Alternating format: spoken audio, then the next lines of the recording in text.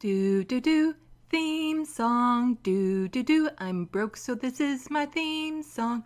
Do do do, just imagine this is an awesome theme song. Do do, theme song. Left of the box.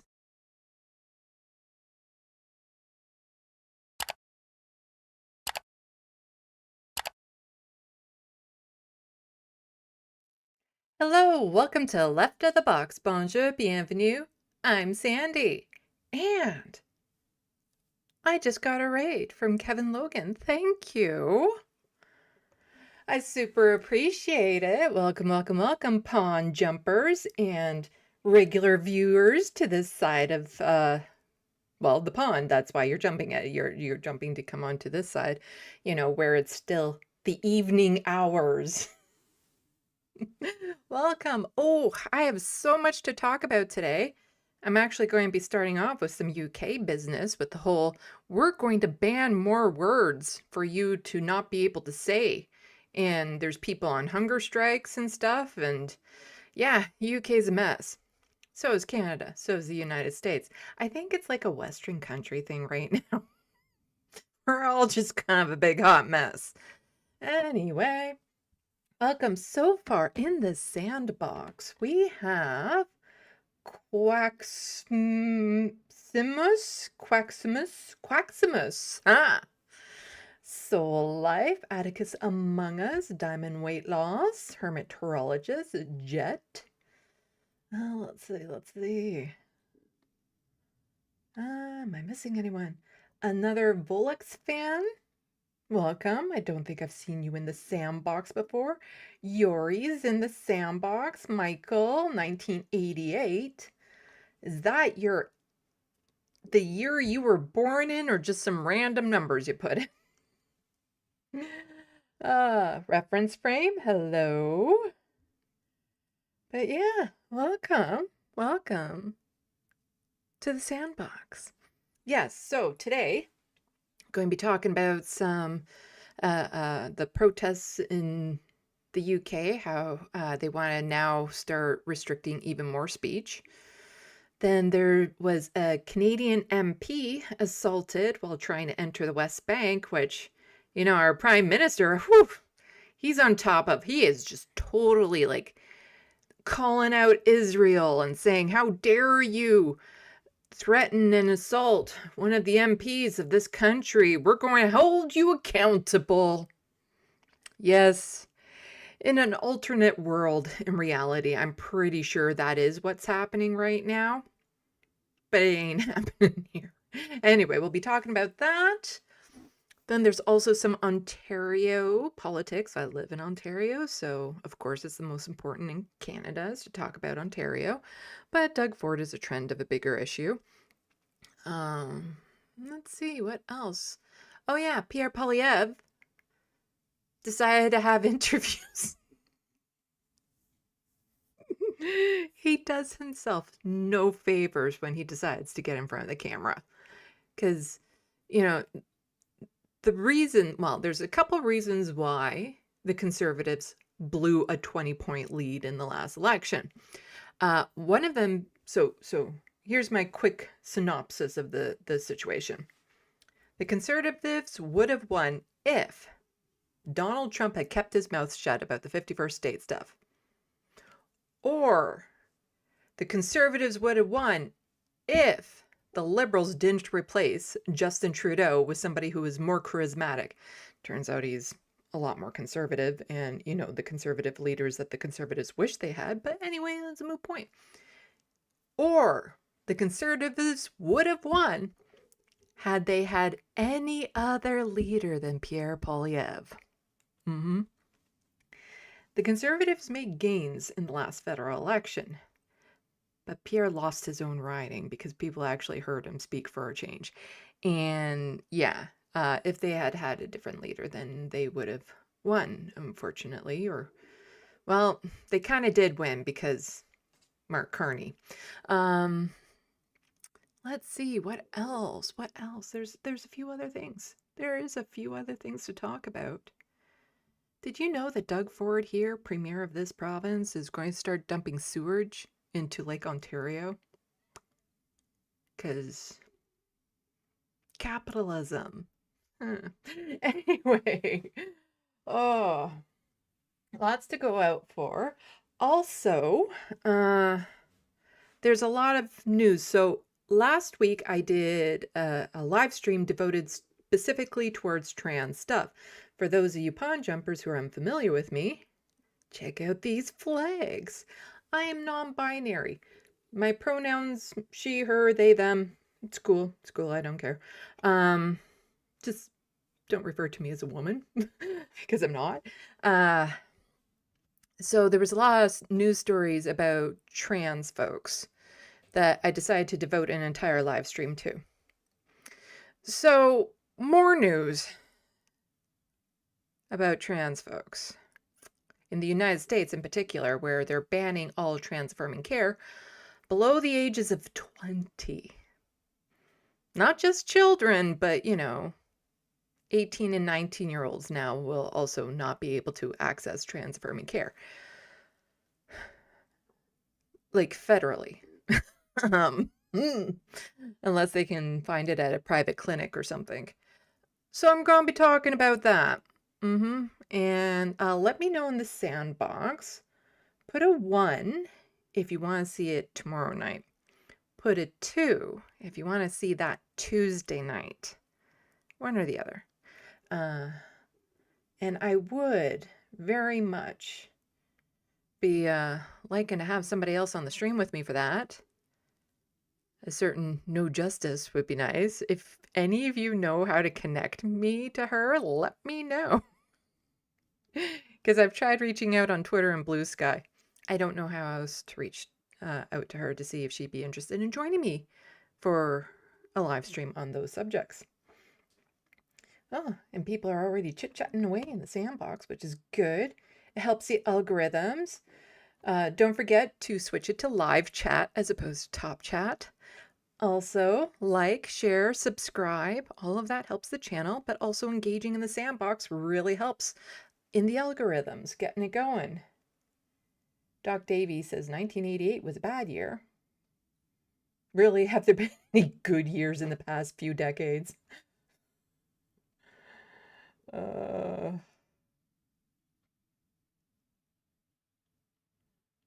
Wow, okay. A whole bunch of people chit-chatting away. Okay, I'm just trying to... I do like engaging with the SandBox, but once I start like a news segment, then I'm going to be like focused on that, and then I jump back to the SandBox and see what people are saying. Then we get into a lot of circular conversations. Also, I was watching Kevin Logan right before I came on. The dating advice out there, oh my God. Like, I haven't been on a date in over 10 years, and I could give better advice than what's going out there. Oh, I'm so lonely.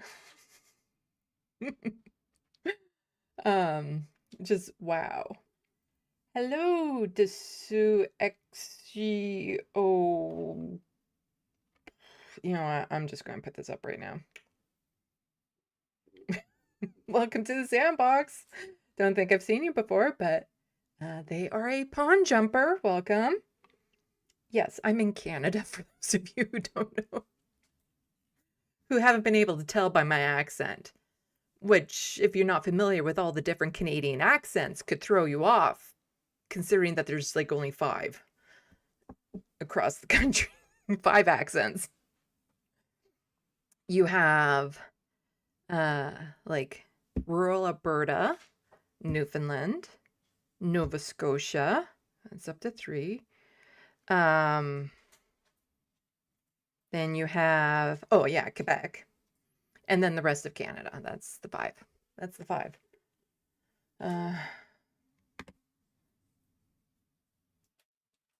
Oh, sorry. I need to yell at my cat for something.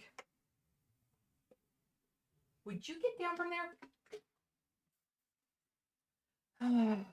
He goes up onto my bathroom counter and he goes for the eyeshadow applicators that I have hidden away, and he like digs for them. They're like crack for him somewhere for some reason. Like he just loves chewing on them, and I hate it because it costs me money when he does that.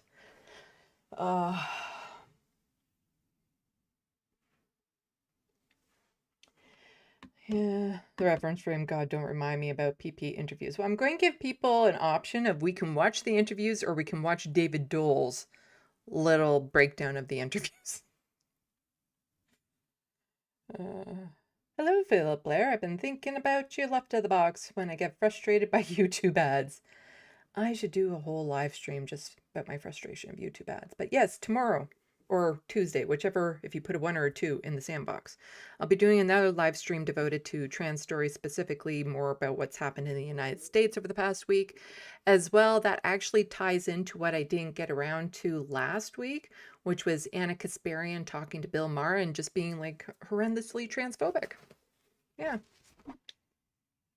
But, you know, bills like the one that passed in the United States are made possible because of media complicity and media assistance. So it only makes sense. It only makes sense.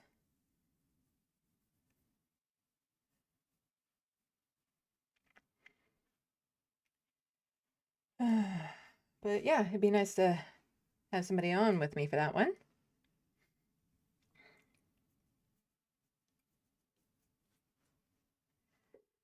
Kalo, another Velox fan says Kalo has a lot of contact with No Justice and is obviously aware of you, so he might be a way to get in touch with her. Maybe, Kevin, if you're watching, because No Justice often rates my channel too, which I super appreciate. The thing is that a little secret to all you who from this side of the camera. Quite often what happens when you get rated is the host goes away. They don't stick around. I do because I love hearing my name on other shows. So I will go to my YouTube channel and actually like be like, did they say my name? Did they say my name? Huh? But a lot of people will just be like, okay, my stream's ended. I'm done. Because they need to unwind, decompress, that sort of thing. So they might not actually hear me right as the switchover happens. But, you know, fingers crossed, fingers crossed. So life, yes, Ploppy111 is Kevin Logan.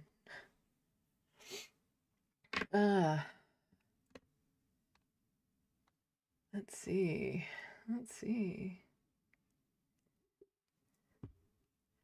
Michael, 1988. So we do well in the UK for accents, considering how small we are. Yes. And I love the UK accents. I love almost all of them. Not all of them, but a lot of them. Or just like that entire area. I talk about it a lot on this channel because I get a lot of pond jumpers recently.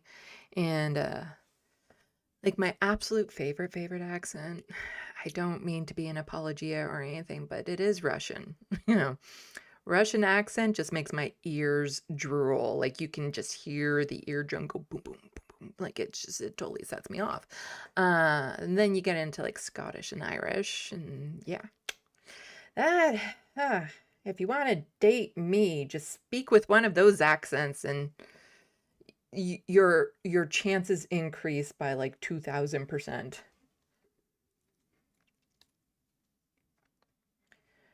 Let's see.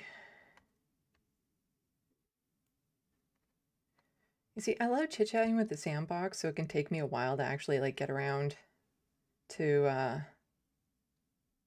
doing the news, especially when the news is like so bad. Hello, Ethan Dark. Not sure if 1 or 2 Sandy. The Wild West. I have a valley accent sometimes. Well, some people know I do a kind of valley accent here when I'm mocking Karen type things. Philip Blair. Canadians like to talk about boots. Boots? We like to talk about boots? Is that what you're saying? Soul Life, I've already talked about it. I will be doing a Christmas stream. For all of you who are new-ish, around the holidays, I tend to stream probably more often than I regularly do because I know for a lot of people, you don't necessarily have people that you can go and hang out with during the holidays, and it gets kind of lonely because all of our regular programming and stuff kind of gets shut down as everyone goes off with friends and families, and you can feel a little bit isolated and lonely. So I like to do live streams like on Christmas Day, maybe Christmas Eve, Boxing Day, all that sort of stuff, New Year's Day, um, as so that there's at least one place that we can kind of go and gather and just have community. And, on Christmas Day, I don't tend to talk about politics. Like, it's hard for me not to talk about politics because I kind of infuse everything I talk about with politics. Uh, but I like for it to be like a lighter stream, and it's just a place, like a time that we can just hang out and not be alone. So I will be doing that. I don't know what time on Christmas Day I'll be doing it.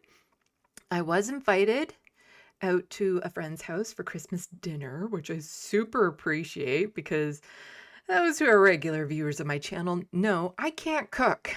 I've talked about it. Like, even just before this streamed, I fucked up some chicken noodle soup. I did not cook it well, and my stomach is really mad at me about it right now and grumbling. If you hear any weird noises, it's my stomach saying, "What the fuck did you put in me?"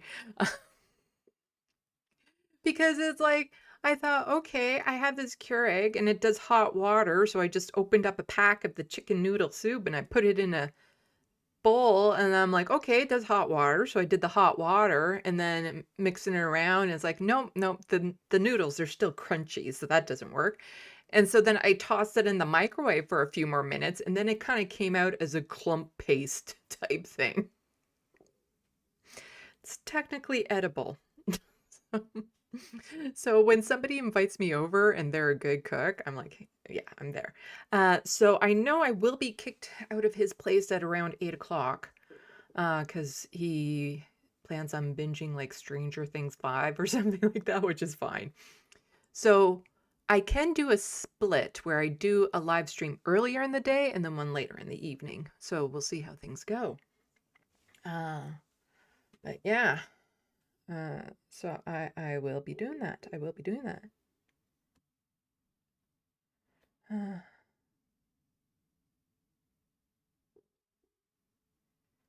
Does the ox... I'll just leave that up there. Desusexioe. I'm sure I nailed that.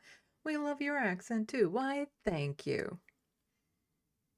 I still can't wait until I get some crossover and I actually do like a live stream with somebody across the pond, because it doesn't matter how serious the topic is, I'm just going to be giggling the entire time because I love the accents. My goal in life is that if I ever travel to the UK, I'm going to antagonize so many people just because I think it's adorable when they yell fuck off. It sounds so cute. And I'll just be antagonizing everyone just so I can get that. So, like, I mean, like, if I do a stream with like Kevin or Helena or something like that, it will be a good stream, but I will try to piss them off at some point so they tell me to fuck off.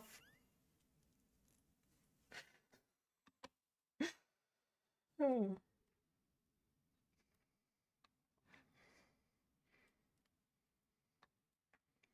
Let's see what people are saying. Yeah, I get so ADHD and live streaming. I don't know. I don't know who came up with the idea to do this. I don't know what talked me. Well, I know exactly what talked me into doing this.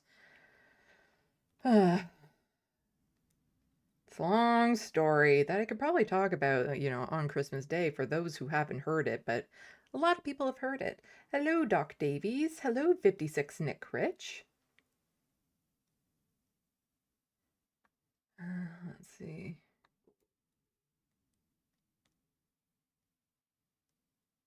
Jet, Sabrina the Teenage Witch had a gag where one of her aunts was outed as a hidden Canadian because of how she pronounced out and about. You see, that's a bit of a myth. We don't go about. At least that's not that common. We don't say a boot. We about.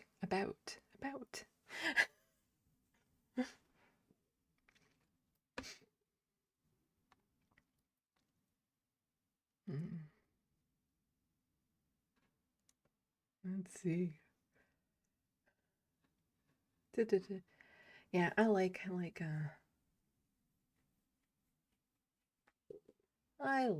hanging out with y'all in the sandbox. Hello, Trevor Borns. DeZeus XEO says you should probably correct me on that sooner than later. It says all the accents you said you liked aren't mine, LMAO. Well, there are some Brit accents I like, but there's such versatility in the Brit accent. So, to say I like a British accent doesn't exactly narrow it down. And when I say Scottish, some people don't get it either because I love the Scottish accent. So people are like, oh, Sean Connery. And I'm like, he sounds British to me. No, like, I mean, Brian McCarty. Like that type of accent is nice. You might know who I'm talking about. He was an actor. Uh, but that type of Scottish accent, mwah.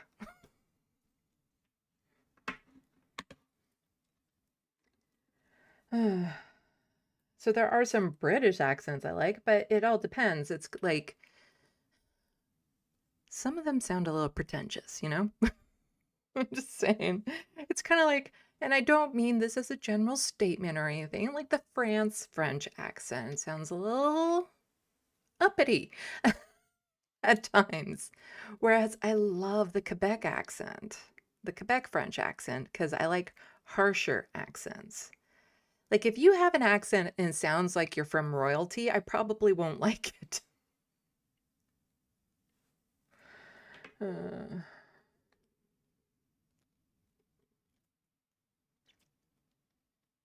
Well, sometimes Canadians will just say a boot around other people, like who aren't Canadian, because it's like, don't think of the elephant in the room, or don't think of the purple elephant, don't think of the purple elephant.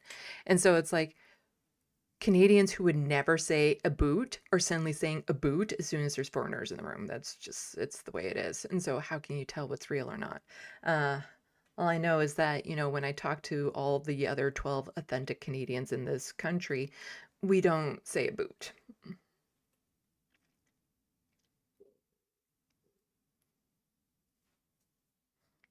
Hello, Etchbox.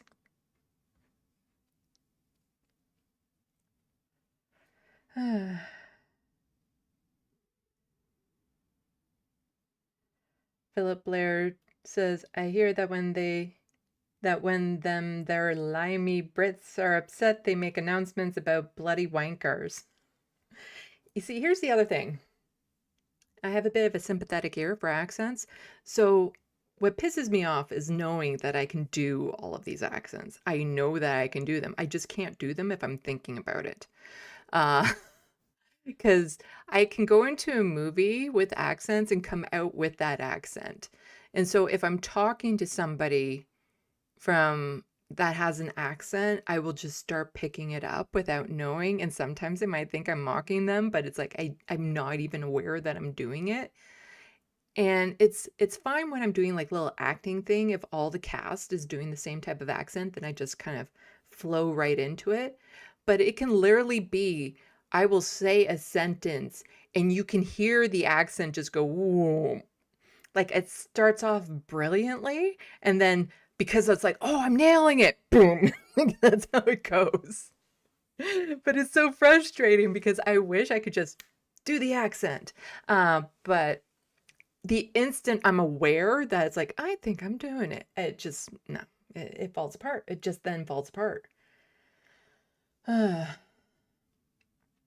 used to be able to do a decent Irish accent. Trevor Bourne's the only time I've heard a Canadian say a boot is that JJ McCollum wanker. Yeah, he kind of leans into that a little bit because, it makes the American audience be like, oh, shucks, darn, aren't these Canadians so adorable, so cute.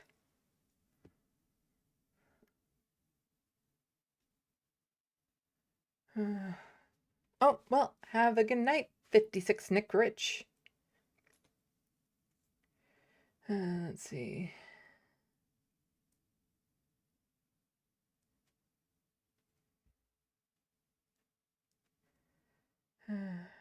Okay. I think I've been chit-chatting enough. I should probably actually like get into news, which sucks because the news has just been bad. Hello, Dave07 drummer. Welcome to the SandBox. Knobhead is a classic English term. Knobhead, is that it? Knobhead. Knobhead. Yes, I think all of the insults you use over there are just darling. And I would love to be called all of them, but it has to be authentic, so I would just have to piss off as many people in the UK as possible so that I can hear them. Authentic. It has to be authentic. To get the fuck off going. It would just feel like somebody is trying to harass me and I just wouldn't be able to stop giggling at them. I don't think it would turn out the way that they want.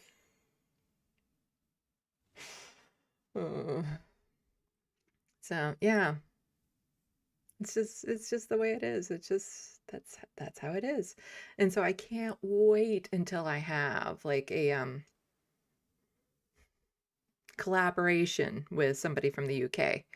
And we can chat and I'll just sit there, be blushing and giggling the entire time. I'm sure it'll be adorable. It'll be adorable. The Wild West. We are adorable and cute, but watch out, we bite. Yes, so I've already been shooting the shit for almost a half hour. Hey. And yeah, because I'm in a more playful mood, but we're going to start off because as per normal with my live streams, I start off with stuff to do with Gaza and Palestine. And what I try to do is go for angles that aren't commonly seen in the media. Like there's the UK stuff, which I'm sure you guys from the cross pond are all over. If you're watching any sort of leftist content, you already know a lot of that. So this is more for my Canadian and American audience. But then I talk about Canada's angle with it. What our foreign affairs minister is saying or not saying, or the fact that we had an MP be assaulted and threatened, intimidated, and our prime minister is just doing dick all about it. So we'll be talking about that, and then let's see what I have on the dockets. So we got that. Then, yeah, some Ontario news of Doug Ford just being a big wanker. I'm going to use the Brit terms. Also, Pierre Poilievre and just how pathetic he is. And some controversy within the NDP leadership race. And then just a one-off story about terms of services on Twitter and how it's annoying and what it means and all that sort of stuff. That's important because I use the hostile fart sauna regularly, known as Twitter. I'm still on it daily. It is still my #1 social media, partly because, all the politicians and journalists and stuff that I follow are still using that platform. And that's where I get the bulk of my news stories that I just would not come across on any other platform. So unfortunately, Twitter is still a useful tool, but oh my God, it is getting so bad. Especially the transphobia was never good on it, but my God, I have spent like minutes just blocking people in the replies of one comment because there's just so much rampant transphobia, especially with the ruling down in the States right now. I don't do much in the way of just like tweeting out myself, but I've tried. I get no engagement, so I'm not in the algorithms at all. So it's frustrating. It's frustrating. Hello, Rachel Atwood.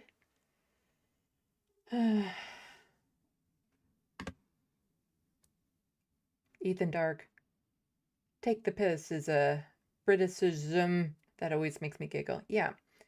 I kind of relate that to It's like saying, "Are you fucking kidding me?" I'm pretty sure that's what that means.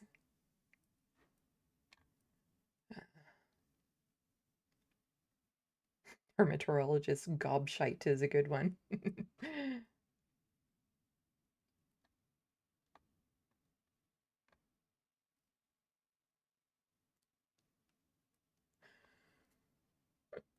I'm loving this. Trevor Bournes. I worked for an Englishman who called everyone dozy pillocks. Got the wankers and all this sort of stuff. Canadians and Brits, we love saying sorry. I don't actually that much. I actually have to remind myself to do that.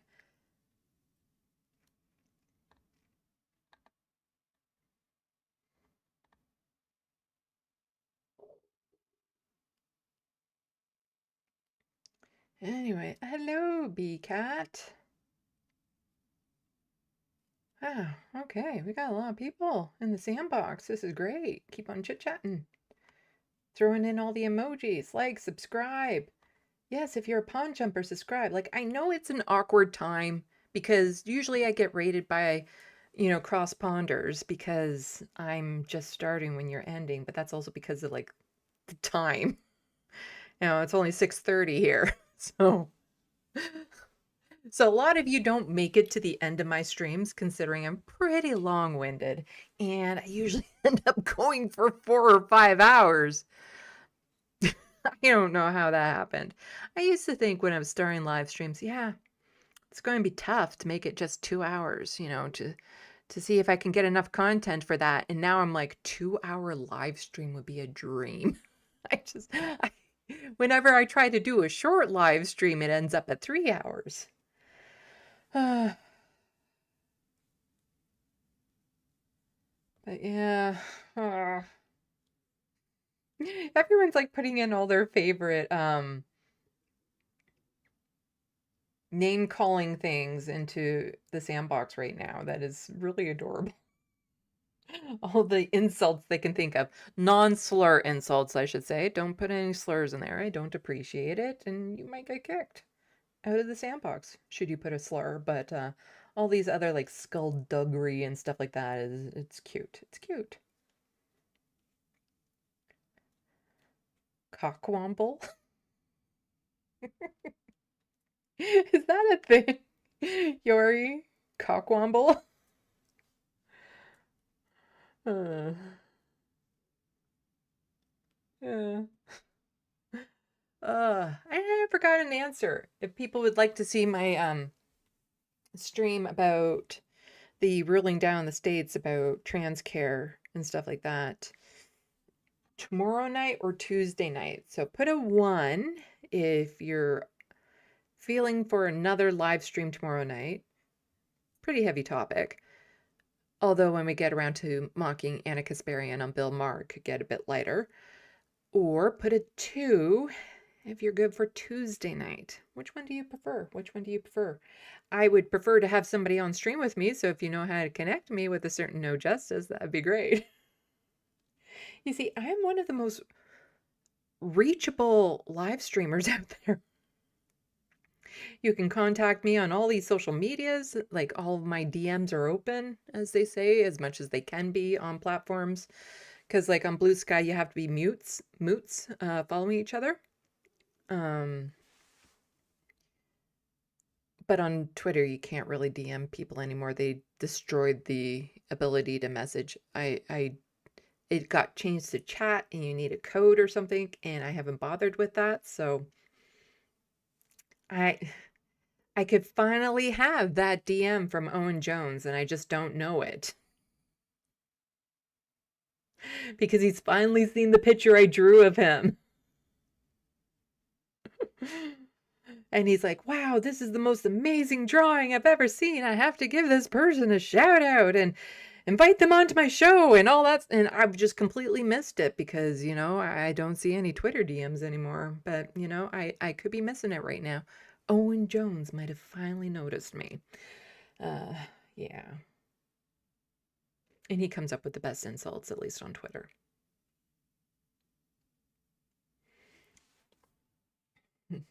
How dare you, good sir? Yes. Oh. Michael is saying Helena's on Christmas holidays till the new year. But is it really work when you go on somebody else's live stream? Hello, Ride Feather. Yeah, okay. Everyone's, like I said, I will be here during the holidays. So that you all don't get all that lonely. It's just a little service that I do, and then I'll take like a week off in January or something. But oddly enough, this time of year, because a lot of the other programming tends to shut down for the holidays, I also get working on my other project. So this is where I'll do like the bulk of, I have this TYT essay that I've been telling people about for pretty much a year now, because that's how long I've been working on it. And it won't be out till the new year. I don't know when in the new year, but there ain't no way it's being done before then. And it is a monster project. It is just the amount of stuff going into it. It is mind-boggling. But ADHD, I work on it in like blasts. And so all of a sudden I'll sit down and for a week I'll go through like a ton of it. And that some of my most productive time is like from Christmas Day till, a few days after New Year's. So hopefully I can get the bulk of it done then. Part of the problem is Jank and Anna don't shut up and they keep on, adding content to these video essays that I'm doing. But yeah. Bride Feather, I sent your drawing to him in a message request, but no response either. Well, I'm worried because every now and then I still kind of DM or, well, tag him with it, and I'm just worried that he has seen it and he just doesn't want to respond, and I don't want to harass him about it. Because some people, it's they don't owe me anything. They don't owe me a response. But at the same time, I also know he gets 10,000 messages a day, so it's easy for him to miss it. So I don't know. And my autism doesn't let me know which one it is.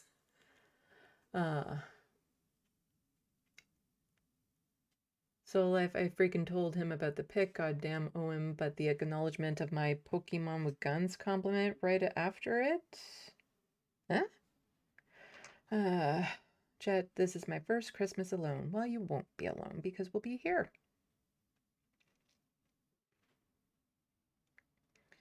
Yeah. Tuesday stream is probably more likely to have streamers taking off for Xmas, maybe, says Soul Life. What's the date on Tuesday? Is that Christmas Eve? Let's see. Oops, no, not that one. This one. That is the 23rd. So Christmas Eve's Eve. Yeah, maybe. When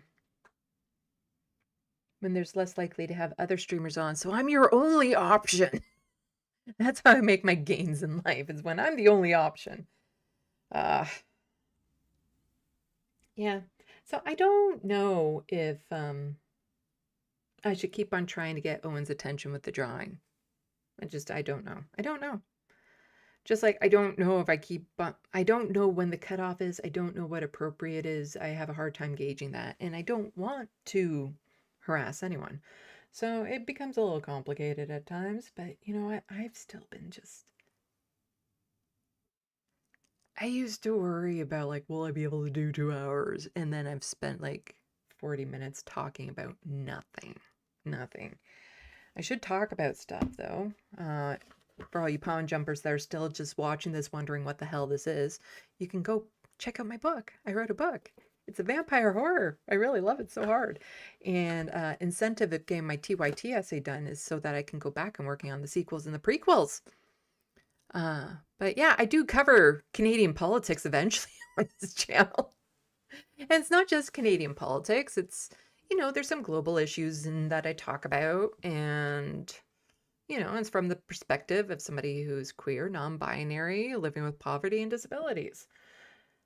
It's often missed. In fact, I put a comment under one of Zeteo's videos that was out today because they had a Canadian on to talk about what Canadians think of the United States. And Medi, I've got issues with how you handle these things sometimes.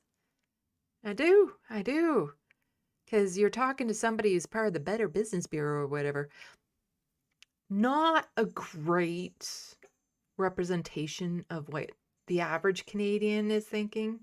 You know, when you talk to somebody who's rich and privileged, has status, it's not a good representation of what the majority of the country. If you want, like, don't talk to a politician. Let's put it that way. Don't talk to a politician or anyone in their circles if you want to know what the Canadians are actually going through, because all of them are part of the 1%. And for somebody who says, class issues need to be tackled and need to be addressed, well, you have a really odd way about it, because you never seem to talk to anyone who's living with poverty. And I don't just mean sit down, hear their story, and then, 1% explain it to the rest of the group. I mean, actually talk with them and hear their analysis. Include them at the table. Because how are you supposed to deal with class issues if you don't have people with poverty talking with you? Not at you, with you. I'm just saying.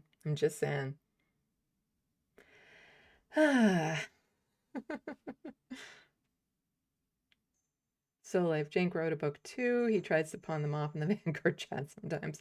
I doubt he does that there, but yeah, I get what you're saying. And I have a cute joke about my book in my TYT videos.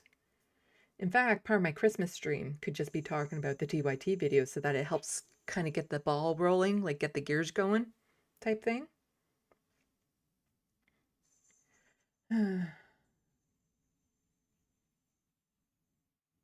Ride Feather sounds like the way Midas Touch would approach representing Canada. Yeah, they seem to love Charlie Angus, but don't talk to anyone else. It's a thing, and I've had that critique about both him and Owen, like Mehdi Hassan and Owen Jones, that, they're all about you have to tackle the class issues, but how often do they actually talk to somebody who lives with poverty? Like, I don't want to say part of the lower class, because that sounds like too much of a status thing. But somebody who lives with poverty, somebody who lives with less, how often? And again, I don't mean like, oh, tell us your story so we can hear it and then apply all of our stuff to it and spread the word type thing. Like, I actually mean have us at the table for the discussion, to hear our perspective, to hear our analysis of how it is. Because there's that other guy, Gary Economics, whatever, and people laud him like, oh, look what he says. He connects all these dots. It's really great. And the only reason why you're listening to him is because he's an attractive, wealthy white guy. Because I can guarantee you there are people of the lower class, like me, who already know all of this shit. But we don't get listened to because we're never invited to the table. We already know this. We've already connected the dots because we fucking live it. So it's like, yeah. It's not that profound what he's saying to people like me, because we already know it. We've already said it. It's just we never get heard. Ugh.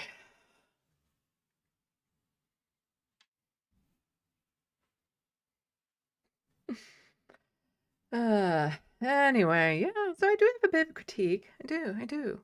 And I would totally challenge Mehdi at that. And I know that's quite the thing, because he's like the debate master out there.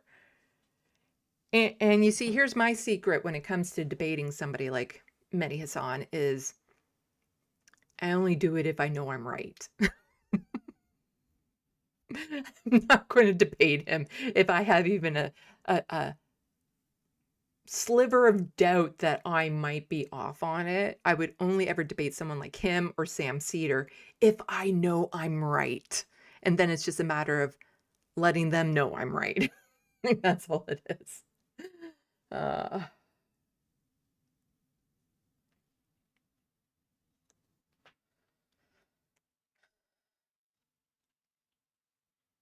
Yeah, I don't go toe to toe with the masters unless I know I'm right on these issues, and I am. I am.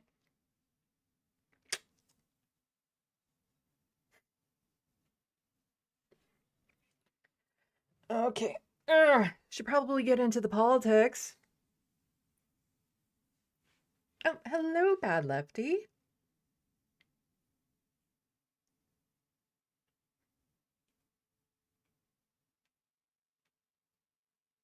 I haven't heard that take, Michael, from Gary, but I've heard him and I was never impressed. And then somebody said to me in the SandBox, like, oh, you need to check out his video about uh, um, what he says to YouTubers to encourage, like, what they can do to build their channel. It's like, okay, he has a 44-minute video on it. He has hundreds of thousands of subscribers. I might as well watch it. That video, 44 minutes. And all that he said in that 44 minutes was, you build a YouTube channel and people will come.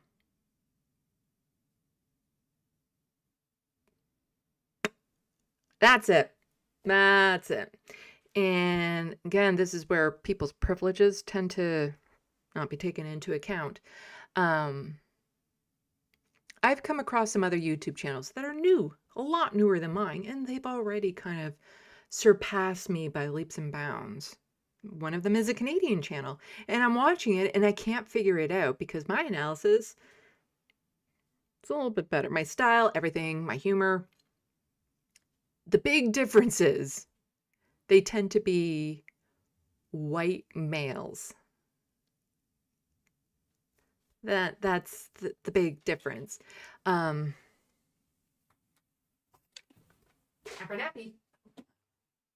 White males can just show up on YouTube and get some sort of following going. But if you're not a white male and, you know, one that is straight or passably straight, you have to work your ass off. Like, I mean, you have to grind and grind and grind. And the algorithms ain't doing you any favors. And then I'm also up against the reality of I'm not exactly young. And I'm not exactly conventionally pretty. And so for somebody of my perceived gender to make it big in this, I would have had to have had a much larger following when I was younger, and or have like an actual job as a reporter on Parliament Hill, on like all these other things in order for me to just organically grow my channel, which is not stuff that I already have. Because again, lived with poverty. A lot of the stuff that you see here that's helping me do this channel, this mic, these lights, this camera, I have 2 monitors, that's because of the generosity of the people around me. My Amazon wish list. You know, that's how I've been able to get all this together. Without that, it wouldn't have happened.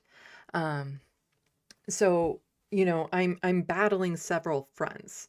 But, you know, Gary says, make that YouTube channel and people will come. I've been at this for 5 years now. It's not how it works if you're not a rich white male. Anyway,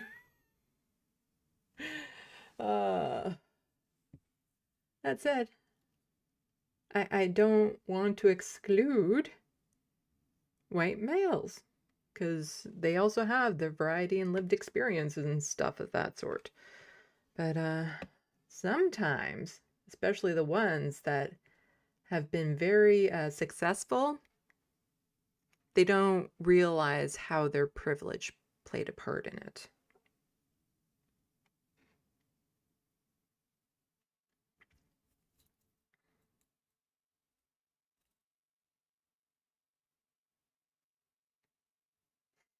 So life, who the fuck is Gary? Look for Gary Economics on YouTube. It will be recommended to you if you do that. And he has said some really good things. Things I already knew. But I'm not as pretty as him, so people don't tend to pay attention.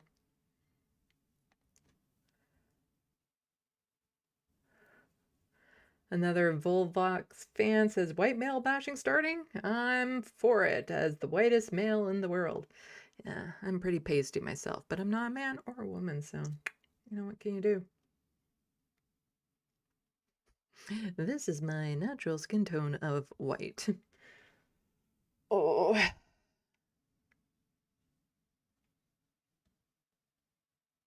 Let's see.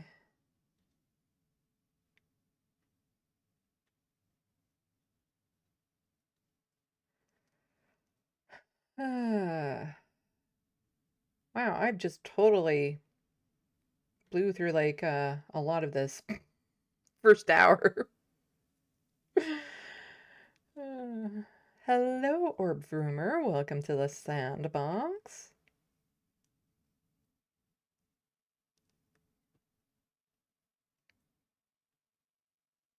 Anyway, yeah, I should.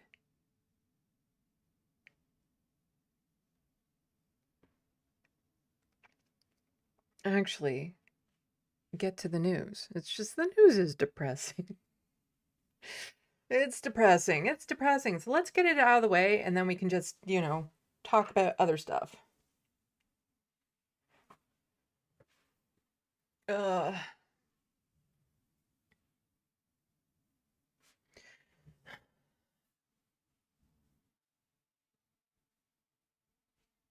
This cat has been such a brat today.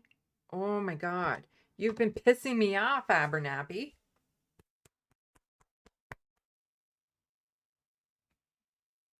He's been such a pain. Oh. Come on. Show everyone your cute face. Your cute face is what saves you, you know.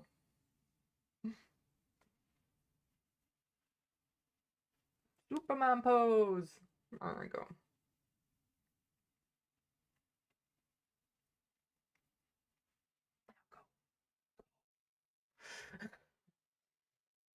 He's in a mood.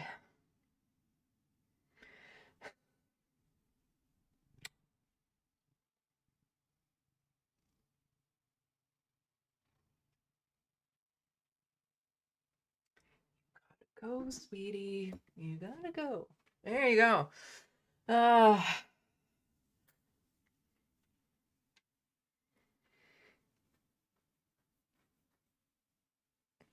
Rachel says, you're prettier than you give yourself credit for. You don't previously make millions as a day trader, though, so Gary has that on you, sadly.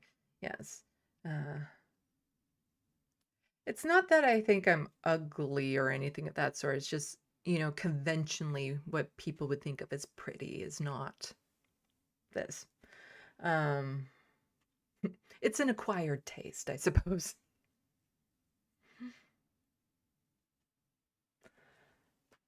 Oh. Okay. Shall we actually get into the news?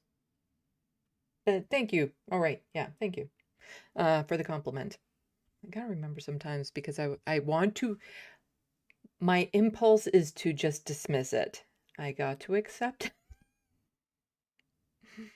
I'm still working on the whole compliment thing.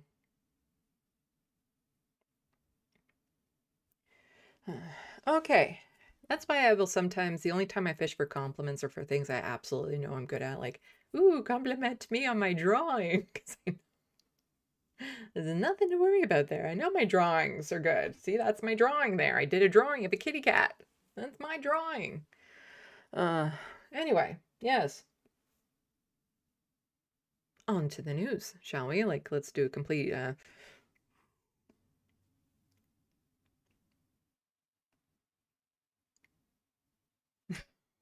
mood change.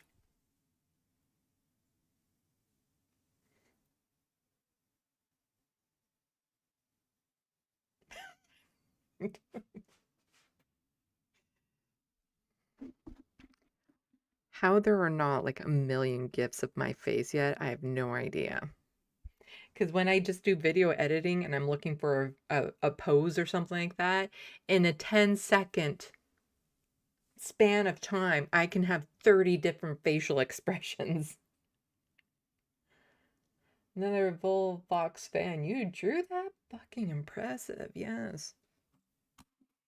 I am so bad at getting to work today.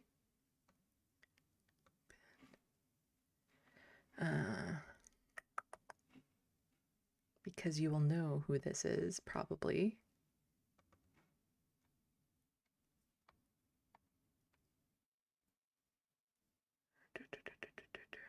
There we go.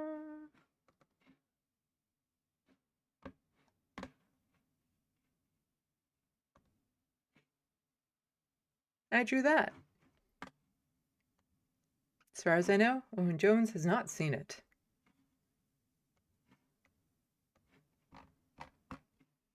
This was my first attempt at a hyper-realistic face.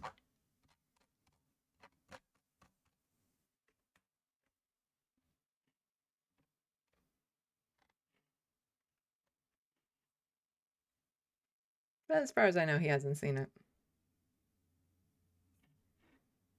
Anyway, I should probably get to the news. Like, subscribe for more of this. And eventually we talk about politics. Oh. Hello, Marty.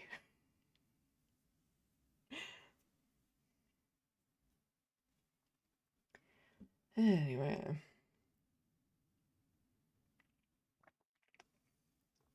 Yes, Soul Life, I know you like to be warned before Owen Jones stares into the back of your skull.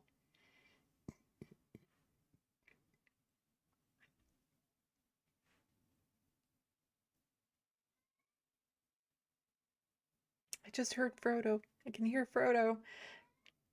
Frodo actually ate normal food on his own.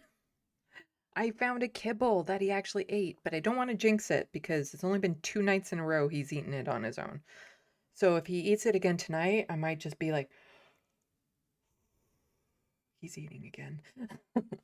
As opposed to me having to like force feed him.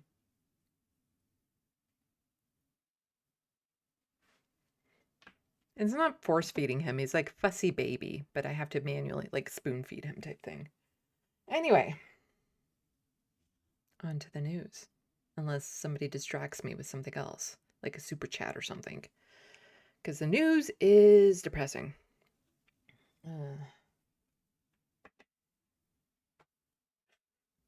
Anyway, yes, so I was talking about earlier some cross-pond stories. In the UK, there are some people right now that are currently on a hunger strike because they were arrested for, you know, being pro-Palestinian, being at the protests and stuff like that. They have not been charged. And they've been there, what is it, 6 months to a year? With no charges, and there's still no court date in sight. So some of them have gone on to a hunger strike. And so this is going to go back for a few days, but it's still ongoing. Again, this is where the tone change comes in. They're near death.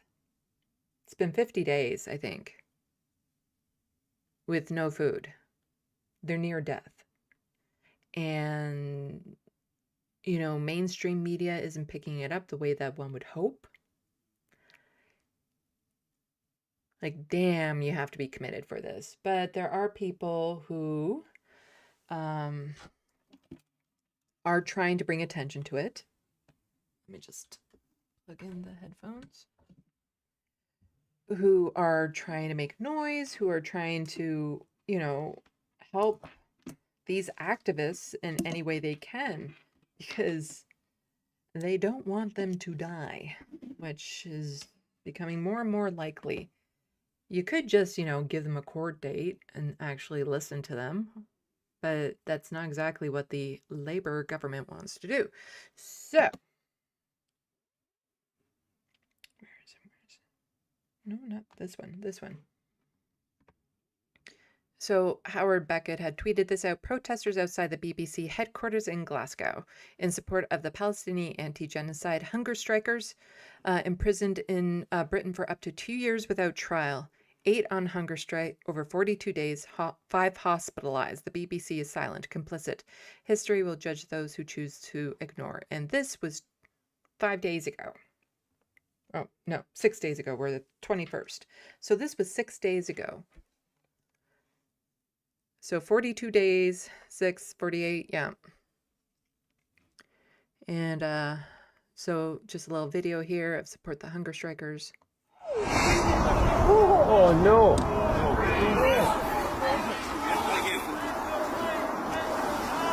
I don't fall in the water.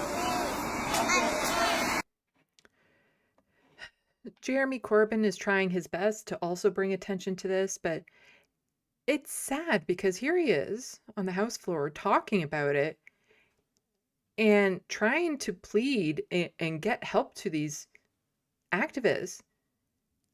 And he gets dismissed and laughed at. And so this is from the 16th.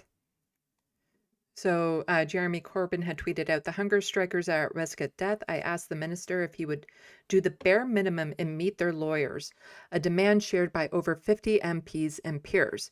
His response, no. MPs laugh along. They should be ashamed of themselves. The Minister will be aware that there are a number of prisoners at the present time who are undertaking a hunger strike. They are remand prisoners and some of them don't have a trial date until 2027. There are deep Life, they were Palestinian protesters in the UK who got arrested, and they're still waiting for their court dates. Concerns expressed by them, their families and their legal representatives about access to medical treatment and the way they've been treated when taken to hospital as well. To help the situation, would the Minister be able to meet their legal representatives and families if necessary in order to discuss this situation and try and move forward to help the safety of these particular prisoners? Minister. No. Luckily, the Ministry of Justice and the Prison Service has a robust and proper guidance and procedures for when these scenarios come to fruition. I am satisfied, and the Ministry is satisfied, that those procedures are being enacted and will continue to keep it under review. Yeah. See, that's the British accent that pisses me off. Yes, Rachel Atwood. I believe that they were with Palestine Action and they did some non-violent damage of property. Spray paint and stuff like that. I think one of them was accused of assault, but there's no actual proof of that. And they were arrested because they are part of Palestine Action. And they were damaging some weapons by putting paint on them, like that type of thing. But, you know, it's been now almost 2 years, no trial date, judge, nothing. So they've gone on hunger strike to try to bring attention to this and actually get the gears going. But I don't think the British government really wants this to go forward, because then the media might actually end up picking up on it if it goes to the courts and gets broadcasted that way. And a lot of stuff that maybe they don't want a light shined on will be exposed. So here is Jeremy Corbyn again. Well, Howard Beckett tweeted this out. Jeremy Corbyn speaks for the 8 anti-genocide campaigners imprisoned without trial on hunger strike. They are, as the suffragettes and the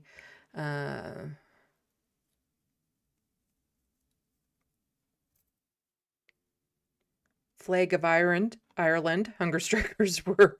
They were not criminals prepared to damage their bodies. Lammy and Stammer, do your job and meet with their representatives. And I just put this one in the docket, so I haven't actually seen it yet. I implore all of you, just think for a moment of those people undertaking hunger strike. To me, they're brave people. To me, they go in the traditions of the suffragettes, of the Irish hunger strikers, and many others who took the ultimate action of deliberately damaging their own bodies in order to draw attention to a greater crime that is going on. And these are not criminals, they are remand prisoners who've been told now their trial date is being delayed until at least 2027 in some cases. They've already been an inordinate length of time remanded in custody, and if the Justice Department gets its way, that will just go on and on. So, to David Lammy and to Keir Starmer, if you're watching this press conference, do what your job requires you to do. Uphold the prison regulations and make contact with the representatives of the hunger strikers in order to save life. It is in your hands. Thank you. It's funny how, governments and stuff tend to be very picky and choosy as to which laws apply, depending on who's been arrested.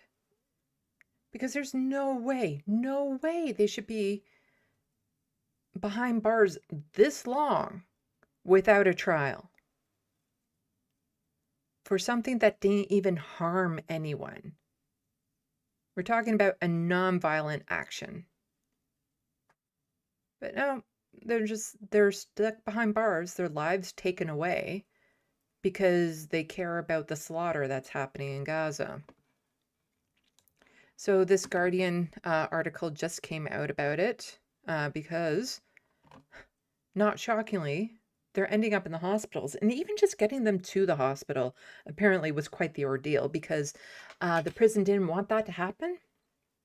So they were blocking ambulances, and Zara had to, she's a MP there, she was calling an ambulance to try to get the ambulance in, but the jail officials were denying the ambulance access. And this was when one of the hunger strikers, was feeling chest pains and stuff. And by all, reasonable accounts, this person should have been sent to the hospital. That's protocol, that's procedure, that's what you do. But not for these people. For some reason, they get treated differently. The prison system, the law applies to people who are protesting a genocide. It applies to them differently somehow. And so it's actually started to make some news. So 2 Palestine action-linked hunger strikers taken to hospital. MPs and next of kin of prisoners Amu Gib and Karman Ahmed, 28, call for immediate government intervention. Please forgive me, I'm going to fuck up their names. 2 Palestinian Action affiliate prisoners taking part in a hunger strike have been taken to hospital as their next of kin and MPs express concern over prison conditions and call for immediate government intervention. Amu Gib, 30, who's being held at HMP Bronzefield in Surrey while awaiting trial, is on day 50 of the hunger strike, and 28-year-old Cameron Ahmed was being held in Pentonville prison in London and on day 42 of his hunger strike. The 2 are the latest of 8 prisoners who have been admitted to hospital since the hunger strike action began on Belford Day 2nd of November, according to Prisoners for Palestine. Gibb was provided with a wheelchair on Friday and taken to hospital on Saturday. The prisoner-led collective in Britain says hunger strikers will die unless there is urgent government intervention. They are in the custody of the state, and any harm that comes to them is a deliberate outcome of the government's negligence and the politicization of their detention, the collective said. MPs have written to the government expressing concerns over the delay in medical assistance and limited communication with families. Lawyers representing prisoners have also criticized the Justice Secretary, David Lammy, for refusing to meet them. A friend of Gibbs and next of kin, Jessica Doliver, was due to visit Gibb in prison Sunday morning when a call came from the prison. I just wasn't surprised because I could see that Amu was deteriorating and I could also hear on the phone, said Doliver, 28. On Friday, Gibb wrote in The Guardian of his solidarity with Palestinians. It is understood Gibb is on remand with suspicion of being involved in the break-in at Bryce Norton Air Base in June when 2 military aircraft were defaced with spray paint. Yep, that's the crime. A couple military aircraft got some paint on them. And they've been behind bars for a couple years now because of that. Something, soap and water could take care of. Gibb is one of 3 prisoners at the prison, along with Kaiser Zoran, who has been admitted to hospital, and Amy Gardner Gibson. HMP Bronzefield has been approached for comment. The former Labour leader, Jeremy Corbyn, who is Gibbs' MP and has visited the 30-year-old in detention on Sunday, wrote a letter to the prison's inspectorate raising concern over inconsistent and unreliable health treatment to those on hunger strike. The letter was also signed by MPs John MacDonald and Barry Gardiner. We are dismayed to learn that as they near their 8th week on hunger strike, their treatment remains inconsistent and unreliable, the letter says. Last week, Corbyn and more than 50 MPs urged Lammy to meet the lawyers of those hunger strike. Our inquiries have either gone unanswered or, when answered, have been vague reassurances that all policies and guidelines are being followed. However, we continue to hear from the prisoners and their loved ones daily that this is not the case, the letter said. The prison's minister, Lord Timpson, has previously said the service is very experienced at dealing with hunger strikes and has robust and working systems in place, and the prison service will not be meeting any prisoners or their representatives.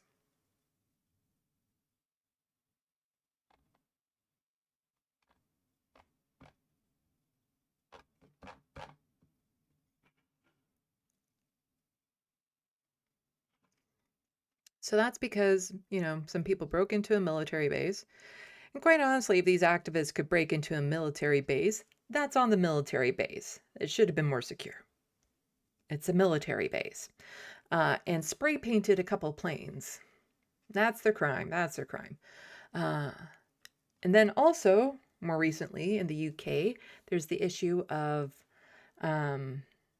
people being arrested for holding placards, posters at protests saying, I oppose genocide, I support Palestine Action. And Palestine Action is the group behind this, destruction of military property that, the UK government can never recover from, apparently. Like, that's how severe they make it sound.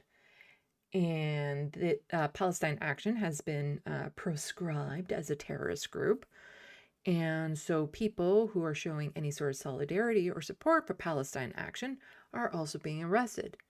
Over 1,000 people, including seniors, people dressed as Santa, people with disabilities, using wheelchairs, who are blind. All of this, it doesn't matter, are being arrested for simply sitting down during a protest, as is their right to peacefully protest. But they had a sign that simply says, I oppose genocide, I support Palestine Action. And they've been arrested. Well, that's not enough for the British government because, as my regular viewers know, I was covering last week, there was the horrendous story of a mass shooting in Australia. And immediately, instead of just mourning the victims of it, and keeping that separate, there was a rush to politicize it, a rush to blame, pro-Palestinian activists for this atrocity. Because apparently people who are against genocide are pro-mass shooting. Like, it doesn't make sense. And people like me who are opposed to the genocide, I'm also opposed to all sorts of violence, including mass shootings, and I would never endorse or support or suggest or anything remotely that somebody lash out violently. But there's been a lot of that conflation in the media that, oh no, it's these pro-Palestinian protesters that are to blame for this horrendous anti-Semitic attack. Because what, is anti-Semitism new since all of this pro-Palestinian stuff?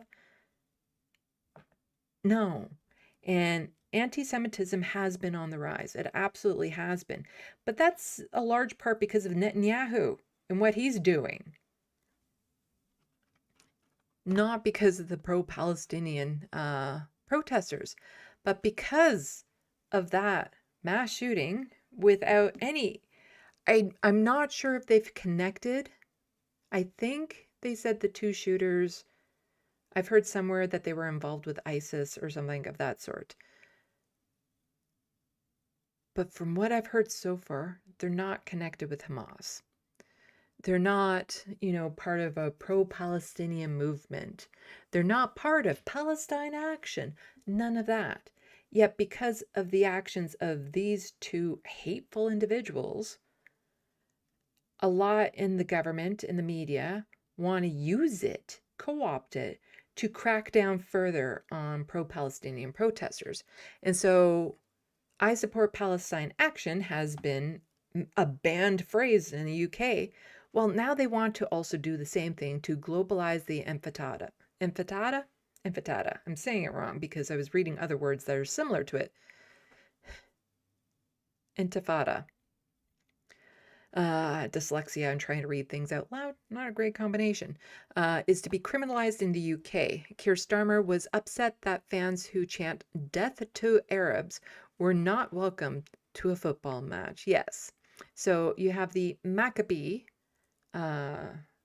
footballer supporter fans, the hooligans, who would go around saying "death to Arabs," talking about the dead children in Gaza, singing songs about sexually assaulting, raping the daughters of Palestinians.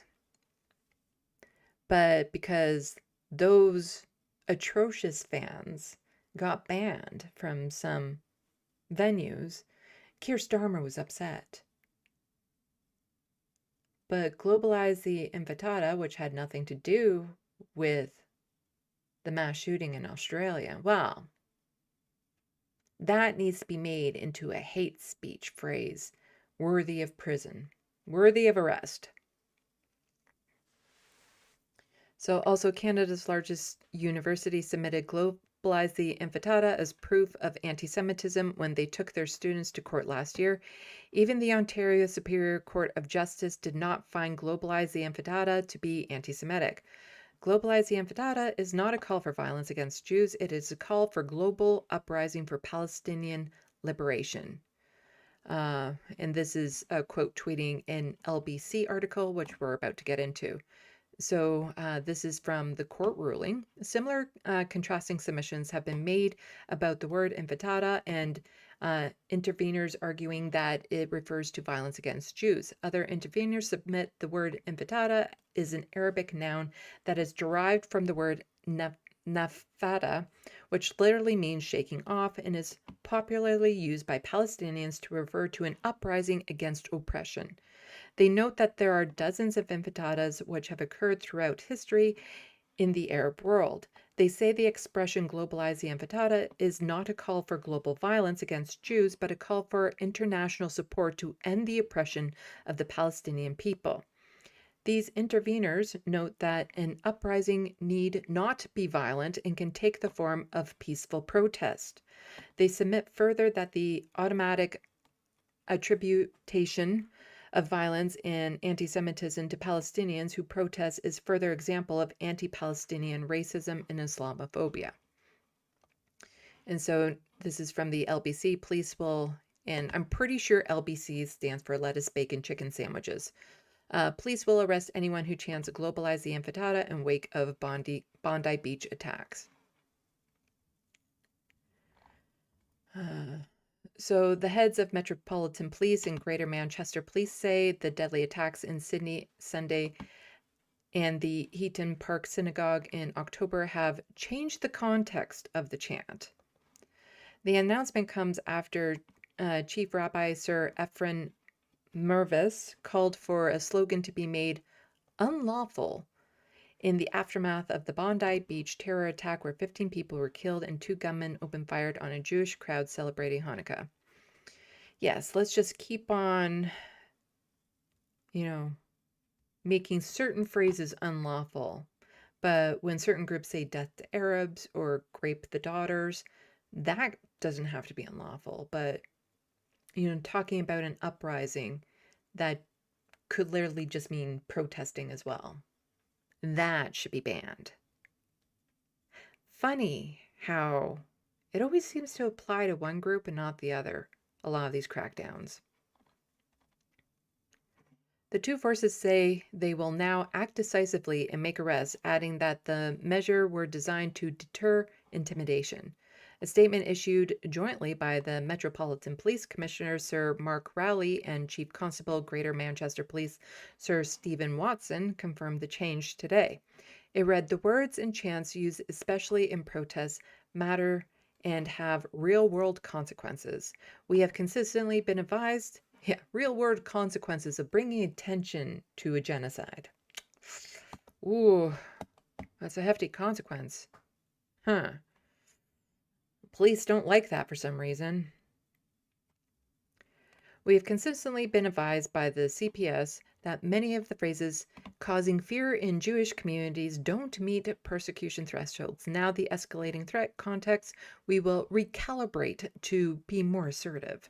We know communities are concerned about placards and chants such as globalize the intifada, and those using it future protests or a targeted way should expect the Met and GMP to take action.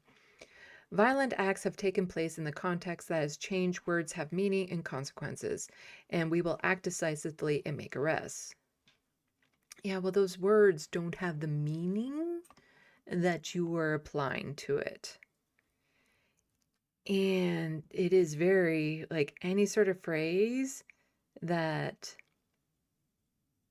the Palestinians seem to come up with suddenly becomes a hate phrase. Like here in Canada, there were issues around children singing Arab songs during a Remembrance Day ceremony, singing a song in Arabic, because suddenly that was seen as like, oh, what are you doing? It's hateful language. And it's like, it's a language. And, quite commonly in Canada, other cultures are celebrated and common songs are sung in different languages to show support for different communities, to express different communities, to show solidarity with different communities. But suddenly, because they sang a song in Arabic, it became threatening. A song about peace. This was a song about peace, not even to do with the war in Gaza. This was just a song about peace, and suddenly it got banned. So, the next phrase and the next phrase and the next phrase until eventually their goal of just not allowing any sort of Palestinian protest to happen, it is, where they're going with this. They just don't want those protests. So frontline officers will be briefed on this enhanced approach. We will also use powerful powers under the Public Order Act, including conditions around London synagogues during services. Prime Minister Keir Starmer has previously signaled his belief that globalize the intifada is an anti-Semitic call for attacks on Jews. It is not. It's just not.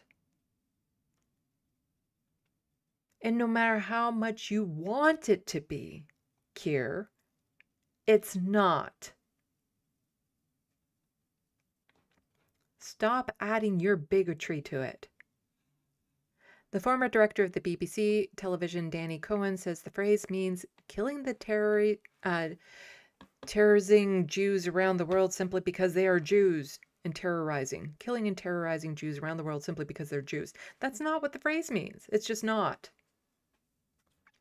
In a piece for The Telegraph, he wrote, "From every beginning, we have known that it is a public call to murder and terrorize Jews across the world." No.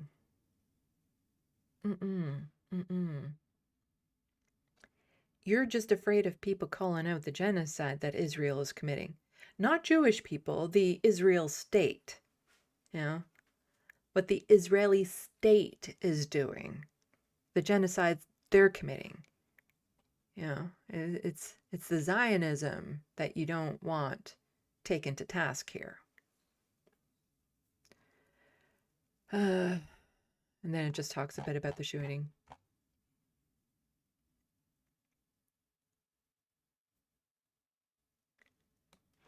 And the way that protesters are handled is becoming more and more violent. So, doctor strangled by police officer until she passed out at hunger strike protest. So, this is Faruka.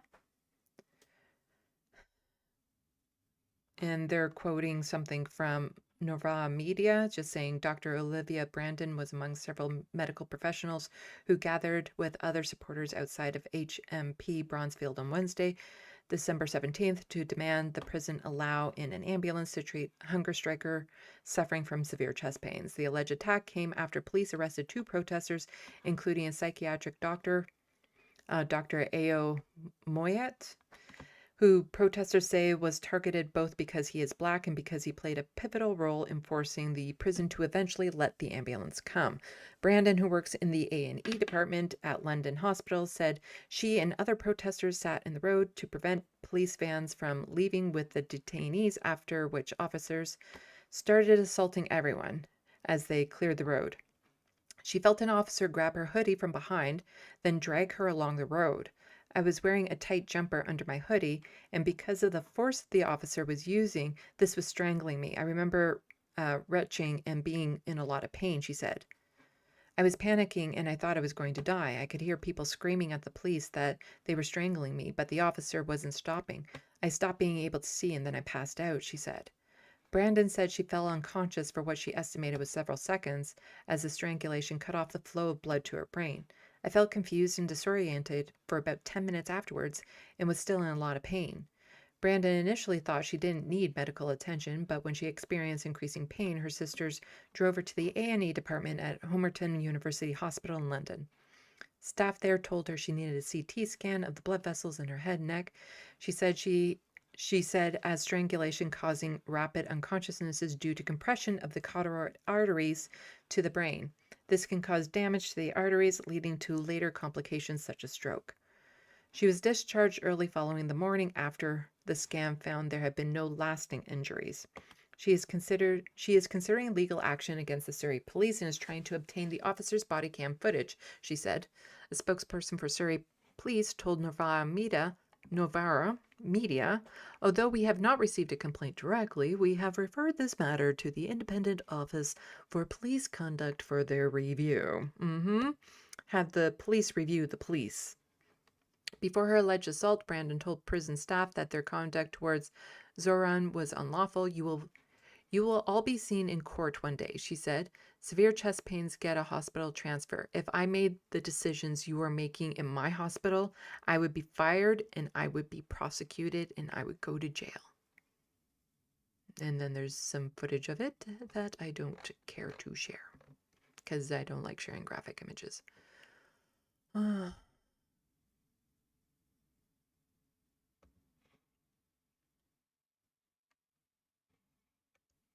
And then we have to go back a couple tweets to get the context here.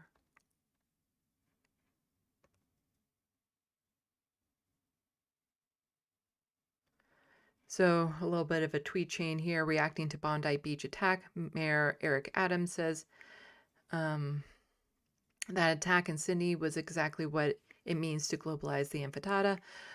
We saw the actual application of globalization, the intifada, in Sydney. No, you did not.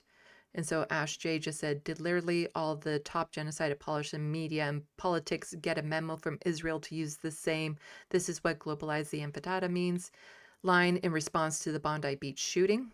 Because immediately it was being politicized. Immediately, like instead of just mourning and trying to process the tragedy, the horror of that shooting, politicians, pundits, people in the media were immediately politicizing it and making it about the Palestinian protesters and how they were at fault for it when they weren't. So Caitlin Johnstone was just tweeting this out. Bondi Beach is what globalized the Intifada looks like, and this is from the New York Times. Another one from the Atlantic saying basically the same thing. We have the Wall Street Journal. Shooting at Bondi Beach is what globalized the Intifada looks like, and that's the Jerusalem Post. And again, you just see quote after quote from all different sorts of medias from all over, which has a very, very similar talking point.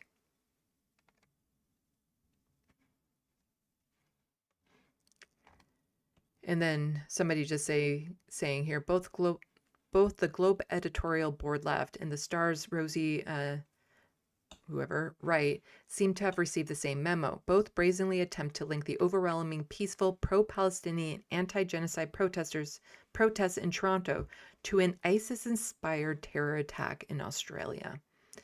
And just showing more articles on that. And of course, since this was being pointed out, Rachel Gilmore also, who was attacked over and over and over again. She is just a lightning rod for right-wingers. And she was called a Jew hater and all these sorts of things because of some of her comments around the Bondi Beach shooting, where she was calling out people for making this connection, this particular connection of Palestinian protesters to the attack. And so she was calling out politicians and reporters for making that false connection. And because of that, she was brutally attacked online.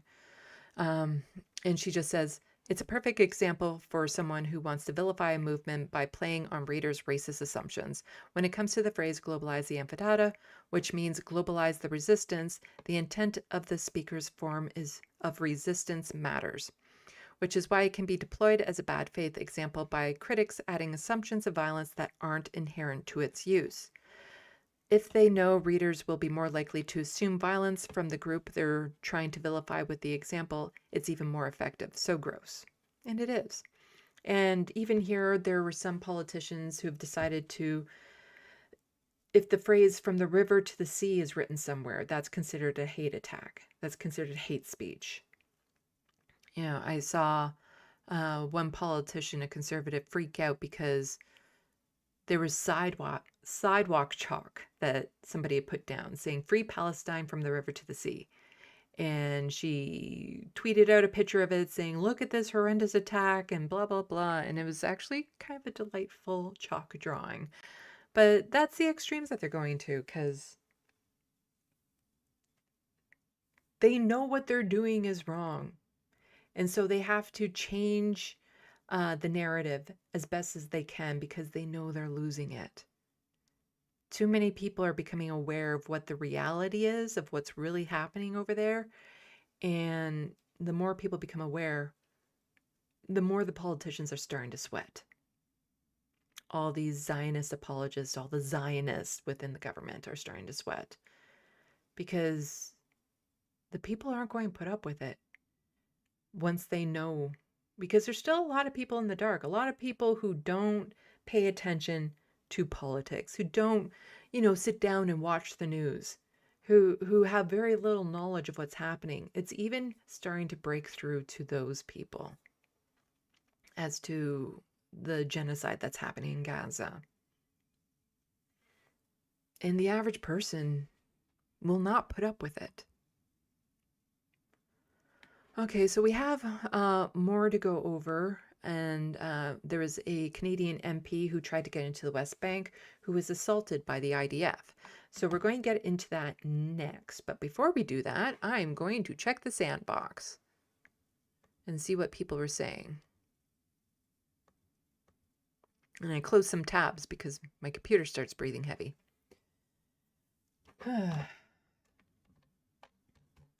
Let's see what people were saying.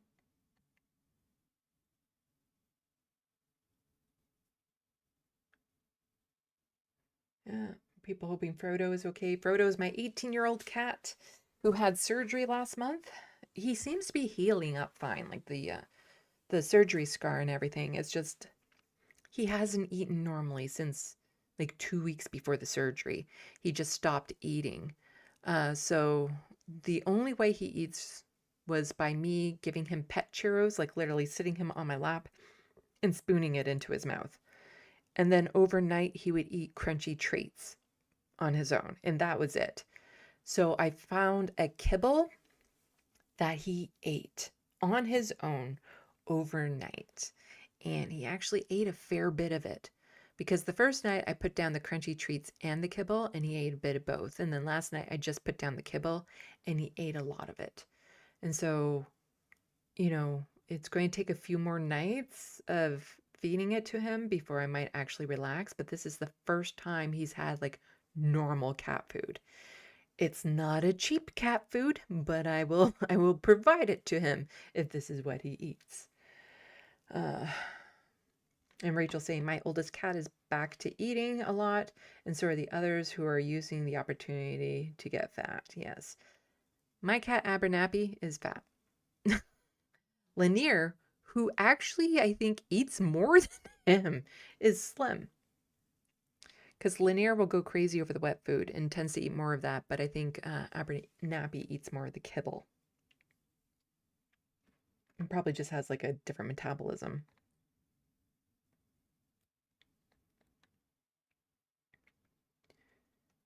Okay, and people talking a little bit about what we were saying. Bad Lefty, they laughed. Yeah, they did.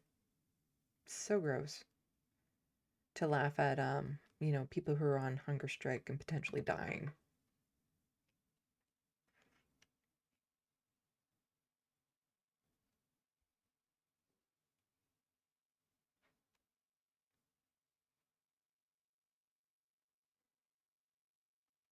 Soul Life Israel just been on TV and threatened Americans, saying if anyone sympathizes with Palestine or is critical of Israel, then they should worry about finding a job, partner, or babysitter because Israel.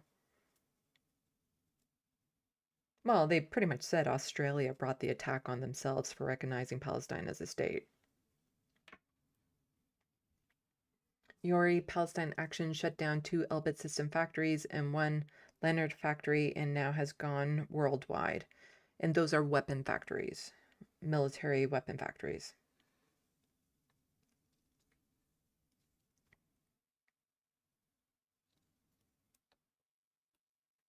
Bad Lefty, they may kill the revolutionary, but never the revolution. Chai Guevara. I said that wrong. Has everyone seen that song? It's on YouTube. It's called Lullaby, and it's to help raise money for Palestinians. So all money that was so you could buy the song, and then the money would go towards a movement and stuff. And there's a quote at the end of that is just like so powerful. They tried to bury us without realizing we were seeds. Something along that line. It's a very haunting song, but I still recommend that people go and watch it online. It's called Lullaby, so just search for Lullaby and Palestine, and you should be able to find it. And put the closed captions on because there's only a few parts in English. Most of it's not.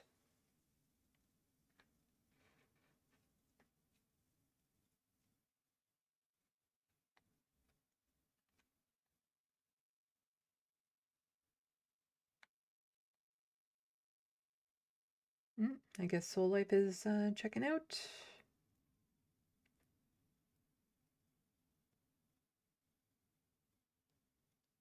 Rachel Atwood. Infants are scary. A globalized infant tada sounds terrifying.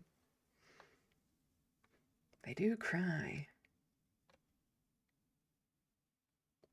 Yori, 2,336 innocent British people have been arrested without charge and bail to appear in court at a later date.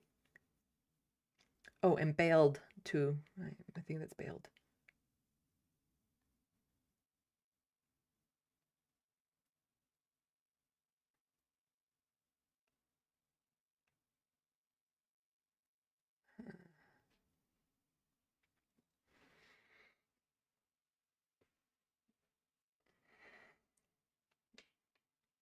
Rachel, Lucid says from the river to the sea, and they don't get called terrorists. I don't know that.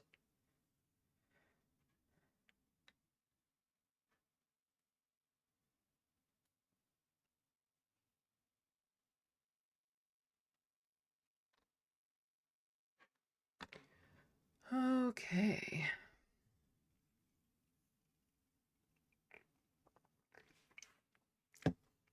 Let's get back to it.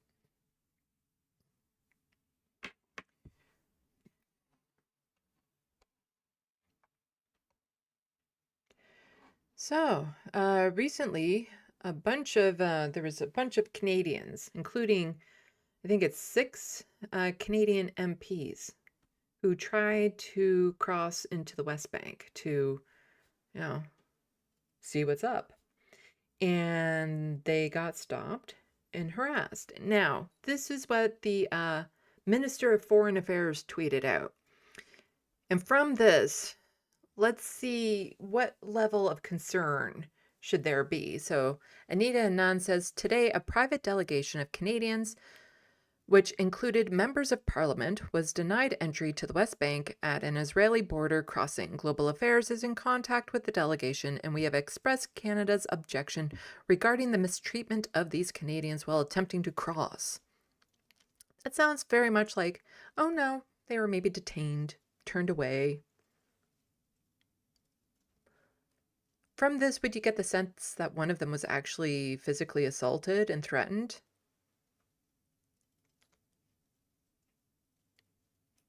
A Canadian MP?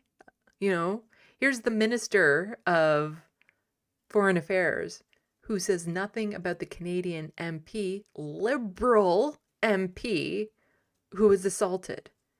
So keep in mind, Anita Anand is also part of the Liberal Party. And so one of her colleagues in her party could get assaulted. And this is what she tweets out. This.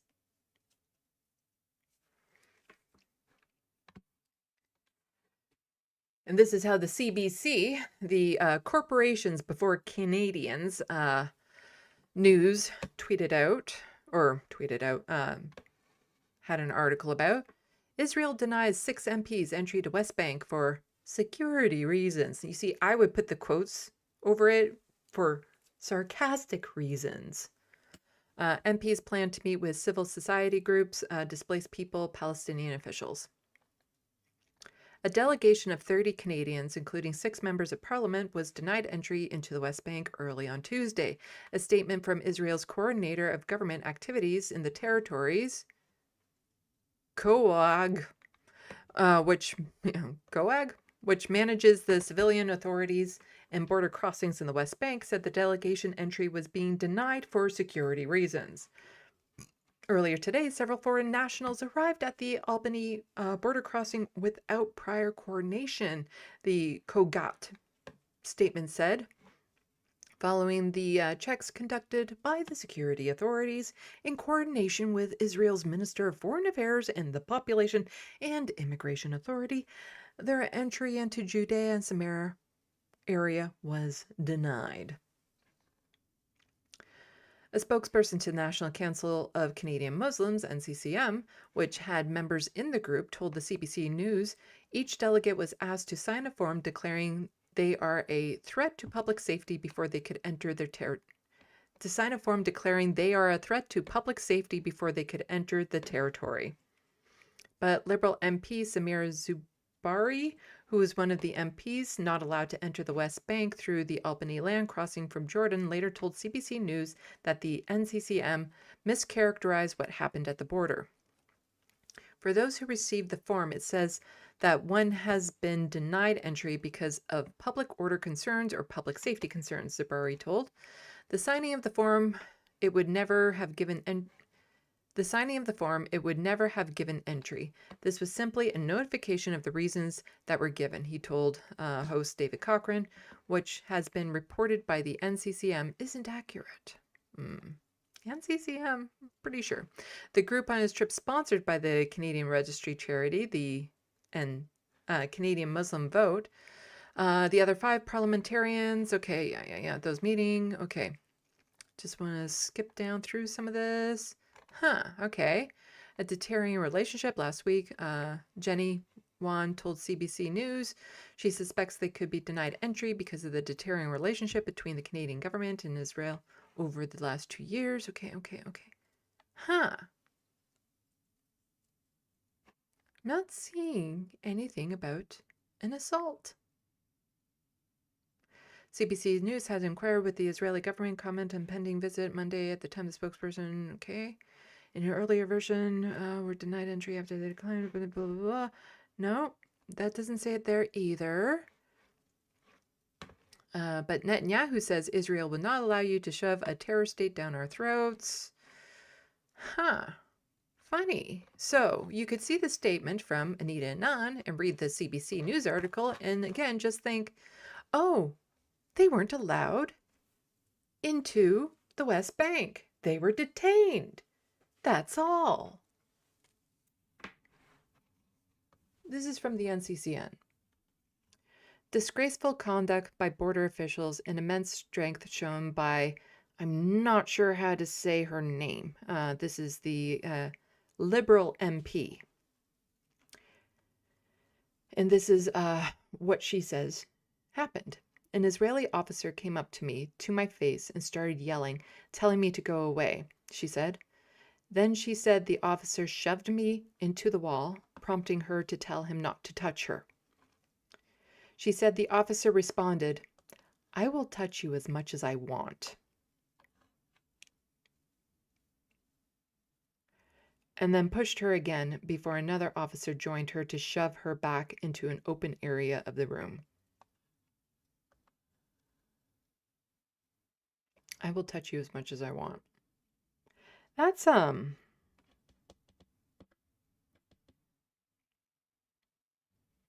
sinister.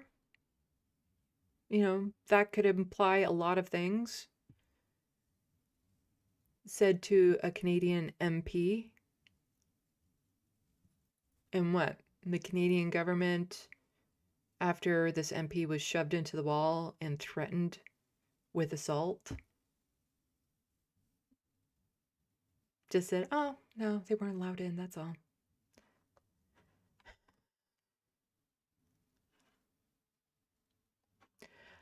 So she says, I got pushed with enough force that I almost fell backwards, she said. I got caught by a delegate and a couple more delegates came and took me away before the situation escalated further. The Israeli embassy did not immediately respond to a request for comment Tuesday. So Rachel Gilmore, the wonderful independent journalist here in Canada, she also put together a little video about this, which is a wonderful breakdown of the whole situation. So Rachel Gilmore tweeted out, says, NDP Jenny Wan was among the 30-person delegation Israel turned away from visiting the West Bank. But when I got her on the phone, I learned why her staff told me the incident was worse than what was reported, and that 2 Israeli officers laid hands on an MP. Here's what happened.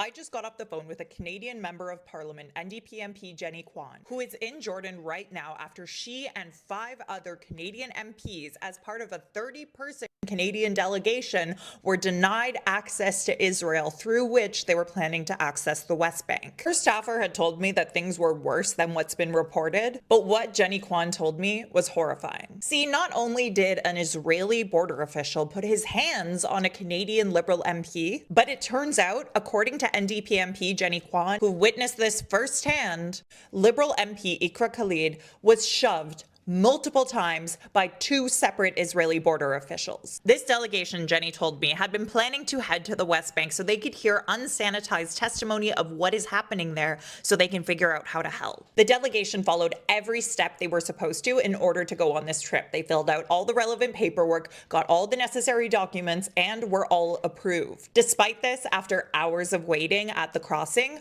they were all denied access to Israel. MPs have a special passport that they travel with, and Jenny Kwan told told me the MPs were never actually told why they were denied entry, just that they were denied alongside the rest of the delegation. Those who traveled with regular Canadian passports, however, were asked to sign a form to acknowledge that they had been denied entry due to, quote, public security, public safety, or public order considerations. At this point, Jenny told me that one of the delegates was trying to document what was happening, and then she was intercepted by Israeli officers and taken in for further questioning. Liberal MP Ikra Khalid observed this and was trying to keep an eye on that delegate to make sure that everything was okay. That was when she was approached by an Israeli officer and told to move. So she did. She backed closer to a wall. The officer moved closer to her and told her to move back again. So she did. Here is what NDP MP Jenny Kwan told me happened next. You know, she said, like, don't touch me. Yeah. And then they responded to say, I can touch you if I want, and then pushed her.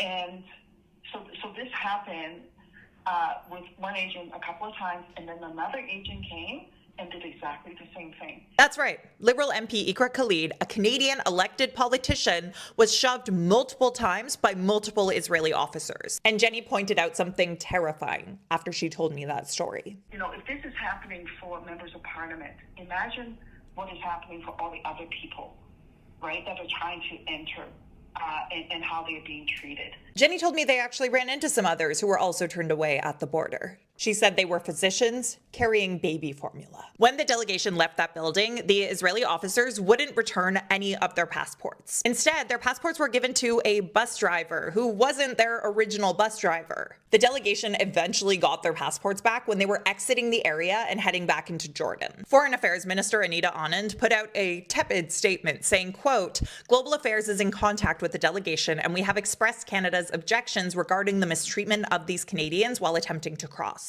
Bit of an understatement after a Canadian elected official was just assaulted. I reached out to her office to see if they intend to take any further action in response to this incident, but I haven't heard back, so I'll update you if I do. But this incident comes less than a month after Israeli settlers beat and robbed a Canadian alongside 3 Italians in the occupied West Bank, and all 4 were hospitalized. On top of that, the IDF shot towards Canadian diplomatic personnel visiting the West Bank in May of this year. I wonder what happened with that full investigation. And overall, as of October of this year, Israeli forces had killed more than 1,000 Palestinians in the West Bank, not in Gaza, since October 7th, 2023. The UN said that 1 in 5 of the Palestinians that Israeli forces had killed were children. All of this taken together has me wondering, what is Israel so afraid of this delegation witnessing? What do you think of all this? I think we have a pretty good idea of what they're afraid of, Canadian politicians witnessing. And also Canadians have been killed by the IDF. Ones that have gone over into Gaza to try to help. Canadians who are Palestinians who were in Gaza and not able to get out. It's horror, absolute horror. And the worse it gets, the less likely it is that Israel will allow anyone into the West Bank, because they're starting over there what they've gotten away with in Gaza. It's going to start by ethnically cleansing the area, and then removing the people any way that they can. And the rest of the world has allowed this to go on. What I keep on saying is that this will not end. What Israel is doing in Gaza will not end unless one of 2 things happens.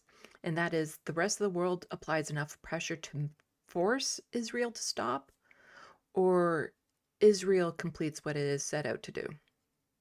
That's the only 2 ways that this will stop. And right now, the rest of the world isn't really stepping up. They aren't doing what they should be doing to stop this. So this was a little bit of an update after Rachel had posted that video. So she says, I just got this from the Canadian government. While Global Affairs Canada regrets the decision, the group was traveling independently and was not representing the government of Canada. Yes, so the MPs were over there, but they might be elected officials and representatives, but they're not representing Canada.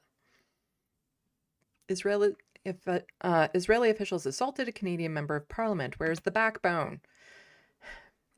This country has proven that when it comes to Israel, there is no backbone. There is no, and it's the same with the United States. You know, all this elbows up that Mark Carney talked about.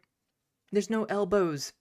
There's no up. There's no standing, like pushing back against Israel or the United States.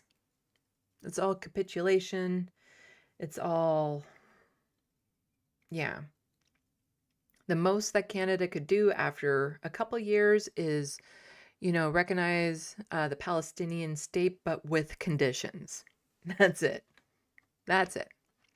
So Rachel added the statement that was sent to her. Global Affairs Canada is where reports that a group of Canadians, including parliamentarians, were denied entry into the West Bank.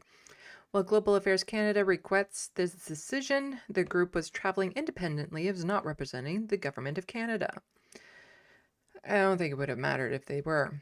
Canada continues to advocate for the easing of movement restrictions into and throughout Palestinian territory. Israel controls access to the West Bank and determines its own entry requirements, including decisions on entry and exit through its borders. Huh. Funny how it's Israel that controls these borders and not, you know, the West Bank has no say, the people in the West Bank. The Palestinians, they have no say in what happens at these borders. Israel controls them. That alone is problematic. The Government of Canada cannot intervene in these decisions. We encourage Canadians to consult the travel advice and advisor at the travel.gc.ca for the latest information on entry and exit requirements. Our mission in the region is regular contact with the delegation. Our missions in the region. Yeah. Due to privacy considerations, no further information will be disclosed. And Jenny Kwan, who was featured in that, is also just saying, I'm calling on Minister to summon the Israeli ambassador and demand a formal written explanation. Anything less risks normalizing the mistreatment of Canadian parliamentarians and citizens abroad. I'm not going to read the whole thing, but feel free to freeze the screen here if you want to see her entire note. And there's the second page. And the third page. So feel free to hit pause and read that. So just a little bit of progress on that. So Annan summons Israel's envoy to explain turning away of MPs at West Bank border. So this article came out just before I started. Well, I just found it just before I started. It was published on December 19th. And so it might have been in response to Jenny Kwan sending out this statement, because she sent that out on December 19th as well. This is a rare Globe and Mail article I can look at, but I'm pretty sure it's the only one I get for the year. Foreign Affairs Minister Anita Annan summons Israel's ambassador to explain why a delegation of Canadian members of Parliament was refused entry to the West Bank earlier this week. So I've not seen this article yet. I'm curious, did they mention anything about the assault? I think we already know. Ambassador Ido Moed was called in by Ms. Annan Tuesday. Okay. Ms. Annan said Global Affairs that discussed the treatment of the delegation. 6 MPs were part of the delegation. Okay, yep, no, we got that. The group is denied entry. Yep, we know. Ms. Annan to publicly voice her disapproval of their treatment. These are parliamentarians who are simply seeking to visit in a professional way, and my understanding is that denying their entry with that objective in mind is not keeping with the bilateral relationship we have shared with Israel over the course of a number of decades, she said in an interview earlier this week. Okay, let's just scan over this. They were prevented from entering the West Bank. Yep, okay, no.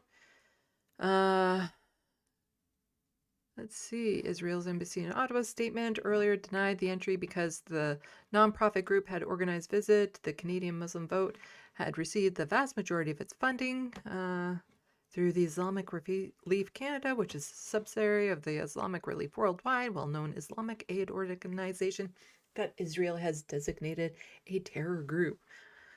I don't trust their designations. I'm just still seeing if there's any talk about the assault without a clear explanation. Letter Here we go. So this is about the letter sent by Jenny Kwan. So the letter alleges Ms. Khalid was verbally assaulted and physically shoved multiple times by Israeli border officials while she attempted to remain near a delegation member who was undergoing questioning. The two MPs said in their letter that denying the group entry undermines Israel's stated claims that entry decisions were based on individualized security assessments. So has Anita Anand said anything about the actual assault? The MPs asked Ms. Anand to assess whether further diplomatic policy response is warranted if Israel does not provide satisfactory explanation for the refusal. No, I don't think Anita actually addresses that as I'm scanning over this. No, I'm not seeing any actual acknowledgement. Because of course not. And then here we have from Francesca Albanese. So we're moving on to some slightly different topics, but still within the realm of what's happening in Gaza. So Francesca Albanese, I featured last week a little speech she gave about how she has been sanctioned by the United States and how that is harming her ability to function in society. And she's quote tweeting Antonio Guterres, saying, "Thank you, Secretary General. We also need to end the pretense that the Gaza inferno is just a humanitarian crisis, the result of a natural catastrophe. Without facing institutionalized violence and impunity in Israel and beyond, nothing will stay as is, not even the UN." And so Antonio Guterres says, "It breaks my heart to see the ongoing scale of human suffering in Gaza. While famine has been pushed back, needs are growing faster than aid can get in. We need more crossings, lifting off of restrictions on critical item removal of red tape, safe routes inside Gaza, and sustained funding and unimpeded access." I have not listened to this yet, so let's see. It breaks my heart to see the ongoing scale of human suffering in Gaza. Families are enduring the unendurable. Children are forced to sleep in flooded tents. Buildings already battered by bombardment are collapsing under the weight of rain and wind, claiming more civilian lives. Water and sanitation services, hospitals and bakeries are struggling to recover from destruction, supply shortages, and continued restrictions on what can enter. And in more than half of Gaza, where Israeli troops remain deployed, farmland and entire neighborhoods are out of reach. Strikes and hostilities continue, pushing the civilian toll of this war even higher and exposing our teams to grave danger. Since October, we have done everything possible to keep lifelines open, supporting bakeries, delivering millions of meals, reopening nutrition centers, rehabilitating hospitals, vaccinating children, clearing rubble, restoring water lines, but needs are growing faster than aid can get it. We need a truly durable ceasefire.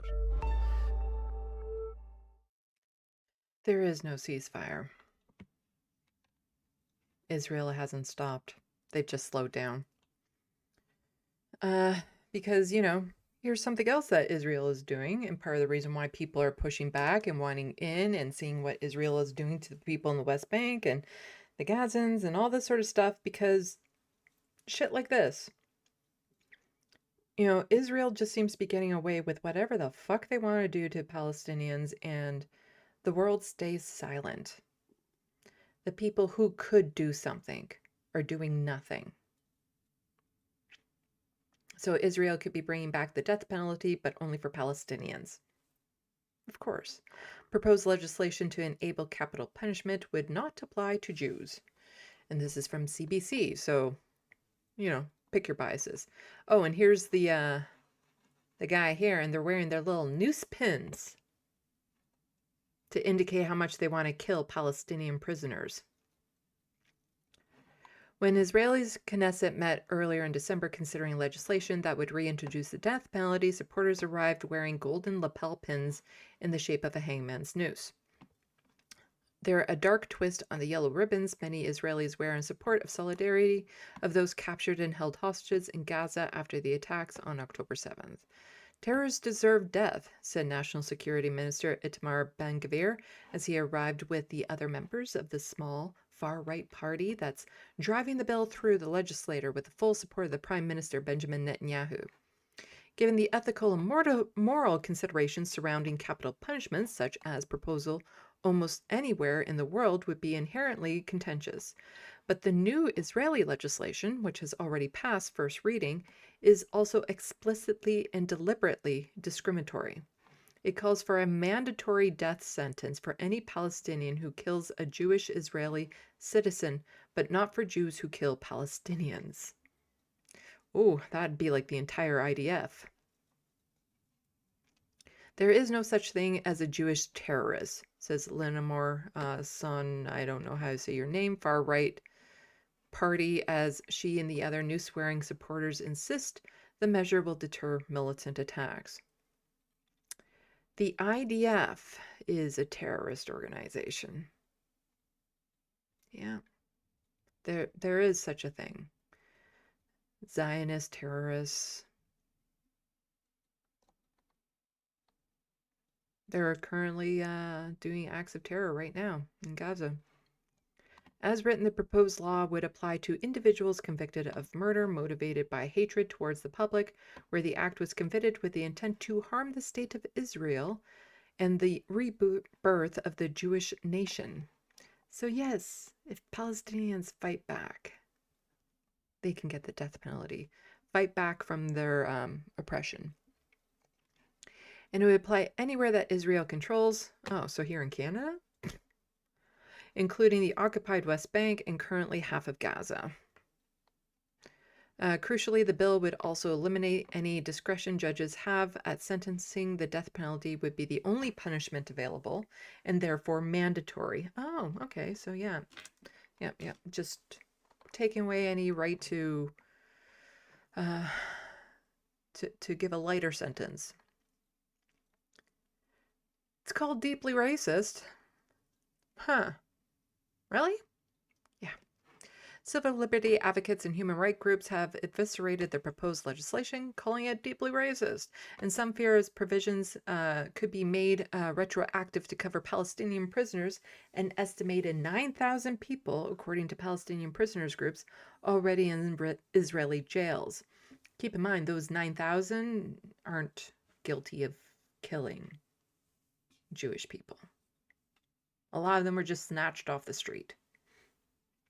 There are hundreds of prisoners from October 7th massacre that are held in Israel, and I think this law is about targeting and doing mass execution of them, said Noah Satath, executive director of Association for Civil Rights in Israel.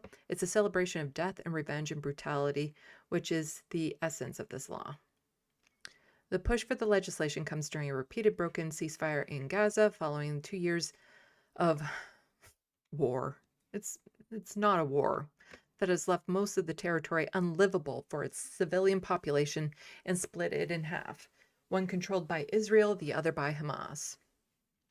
And it comes amid, again, even that, it's like,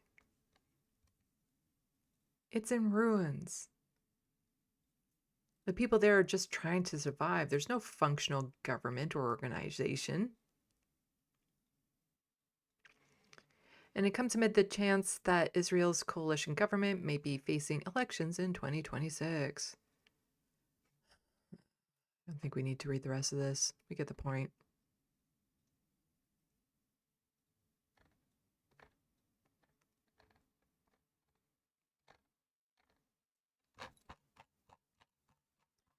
But if for some reason somebody wants to finish reading this article, I will toss it in the sandbox for you.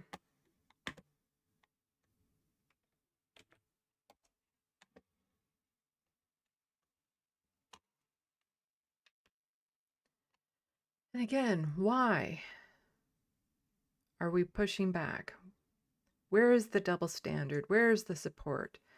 Because, there's reasons why the media and politicians want to get into these areas. There's a reason why we're pushing Israel to actually do something and get aid in, because of things like this. This is what it looks like. So Samira tweeted this out, deliberately inflicting on the group conditions of life calculated to bring about its physical destruction in whole or in part. And that's a qualification for genocide. And this is what it looks like in Gaza right now. It's the winter season, storming, rain, wind, and they have tents for shelter, raggedy tents, like not even proper tents, just material that they could find, or bombed out buildings that they can go into. You know, there's no proper drainage, nothing. There are children who have frozen to death, who are partially drowned. And Samira says, as Gaza is flooded with sewage and rainwater with no reprieve, Palestinians in tents, just know that there are hundreds of caravans sitting on the Egyptian side of the border that Israel will not allow in.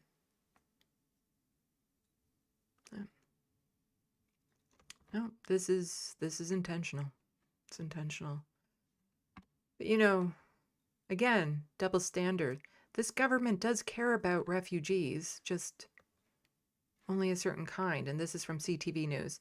Ukrainian displaced by war need pathway to permanent residency. Ukrainian Canadian Congress. Now, I do agree with this. I do. But where is this call for the refugees from Gaza? The few who have actually made it here? You don't see this from government officials. You don't see that they need a pathway, a clear pathway to become permanent residents. Because if we just scooch down to the bottom, so almost 300,000 Ukrainians came to Canada through the Emergency Temporary Work and Study Visa Program the federal government put in place following Russia's full-scale invasion almost 4 years ago. The UCC estimates upwards of 100,000 Ukrainian visa holders likely would be interested in applying for permanent residency. Ontario Liberal MP Jan Baker has sponsored a parliamentary petition calling for a temporary permanent residency pathway for visa holders. The petition gathered just shy of 44,000 signatures and scheduled to close in February. You know, I agree that they should be given a pathway to permanent citizenship, but there were 3,000 emergency visas made available for Gazans, people in Gaza. And they had to jump through so many hoops, and only a handful of them were ever used. And they needed to have family here. They needed to go to all these buildings and services that no longer exist in Gaza in order to apply.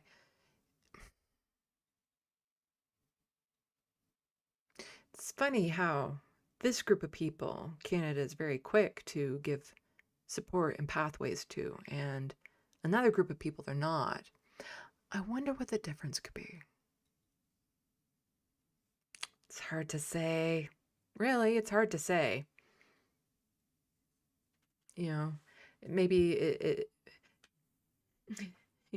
maybe spitballing here, one group is white and one group is not.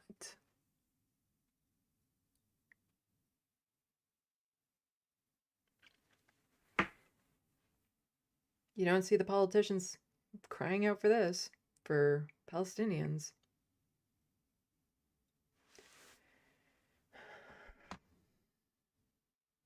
Just a massive double standard here. Okay, let's close these. Actually, let me just double check. Was there a link to the petition in here?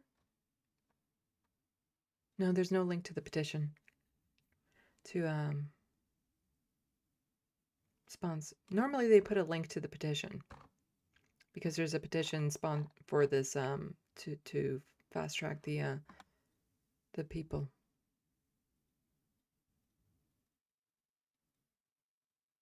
Because it's scheduled to close on February 12th, but they don't even give the name of the petition.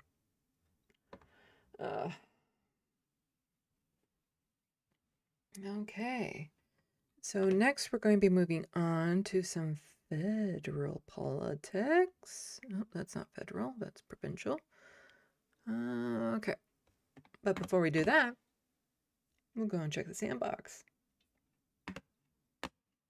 Hello, Pendulous Dragon.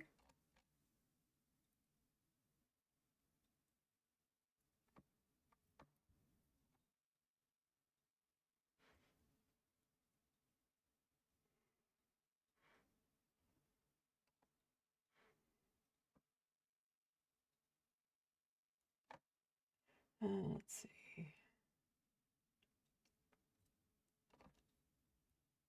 Okay, there's where I was. Scrolling through. Jed, they really need to stop villainizing the victims here.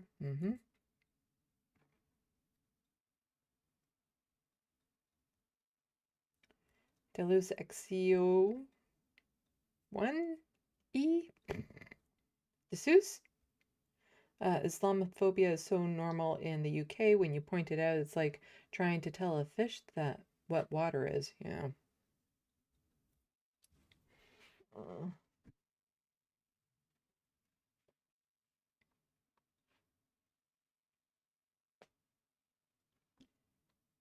Let's see. Oh, no, I did see that. Okay.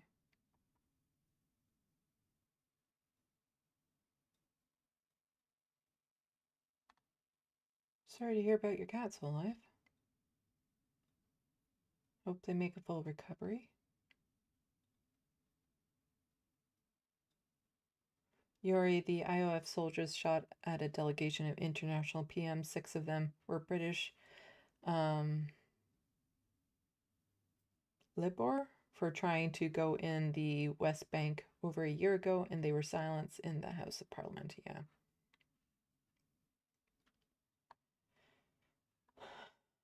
Let's see.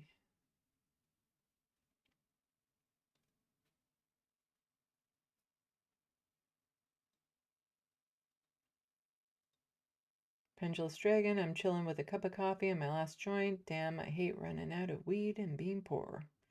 Know the feeling.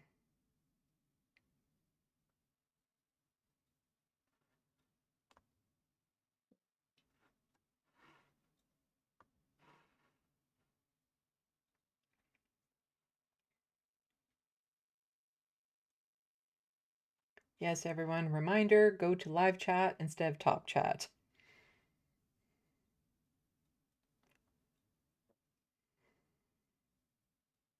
Yuri, over 150,000 Palestinian olive trees in the last 2 years and 8 million Palestinian olive trees over 80 years of genocide. It's about destroying everything, their culture, their means of, getting an income, all of it. It's about destroying all of it. Just erasing them.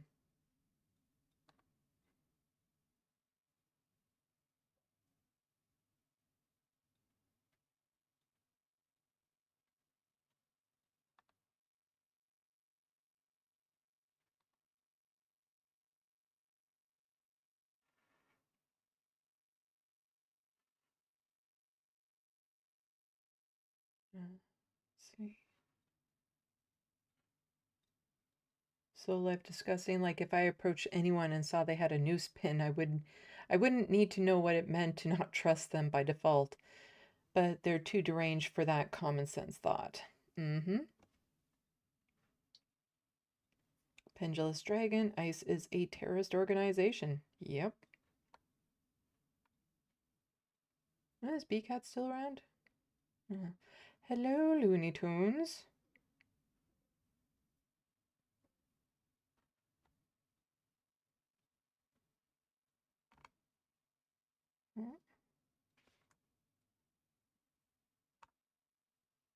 It jumped. Where was I?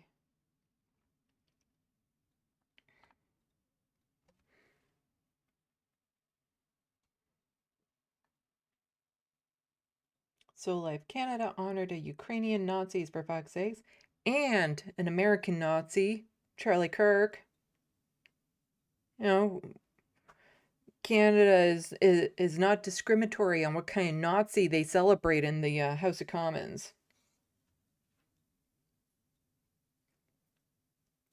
Yuri, the IOF Navy blockade of a Palestine on Palestinian fishermen and women. The fish they catch is now polluted because the IOF soldiers destroying the sanitation system in Gaza Strip. Yeah. They also restrict you can't collect rainwater. They put cement down the wells, and this is in the West Bank as well. People who are fishing were only allowed a certain distance offshore, where all the fish were not. And this was all well before October 7th.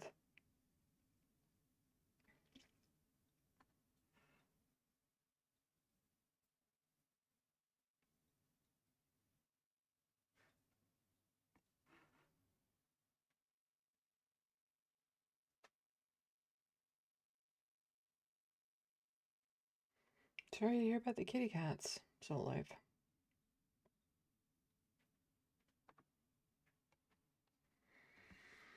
Oh. Okay.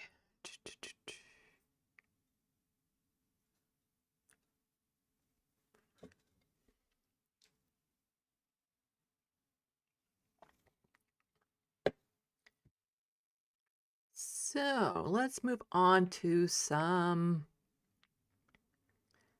federal politics here in Canada. First, just a shot of hypocrisy. Something from the Liberal government. We gotta go here.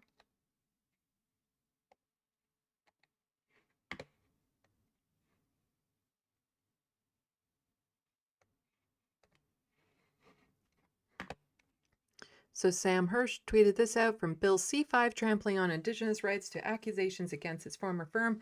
I haven't actually seen much evidence that Mark Carney actually cares about Indigenous rights at all. So he included an image of an article saying Carney's former firm Brookfield has been accused of breaching Indigenous rights in 4 countries. And this is because Mark Carney just tweeted this out. Today marks 10 years since the Truth and Reconciliation Committee released its final report on the residential school system. Canada must match remembrance with responsibility. From implementing calls to action to advancing calls for justice, we build a better future together in partnership with Indigenous peoples. Then what exactly are you doing? What are you doing?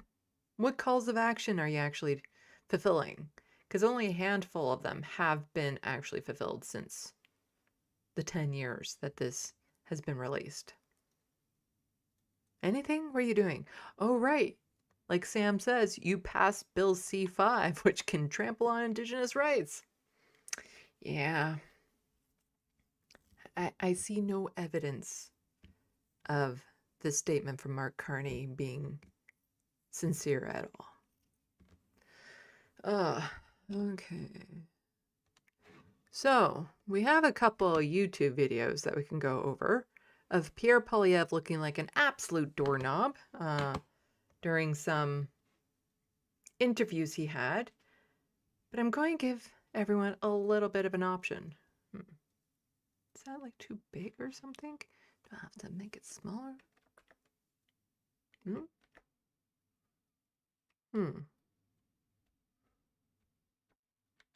No, not that way. That one's closer. Anyway. Yes. This is bugging me. They change the screen setups on me sometimes. So then I want to change it to make it look a bit better. Live, and you get to see me do it. There we go. There we go. Still not quite right. Let's do this.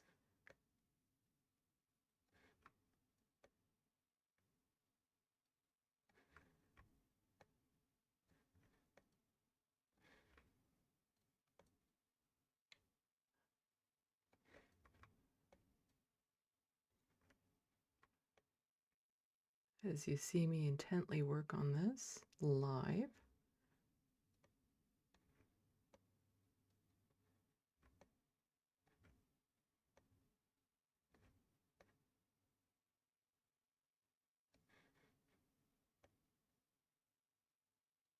There we go. So, like I said, we can watch Pierre Polyev talk for about 17 minutes here, and then for another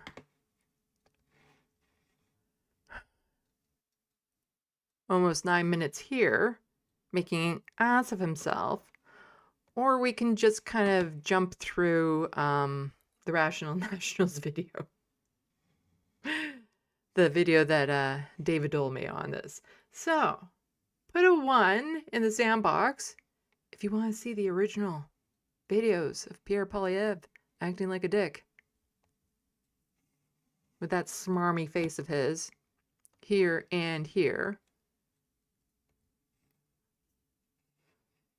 Or put a 2 if you'd much rather us watch it with David Dole as I steal his content. So 1 for us to go over the interviews, 2 for us to go over, for me to steal David Dole's content. You want me to watch these with you? Or we steal from the Rational National? Pick your poison. I'm seeing some 2s so far.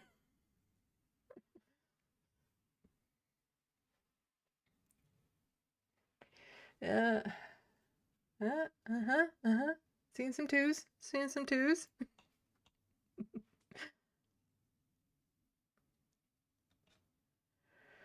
Okay, we can skip around. I don't think we need to watch the whole video because it is one of his longer videos. It's over 17 minutes. He usually keeps his videos down to around 10 minutes. But Pierre Polyev is such a whiny bitch. And so this is in response to 2 MPs floor crossing plus 1 stepping down, and the fact that a leadership review is coming up and Pierre Polyev is not looking like he's going to be in a strong position for leadership. Yes, lots of people want me to steal from David Dole. Okay. You were supposed to win this election. You lost it. You didn't hold your own seat. He had a 20-point lead. This time, like almost this time this time last year, this guy had a 20-point lead over the Liberal Party, because Justin Trudeau had stepped down right around now, I think, actually. No, Justin Trudeau had stepped down by now. So this guy had a 20-point lead over the Liberal Party, and it got blown. You have now lost 3 MPs. At what point are you a liability to the Conservative Party? Well, following the loss of 2 of his Conservative MPs to the Liberal Party, both floor crossers, and a third that he'll be losing early next year to resignation, Pierre Polyev, leader of the Conservative Party, sat down for 2 television interviews, and they did not go well. So in this video, I'm going to play a few clips from those interviews, give my thoughts on it, and later on... You see, he's playing the clips so that I didn't actually have to sit through and watch the whole thing because I can't stand Pierre Polyev. And I would have watched it at like 3 times speed anyway. This video, in relation to one of his answers, discuss more of the pipeline, as there is something about this pipeline discussion that is not being touched on in most of the discussions that I've seen. So first here, though, let me get to this clip. This is from CBC News, Rosemary Barton interviewing Pierre Polyev, and he's asked, do you deserve some blame here for losing these MPs? And his response is terrible but predictable. Also, keep in mind, there is reporting from some of the MPs or from people who want to stay anonymous that the culture within the Conservative Party right now is absolute hell. Like, they're threatening, they're being horrible, horrible people. And so then when you see one of the MPs cross the floor and they're welcomed with open arms to the Liberal Party and applause, and they're congratulated and all, they get treated with respect and they're liked. Ooh, that's got to be enticing. But anyone who's paying attention knows the Liberals are going to have a majority very soon because they only need 2 more people for a majority. And there's guaranteed going to be more floor crossers. I don't know when, but I would imagine by the end of January, the Liberals will have a majority in the House. Now lost 2 MPs to the Liberal Party. Both have pointed to your leadership as issues. Michael Maw saying that he was more interested in unity than division. Is this a problem of your leadership at this point? No, it's a problem of Mark Carney's leadership that after Canadians clearly. Yeah, it's really Mark Carney's fault because of his leadership enticing them over to his side. That's not what he said, but he might as well have said that. You know, no, it's not a problem. My leadership, it's just Mark Carney's leadership was so much better than mine that they crossed the floor. Rejected a costly Liberal majority because they knew it would mean higher grocery prices and higher food costs. He is trying to manipulate his way through backroom deals to get that majority. He's allowed to do this, though, right? Floor crossing is allowed. You've benefited from it. But he's trying to. Yes, conservatives and liberals throughout the decades have both benefited from floor crossings. It's hardly a new thing. And of course, whenever a liberal goes and crosses the floor to the conservatives, they're all for it. But now that it's in the reverse, they're suddenly against it, as is per normal with these sorts of things. To take a majority, a costly majority, that would drive up the cost of living and enrich liberal elites, of course, but not through democratic means. My message to Mark Carney is that if you want a costly majority government to drive up taxes and deficits, then you have to go to the Canadian people and have them vote for it. All right. It's a problem of Mark Carney's leadership that he just gained 2 members. That's a problem I would like to have, you know. I would like to say like something along the lines like, I have the problem of dating that I just have so many dates. Yeah. That's the problem in my style. Like it's just, let's just say it's not a problem for Mark Carney. That's what Pierre Poilievre is trying to argue here. Doesn't make a whole lot of sense. How is that a problem for him when he's gaining the members? It's a problem for you.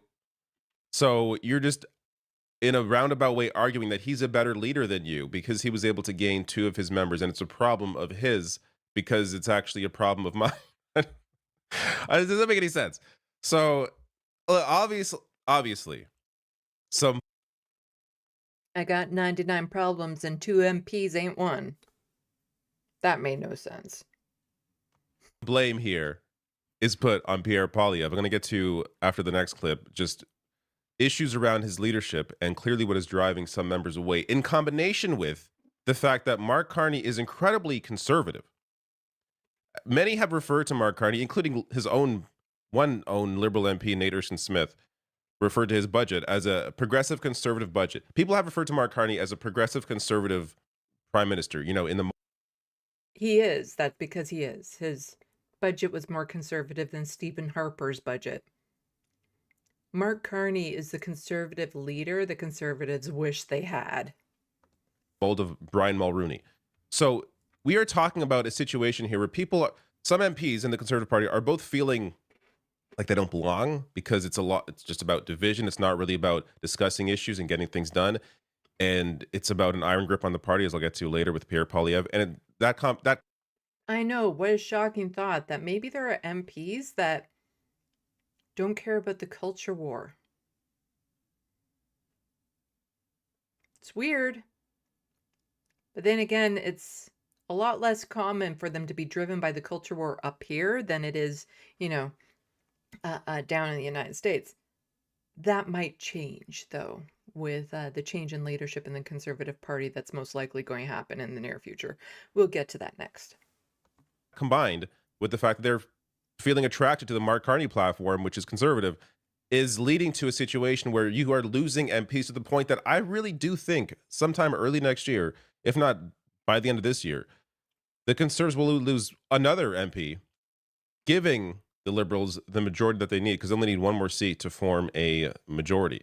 But let me get to the next clip here. And this, again, gets to a greater issue. Is this a sign of a weakness in your leadership that 2 members of your caucus have left? No, it's a sign of backroom dealings that will drive up the cost of living. And don't take my word for it, take Mr. Ma's word. This is what he said just a few weeks ago. We are in a... Let me look at this paper note that I have written out that I prepared just for this because all my talking points are pre-planned. Yep. A shameful situation in this country where over 2 million Canadians are visiting food banks every month. Grocery prices have risen more than 20%. He blames that on Mark Carney's deficit, and that was only a few weeks ago. So it's possible he didn't write that, though, as we know. Many of your MPs, many of your MPs are given talking. They were his words. They were his words. Okay. Rosemary Barton hits on something there because he is reading this statement as if, oh, look what Michael Ma said. This is what Michael Ma actually believes, and now he's joined the Liberals, a party that I guess he apparently hates, is what you're trying to claim here. But what you're actually showcasing all of us is that your own members are saying things that they don't believe. That doesn't look good on you. It also doesn't look good when she's questioning him, like, do you have any introspection, Pierre Poilievre? That you have MPs that are crossing the floor, and Pierre Poilievre is just trying to blame Mark Carney and say no, that it's not his fault. Meanwhile, Pierre lost his own fucking seat. They had to do a backroom deal to get him into the seat that he's currently in, with the MP that had to step down after just getting elected in one of the safest ridings for Conservatives in the country, so that Pierre could be parachuted in to take it over. What is with Conservatives and their whole merit stuff that they like to talk about? The personal responsibility bullshit and whatnot that they always like to preach. To not have any reflection or introspection or have anything even prepared to say, to have some acknowledgement that, I can understand how maybe my style was a bit too ambitious, too abrasive in the past, that maybe I wasn't listening closely enough to what people were saying. And I'm a leader capable of taking some criticism and taking it to heart and learning from it, learning from my experiences. And I want to do better by the MPs in my party and also by the people of Canada. And so I will do better by doing this, and this. No, Pierre's incapable of doing anything like that. Like the fact that Michael Ma is now a Liberal MP after saying those things tells us that he doesn't believe those things. Otherwise, he wouldn't have joined the Liberals. So this gets to the iron hold on the party that Pierre Poilievre apparently has. This is a report from last year, but this sort of leadership has continued. Poilievre's office maintains tight control over what Conservative MPs say and do. So this is a great piece. I'll link to below the video under sources in the description box on YouTube. And I'm going to throw the link to this video into the SandBox so that people can check it out later on. And go subscribe. I'm sure all of you already subscribed to David. He's getting close to 740K. He could use the boost, is what I'm saying. Just a quote quickly here. MPs are watched by Conservative staffers both inside and outside Parliament. Elected representatives are publicly called to order for deviating from the party line. Quote, everybody is being watched. What we say, what we do, who we talk to. We're told not to fraternize with MPs from other parties. That's not normal. Do you think it's not normal either? A lot of Conservative parties like to do that. Just ask the Conservatives here in Ontario. There was a lot of this going on too, especially during elections where they weren't allowed to talk to other MPPs, to the press, to anyone. It's the Conservative way of just clamping down on their party members to have full control and dictatorship over what they say and do and think. And yeah, that always works out so well, doesn't it? Doesn't it? Michael Ma really went out there and made that statement? And by the way, I cut it down because, Pierre Poilievre reads for a minute long. You can go watch the whole clip. I'll link to that interview below. But do you really think Michael Ma goes out there and reads that statement about his thoughts about the Liberals before he joined the Liberal Party? I'm going to grab a drink while you're listening to this, and some more Girl Guide cookies that I was munching on. Without consulting the leadership, without knowing this is the party line, everything Michael Moss said, you could probably find a direct quote from Pierre Poilievre saying the exact same thing. Because this is how the party operates. These people are not allowed to think for themselves, which is why so many of them are being pushed away. Let me get now to the next clip. This is from his CTV interview with Vashi Capellos. And again, the answer here is just incredible considering what Pierre Poilievre himself has been involved in. How is it his fault that people left your party? I can't even understand the argument after one MP. Two MPs. The third MP doesn't want to be in politics anymore after rumors that he was also going to cross the floor. At what point is it not about them and it about you? With great respect. Well, with great respect, Mr. Carney has said that he wants to get a majority, not by winning in a majority government election, but by making backroom deals in order to get floor crossers. And but the Canadians Conservatives made backroom deals too. So Pierre Poilievre's argument here is that he's a bad politician. Because we all know politics is pure. There are no backroom deals. No, and apparently only the Liberals have benefited from floor crossing. Yet in 2018, the Conservatives gained an MP from the Liberals in a floor crosser. Yet no, but these are dirty backroom deals, not like the time that Pierre Poilievre earlier this year lost his own seat, then got another Conservative MP to leave his seat for him, one of the safest Conservative ridings in the country. Pierre Poilievre running in that seat, winning it, and then the guy who held that seat just so happened to get a really cushy job at a government relations lobbying firm that has worked with the Conservative Party, Upstream Strategy. Yes, I have Girl Guide cookies, okay? Somebody gave them to me because they like to support their local Girl Guide troop, but then they got way too many boxes, and they asked me if I wanted some, and I'm like, hell yeah. Because, you know, the way that I like to eat them is to, like, munch on the ends there, and then I can just chomp the whole mint part out in one go, and it's... Anyway. But no, that's not a backroom deal. These dirty, carny backroom deals, which have been a part of politics in Canada forever. Floor crossing has been around for a very long time. Let me get to the next clip. I'll put to you with great respect, I look at public opinion polling. Every single one of them has your party and the Liberals neck and neck within 1 or 2 points of each other. But when you look deeper at your own personal numbers, the divide between you and the leader of the Liberal Party, the Prime Minister, is far more significant. You were supposed to win this election. You lost it. You didn't hold your own seat. You have now lost 3 MPs. At what point are you a liability to the Conservative Party? Well, we added 2.5 million votes. We had the biggest vote count in our party's history. We got 25 more seats, the biggest share of votes since 1988. Why? Because I ran on restoring the promise of this country. No, Pierre, it had nothing to do with you. It was that everyone was fed up with the Liberal Party, and the Conservatives would have won had he not been leader. And Bad Lefty was implying cannibalism by the Girl Guide cookies. I gotcha. I gotcha. I get it now. I get it.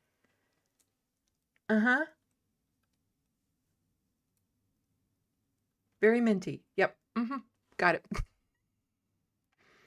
But I think David Dole just says the exact same thing that I just said. It's the Conservatives would have won had Pierre Poilievre not been the leader. He is a liability for the party, which is part of the reason why, as much as his whiny little sniveling voice irritates me to no end, I'd kind of prefer him to remain on as leader.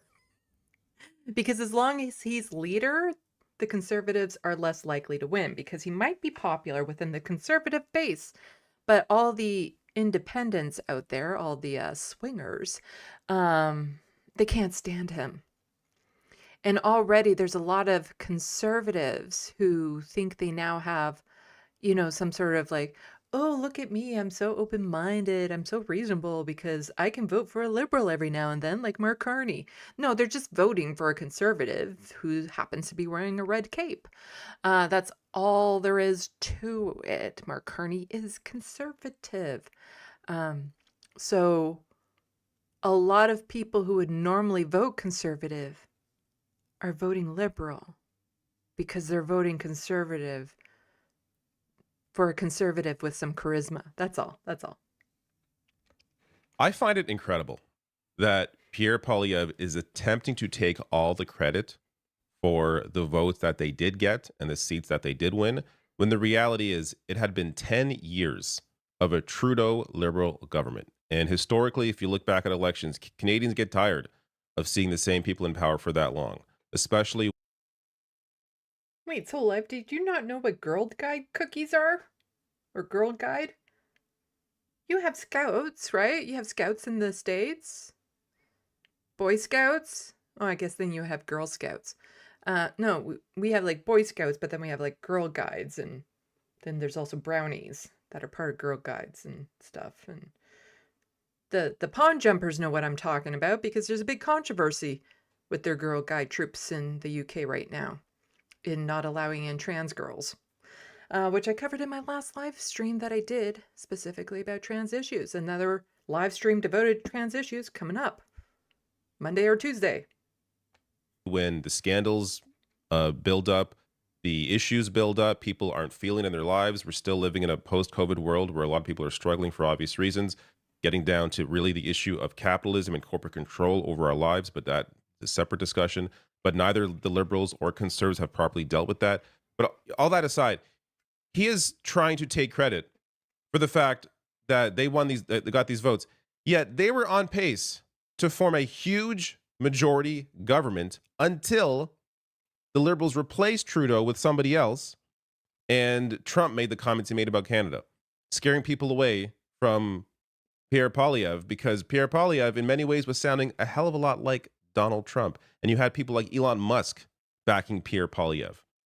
Like, why would Canadians feel comfortable voting for a party that is led by a guy backed by Elon Musk?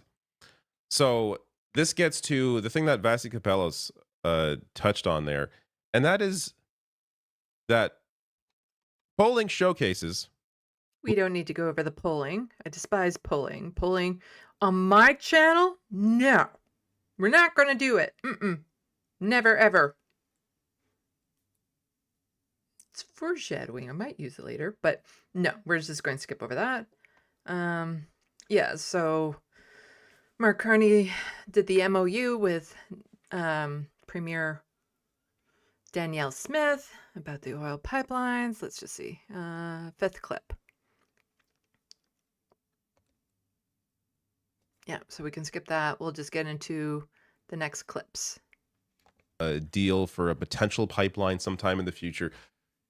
Here's Pierre Poilievre's thoughts. I'm going to get something that really is not being discussed around this pipeline. If I were Prime Minister right now, we'd be well on the way to planning a pipeline, something that is not happening under the current Liberal government. Now, let's be clear about Mark Carney. He is a counterfeit.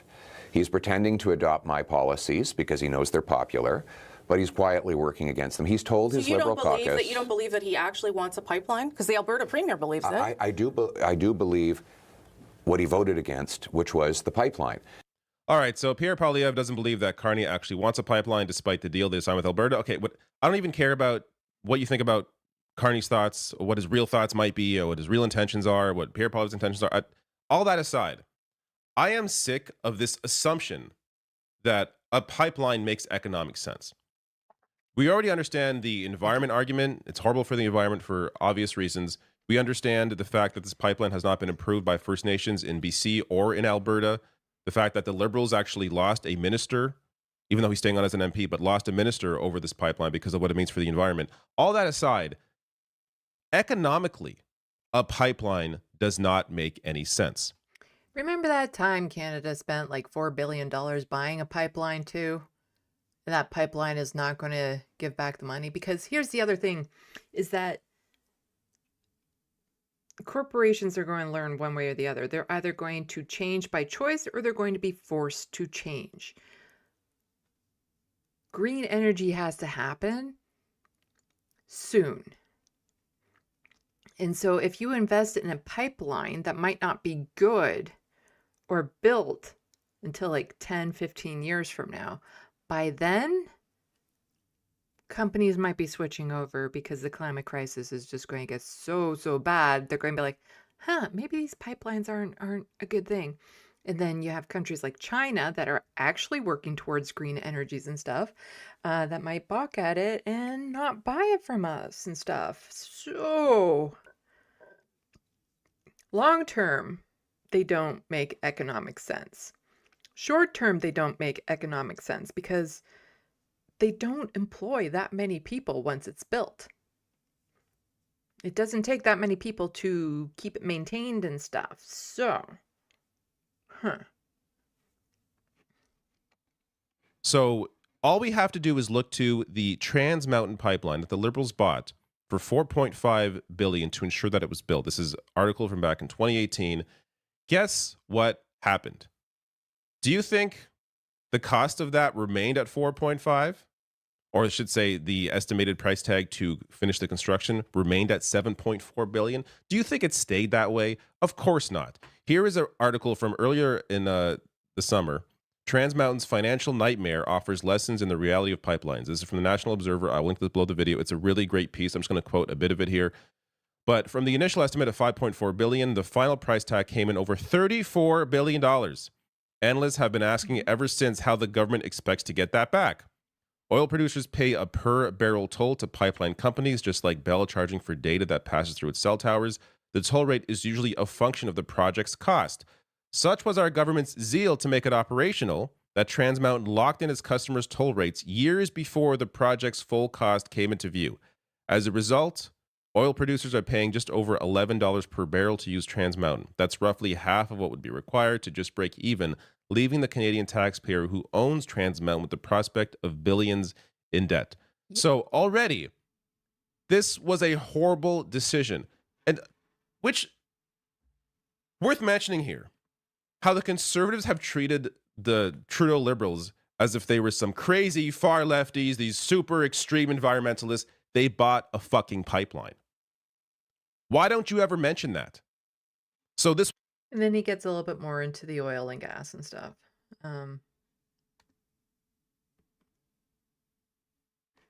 And yeah, so people can go and finish watching his video about that if you like. But yeah, Pierre Poilievre, whining, sniffling little bitch. But here's the problem. This guy is next. If there's a leadership review and Pierre Poilievre loses, because I'm not sure about it, because again, within the Conservatives, he's still popular. But if the people who are looking at the bigger picture have any say in it, Pierre Poilievre's going to be forced out. Jamel Giovanni, whom I've featured on this channel plenty of times, he's absolutely going to run for leadership, and he stands a good chance of winning, I think. And he will just take the whole culture war nonsense and just blow it up to the moon. He's besties with J.D. Vance. The ties between them and Americans it will become more evident and stuff. And we'll listen to Jamel Giovanni talk about liberal racism and just the route that he's going to go with the whole culture war bullshit. And this will have some pros and cons. It will... For him, anyway, it will rev up the base even more, making them louder and seem like there's more of them. But at the same time, the worse that the states get, the more Canadians don't want to have anything to do or be associated with them. And J.D. Vance and Jamel Giovanni are best friends. They're going to have that association no matter what. Jamel won't be able to separate himself from the American government, which could be problematic, but I think he would win. You know, unless Mark Carney wants to run for it. So here we have just Ragu also kind of agreeing with me. MP Giovanni smells blood in the water and is looking to be the new Maple MAGA firebrand. Yes, because Pierre Poilievre might stand down or be forced out, and he's absolutely going to run for leader. And he's going to have all the backing, like the financial backing of J.D. Vance's networks. So Jamel Giovanni is absolutely going to have the money to put into this campaign. But let's listen to what this douche canoe has to say. I want to ask you about this term I think you've coined, liberal racism. I know you have at least one T-shirt that says "End Liberal Racism." Yeah. What is liberal racism? Well, Mark Carney's also taken note of this. And to treat that question like it's a sincere or genuine question, it's so annoying that to treat him like a credible politician when he's not. He just wants to be an influencer. He wants to be an influencer politician. You mentioned it at the press gallery dinner. We call it liberal racism because the Liberal Party's been in power for 10 years. And in that period of time, I think there's been a superficial approach to understanding the complexity of who people are. And it cuts two ways. One, it means that if you're a member of a minority community like me, it has now become normal for politicians and government officials to speak down to us, like we need special benefits in order to succeed. I don't believe that. I think we're as capable as anyone else. And on no more DEI now that I've made it through. the other side, liberal racism also says that if you look like or share the ancestry of people who were part of the founding nations of this country, the British and French, that you can be openly excluded from job opportunities with the federal government or openly denied access to government programs. If you look like the founders of this country, the British and the French, it might limit your opportunities within the government. Put a pin in that. I just think that that's racism, and any conventional understanding of racism, I think, would agree, and yet it's become difficult to talk about. So we called it liberal racism to just sort of say to... Oh, and he's a Christian nationalist, by the way. So he knows all about racism when he's applying it towards like Muslims and, Jewish people and all that sort of stuff. Liberals, hey, you've got a problem and we've got to be able to confront it. And it doesn't mean that racism only exists within the Liberal Party or only exists among liberals, but I do think they have to realize they've been in power for a long time and a lot of their bad decisions have accumulated into really bad policy. And there is racism within all parties. That he is correct on, but let's take that pin out, shall we? So we're talking about the opportunities for people with French and British backgrounds getting into government. Here are all the current MPs of Canada. Now, to be fair, there is a mix, but we get white, white, white, white, white, white, white, white, white, white, white, white, white, white, white, white, white, white, white, lots of whites, lots and lots of pasty looking people here, predominantly male. Yeah, if you're like a white man, you have a really hard time getting into government from the looks of it. If you're just white in general, no chance, just none. But we do have like a bit of a mix in there. There are people from different backgrounds for sure. But that's white, white, white, white, different shades of white.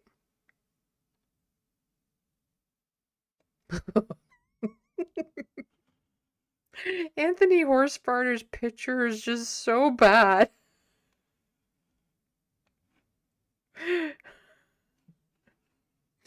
Oh, you don't get a bigger picture? I don't know if I want a bigger picture of it.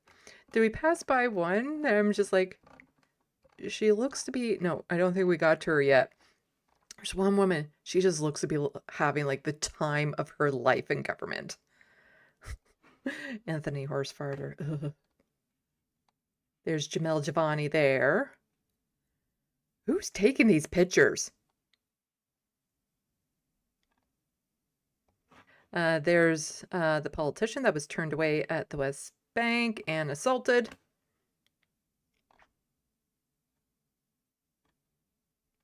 Yeah, lots of whiteness going on. Maybe we did pass the one that I'm... Oh, no, here we go. Look at Marjorie Michael here. She looks like she's having a fucking blast. That this is just like the most best thing in the world. I love it, actually. I love how happy she looks.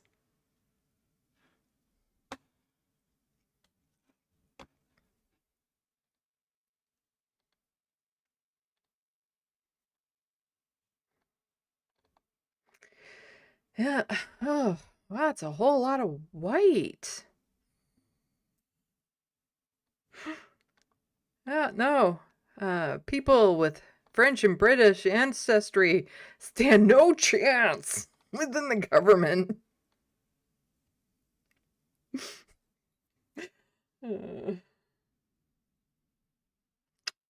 Yep.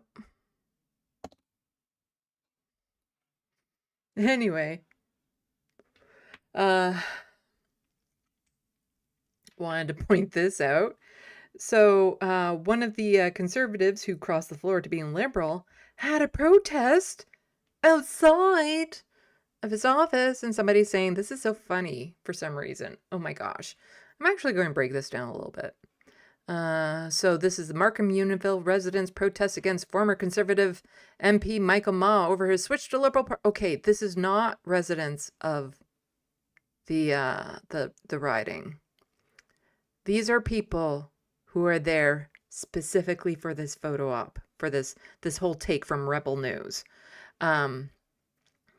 Hired, brought in, I don't know, whatever way you want to put it, because I have participated in protests outside of MPs' offices. You're not allowed to be in the building because that's private property. A lot of MP offices are within public buildings. You have to stay, or are in private buildings. You have to stay on public land for this. So a lot of those people could get arrested for trespassing. You can be on the public sidewalk, not to mention, who is this serving? Having this protest here. How much attention are you bringing to this? Because the other reason why you do these protests outside on the sidewalk is you can make other people aware of it, but you're not going to hear any cars honking their horns to these guys because nobody's seeing them. This is all just performative for the camera. They don't really mean anything here, because if they were doing this seriously, they'd be outside on the public sidewalk where they're allowed to be protesting like this, trying to get the general public behind them, getting the cars to honk their horns as they're driving by and stuff like this. This is just a photo op. That is all this is. It's not real. Also, just it's Rebel News. So that's also a giveaway there.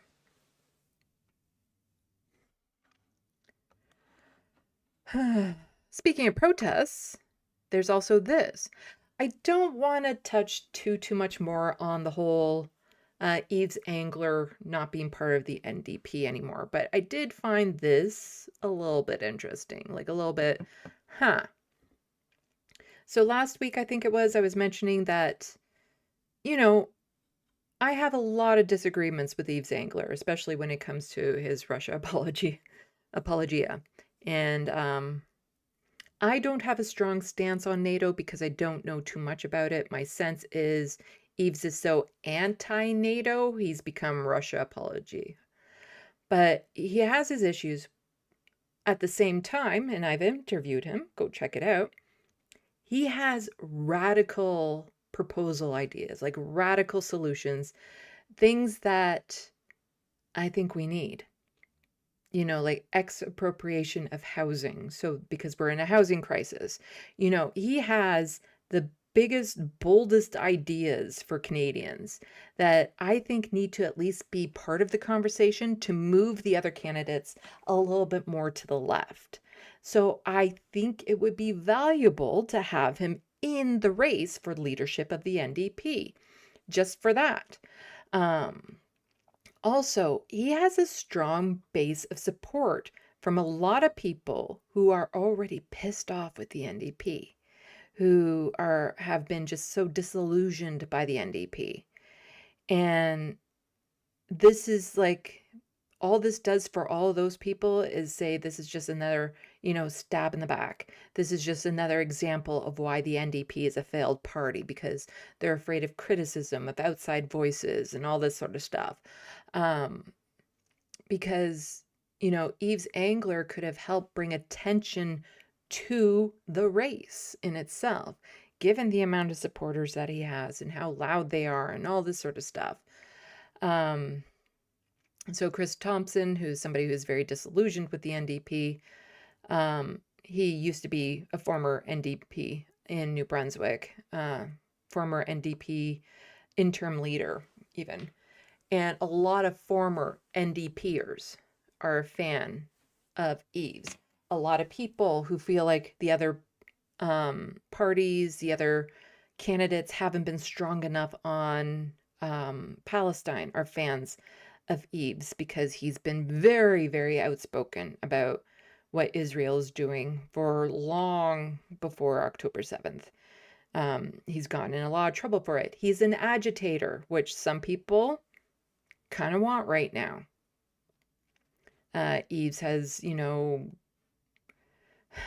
I don't want to say harassed, even though that's what he's accused of doing, where he, goes up to politicians and asks them questions, much like reporters would do. He does get a little bit in your face when he does it, though. So, he's by no means a perfect or ideal candidate, but his exclusion also says a lot more about the party and where the party is going and why I have a little less faith that they're going to correct this going forward, because it's a small group within the party that is making it so he can't run versus maybe the riding association that put his name forward. The base of the NDP supporters that want him in the race. They don't get heard. All of those people are being shut out of the conversation as well. It's not just about Eves, it's about all the people he could potentially bring into the party. And if one of the other candidates were then to give him support or show agreement in a lot of his views and opinions and stuff, or be like, you know what, you got a good point. You might be going a bit too far for me, but I do like this part, this part, this part. So maybe I'll be a bit stronger on the issue of housing or something of that sort. So yeah, all this does is, as Chris here says, it's a controlled opposition and fake party. Excluding Eves gives that sense, like it just reinforces that belief. We don't need to watch this video. I especially don't like the first part where they have a camera in the face of somebody who probably shouldn't have the camera in their face, and I don't want to put her on the spot. She just starts screaming at the camera, which the camera isn't like hounding her. It's just there, and she's upset because she's there to see A.V. Lewis, and she kind of blows up. And I don't want to bring attention to that so much. But Zachary here is saying a closer look. If Eves can't run, then AV and legit is what a lot of the protesters were saying, because they were at an event that was in Toronto that A.V. Lewis was attending. Now, part of the reason why they specifically went to that event with A.V. Lewis is because of all the other candidates. They kind of thought that maybe he should have said something. Should have said, well, maybe Eves should be included. And why would people think that? Oh, there was this quote here that they included in their tweet.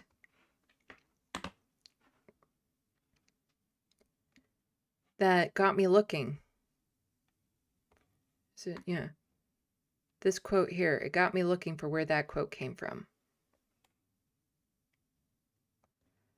So, and then it also goes into, like Yves Angler doesn't just want to, tax the rich. He wants to abolish billionaires. Things like that. Things that are big and bold and would appeal to, a lot of the base that feels like they've been ignored.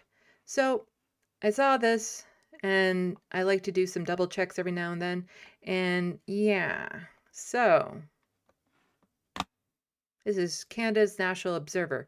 The desperate disqualification of, I do not know how to say her name, Anjaya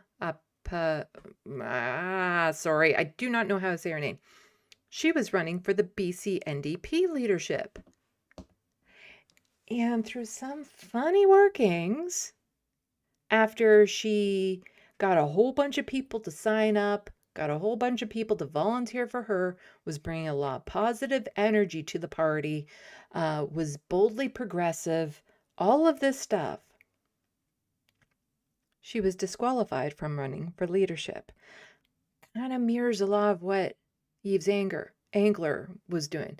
Granted, Yves Angler has a lot more baggage with him, but still, there are some similarities there. Now, the desperate disqualification here by A.V. Lewis. Yeah, he's the one who wrote this article. There were no pets, dead people, or ghosts involved. Nonetheless, the BC NDP has disqualified leadership candidate, I do not know how to say her name, citing collusion with a third party, the campaigning organization Dogwood, in recruiting many thousands of new members. Now, people will say that with Yves Angler, oh, there was a legit reason to disqualify him. Just like the BC NDP said there was a legit reason to disqualify her. Yet here is A.V. Lewis challenging that, saying, yeah, no, it was like, unlike the usual shenanigans in the party leadership races where membership rolls are sometimes padded with fake identities and non-existent entities, the people who joined the NDP to vote for a climate justice campaign are entirely real.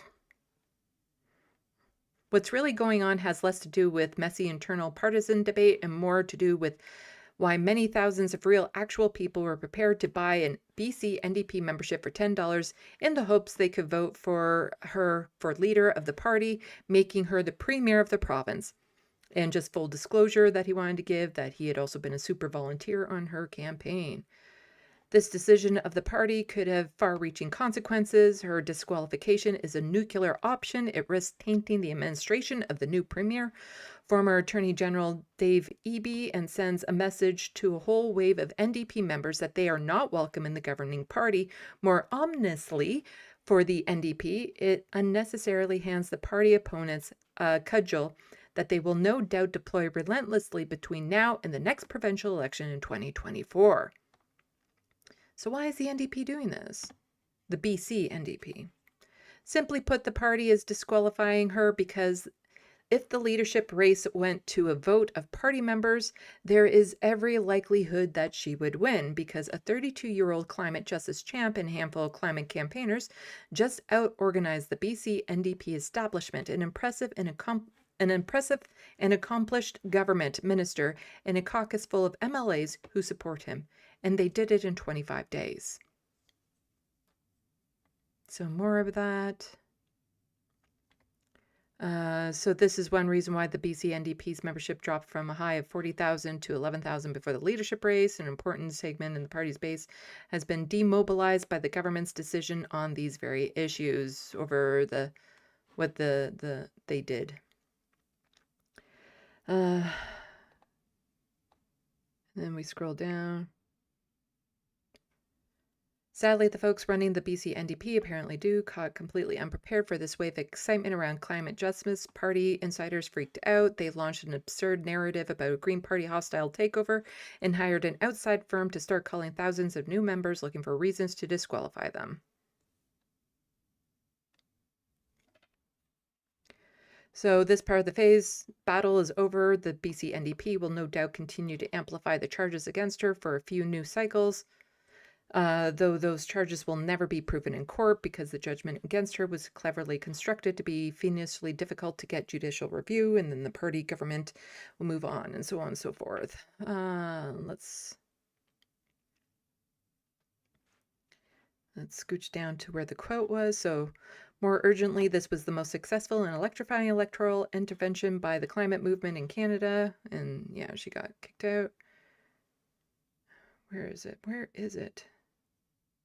Do I have to do Control F to find out where the rest of that quote was?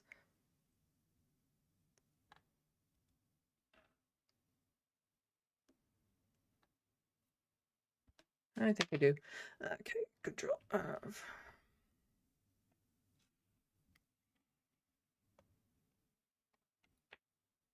Oh, I think that was it there. Yeah, simply put, they were worried that she would win.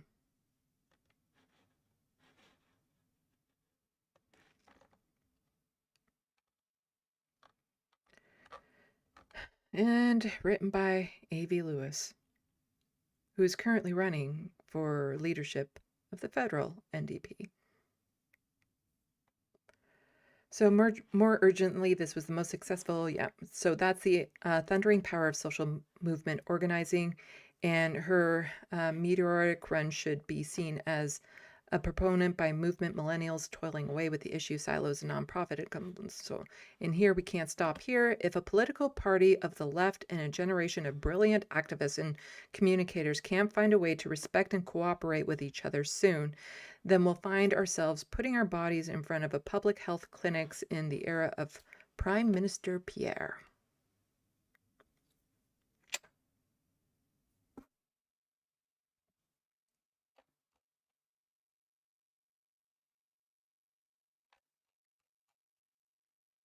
And so there's different articles on him as to why he was kicked out.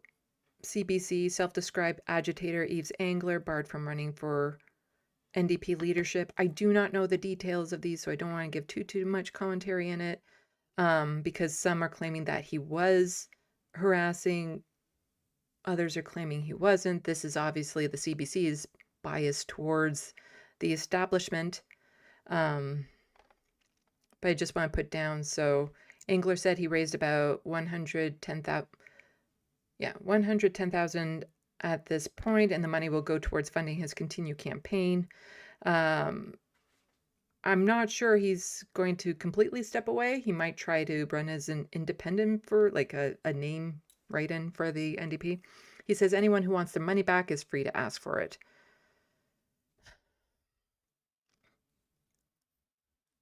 So the reasoning for Angler's disqualification also mentions an unclear commitment to the NDP. This section references a post on the social media platform Blue Sky from profile with Angler's name talking about running for the Green Party. Yeah, and then Angler said this account is someone impersonating him. There's a lot of vagueness around there, but here is from the Journal saying Lucy Watson and the bureaucratic purge of the NDP leadership. She's a name that comes up over and over again. She's part of the establishment within the NDP and is on the vetting board. So it's not the NDP that chooses who the candidates are. It's not the riding associations. It's not the base of people. It is a very small group of people within the party who are the gatekeepers. You know, something Heather McPherson talked about, there's too much gatekeeping going on. Lucy Watson is one of them. And she's been around for a long time. I might have had some crossover, let's put it that way. And she specifically is keeping more progressive, louder voices out of the party. So here we have the recent leaked guidance from the NDP Leadership Vote Committee regarding the disqualification of Yves Angler showed us how institutional violence works. It is a sterile bureaucratic document designed to do one thing: protect those who hold keys of power by policing the tone of dissenters. The internal communication weaponized HR buzzwords like respect, safe environment, and proper channels. These are not neutral administrative terms. So on and so forth. There was a form that they got that showed specifically that they were trying to keep Yves Angler out.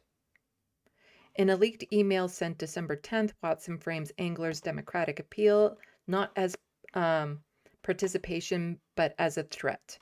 She writes that Angler is making a public appeal to subvert our rules. She dismisses the wave of support for him by assuring councillors that the overwhelming majority are not from members of the party, and explicitly stating that there are under no obligation to respond. Watson's directive goes further, providing a script that instructs councillors to insist the decision is not about ideology or policy positions.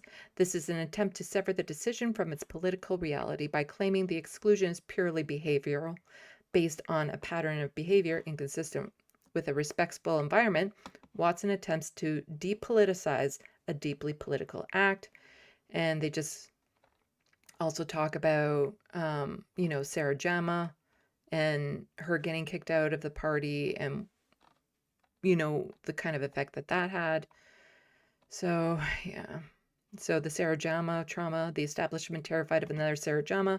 Watson was on the ONDP director who oversaw the period when Jama was vetted and approved as a candidate in the Hamilton Center.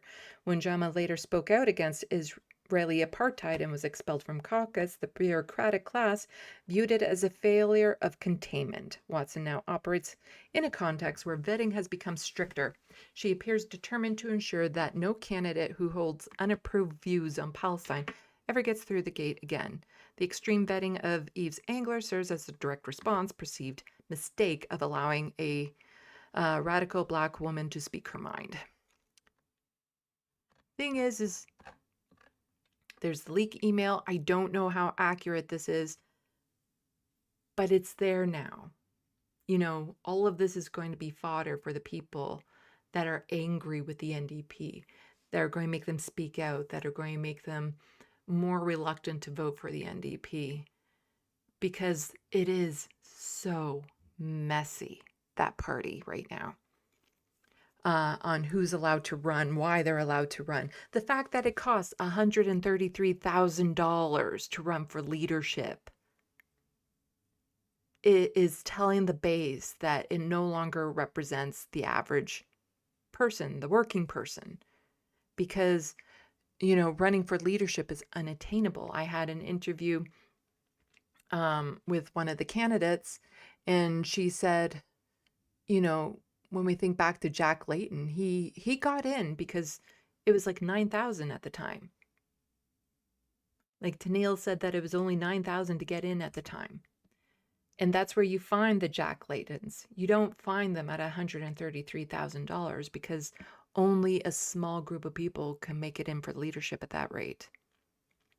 And Yves absolutely was a threat to that inner establishment that has been made within the party. So I think preventing him from running has done the party more harm than good in the end of it. He wouldn't have won. Like, that's the thing. He wouldn't have won anyway. But he would absolutely point out a lot of the flaws in the party. Okay, just a little bit more in this docket I just wanted to go over. This is healthcare related, and while it does specifically talk about Alberta and Ontario, it's a country problem. Like, it's across the country. Our healthcare is falling apart. It's not just Alberta and Ontario. So these are examples of a bigger issue across the country that I just wanted to highlight. So Raghu here is just saying, every Canadian needs to watch this. 90 seconds. Alberta veteran ER Dr. Raj cuts through the bullshit and says the entire nation of Canada needs to hear. We need to cut the privatization bullshit and get back to the basics. And so privatization is on the growth here in Ontario and Alberta. It won't stop here. The Liberals aren't about to stop it, and the Conservatives are full force going towards it. So this is a warning to everyone, not just Alberta. So the front lines of Alberta healthcare system is in chaos, says longtime ER Dr. Raj, warning plans for dual practice public-private delivery are premature. If you want to repair the system, you got to invest in the seniors, invest in the community, repair the foundation, which is family medicine, and then you can shuffle the deck chairs all you want. The problem is we're shuffling the deck chairs in the middle of a massive crisis, and now we're doing this, dual practice. This is chaos. If an airplane flipped over tomorrow, busload of school kids hits a tractor trailer, these things have happened, or a tornado hits, like we had in '87, the system is ill-prepared to deal with a multi-mass casualty incident. When every emergency department bed is plugged up by people who should have been upstairs yesterday, we got hundreds of people waiting. Many people are leaving without treatment. Many don't even bother registering in the ER. My own nephew, a year or two ago, waited 12 hours, left without treatment, came back 2 days later with a ruptured appendix and almost died. My own father died many years ago from an 8-hour wait. When he was dying of flesh-eating disease, waited 4 hours on an ambulance stretcher in a hallway. This is not the time to introduce a massive shock to the system. We don't have the labor workforce in Alberta right now for that parallel system. We don't even have the labor workforce for the current system that we currently have. We need to double up our medical school and nursing schools, and we need to hire the people into the current system that we currently have. We are so short and so understaffed, Ryan, right now. There's a lot of moral distress in the front lines because staff are burning out. We got a lot of sick people out there, and frankly, we need more staff for an extra 1 million people that have showed up in the last 5 years. You don't want your doctor high-fiving you in and out in 5 minutes. Right. Prescriptions already written when they haven't even touched your belly yet. We see that a lot in emergency, seeing 80 to 100 people a day. That's just not right. That's not real medicine, and frankly, I'd say that's dangerous medicine and theft. And then here in Ontario, 3 kids die from influenza A-related complications since the start of December in Ontario. So just in the past couple weeks, 3 children have died from the flu in this province. 3 children in Eastern Ontario dying from the effects of the flu, all between the ages of 5 and 9, succumbing to influenza A-related complications in the Ottawa and Eastern Ontario Health Unit region. And this is in large part due to the anti-vax crowd. COVID just broke the brains of so many people and got them so anti-vax that even something that people regularly got vaccinated for before, like the flu, they're not doing anymore. And the result is children suffering the consequences. Because, you know what, I would say it's almost one thing. If the only person who were to be harmed by not getting vaccinated was the individual who chose not to get vaccinated, then I'd be more likely to say, okay, then you bring it on yourself. But it's less likely for the parents. It's less likely for, you know, the middle-aged healthy people to suffer the consequences. It's going to be their immunocompromised parents or their children or somebody else that will suffer the consequences because they didn't bother to vaccinate themselves and they didn't get their kids vaccinated when they were the ones that had the ability to have that happen in the first place. Stating the obvious, it's just tragic to hear about anyone succumbing to this illness, especially kids. The deaths were reported in the first 2 weeks of December. 2 of the children died in the city of Ottawa. The third died in a neighboring health unit. So this is actually very unusual in terms of the severity and the rapid rise in severe cases that we're seeing. Public health officials say they're seeing a higher than usual number of flu cases and complications for this time of year. There are several factors at play. The environment, kids in schools, the weather, these things all can sometimes contribute to a very steep rise in cases, and that's why we're seeing a cluster of the serious complications all at once. Typically, doctors say children 5 and under are at a higher risk. We know it can impact Canadians, and we know that influenza is especially more significant in the youngest cohort, the oldest cohort, and other people with risk factors. The Ottawa Health Region couldn't say whether any of the children were immunocompromised or were in hospital when they died. They issued the warning because more people will be spending time indoors in gatherings in the next few weeks. This would be the time to get vaccinated to prevent infections or serious infections over the holiday season. Yet another reminder, a tragic reminder, that influenza is a potentially severe infection. And we should be all up to date on our vaccinations, especially with seasonal influenza, which is available free for anyone 6 months of age and older. Sean O'Shea, Global News. And just want to scooch down to the bottom here. So as the vaccine takes about 2 weeks to reach full effectiveness, getting vaccinated now will help provide protection during the busy holiday season when there is often increased circulation of the flu. While the vaccine may not always prevent infection, it still offers strong protection against severe illness, hospitalization, and complications. It's not too late to take it, although you won't be fully protected by Christmas, let's put it that way. And somebody just pointing out, because there's a lot of naysayers about this, because as Colin DeMello says, 3 kids die from influenza A-related complications since the start of December. And somebody pointing out, in response to these children's death, I've seen a lot of people refuse to believe they died from flu, suggesting the children had no comorbidities or blame the parents for not seeking care. In 2016, my perfectly healthy 2-year-old woke up with a low-grade fever and died hours later. Flu can kill fast. Scary. So Jude's only risk factor was his age. His twin brother had regular respiratory challenges, but never Jude. His autopsy found nothing else of concern. He was a happy, healthy little boy, full of energy and constant trouble. Here and laughing, and then dead in an instant. Denying the flu is deadly will not protect you from it. Believing flu only kills others will not protect you from it. Flu kills 3,500 Canadians in a typical year. It's going to be someone, and it could be you or a loved one as easily as anyone else. Take care. Yeah.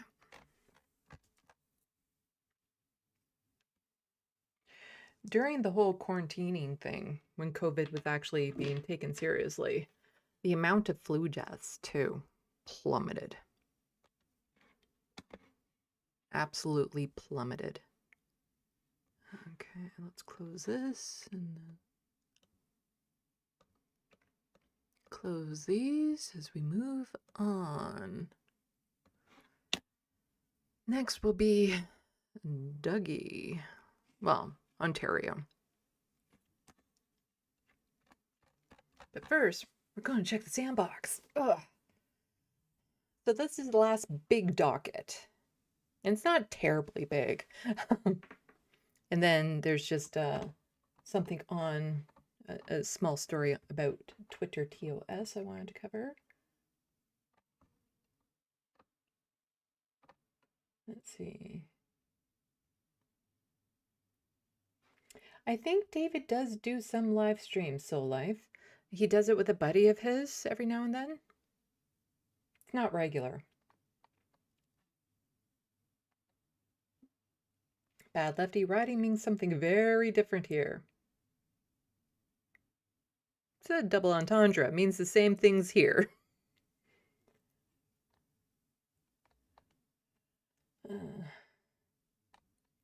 Talking about the different cookies. Yes, Girl Guide cookies.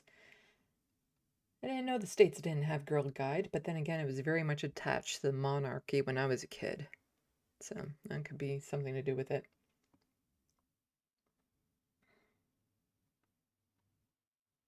And brownies were, you were a brownie before you were a Girl Guide. And you had different uniforms and you could get badges and all that sort of stuff.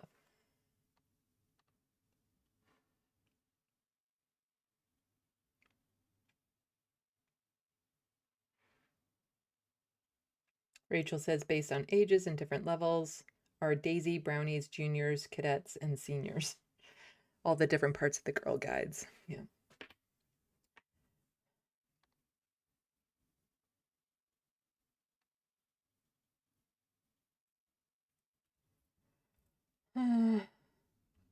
And then people wondering who the fuck Jamel Giovanni is. Christian nationalist, yeah. Lefty, 17 Shades of Lily White, yeah. Have a good night, Yori, if you're checking in on this afterwards. If you're checking on this like tomorrow, then have a good day.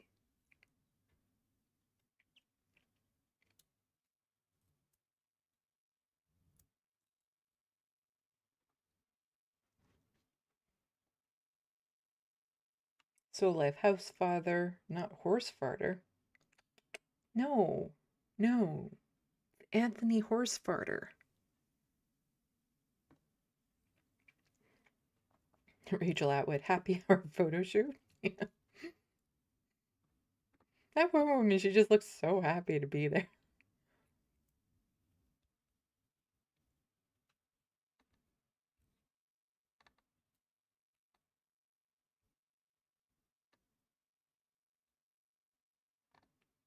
And people talking about fast food. Luckily, I do have a good dinner to make up for the really shitty chicken noodle soup that I made. And the dinner is leftovers that I can just nuke, and I know they'll be good. Because I didn't cook it.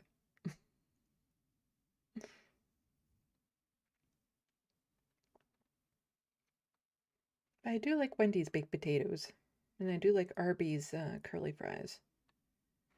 I used to like Arby's a lot more, but they've changed something recently, and it's not the same.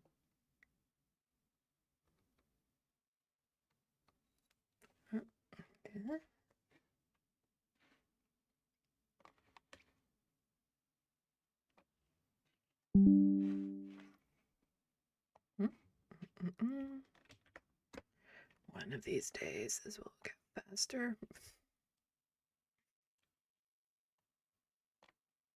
I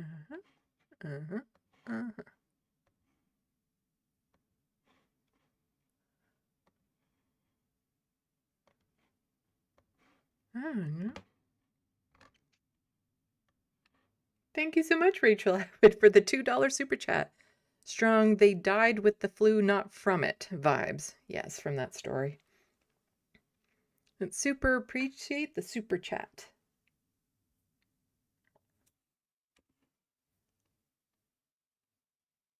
Looney Tune says, buy my book. Yes, please, buy my book.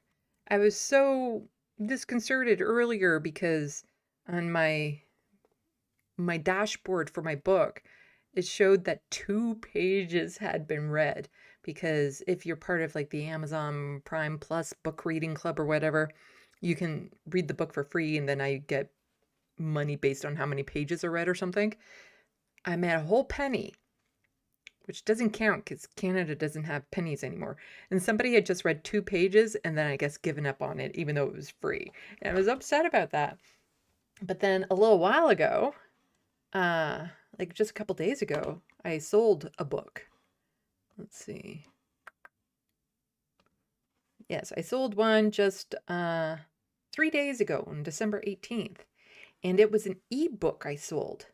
And since then, in pretty much one sitting from the looks of it, somebody read 152 pages. Like they just binged right through it. And now I'm like, ooh, like what you thinking? I want to hear more. What were your thoughts? Like what's going on?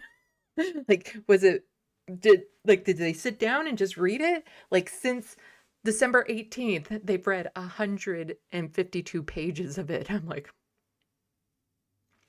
is that a good thing? Or were they hate reading it? Like now I'm so curious. I'm hoping maybe there was an account on Blue Sky that I recently followed, and they're looking for lefties who make horror content. And so I'm like, I've got a book. So it might be them. And then if they like it, they might talk about it on their little show.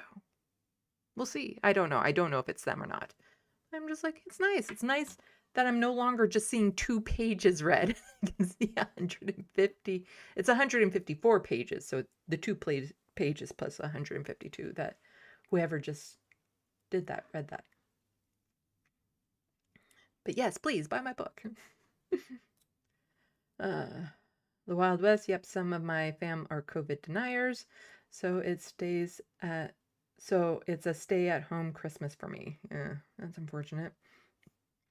I used to refer to them as like COVID enthusiasts.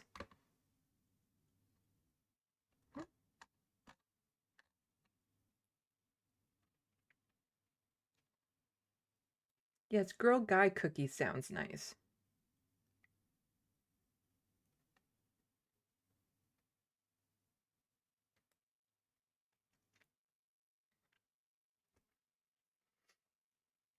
The Wild West, I hope when the revolution comes, we get community kitchens with lots of potatoes. I thought you were going to say cookies, but potatoes also is nice.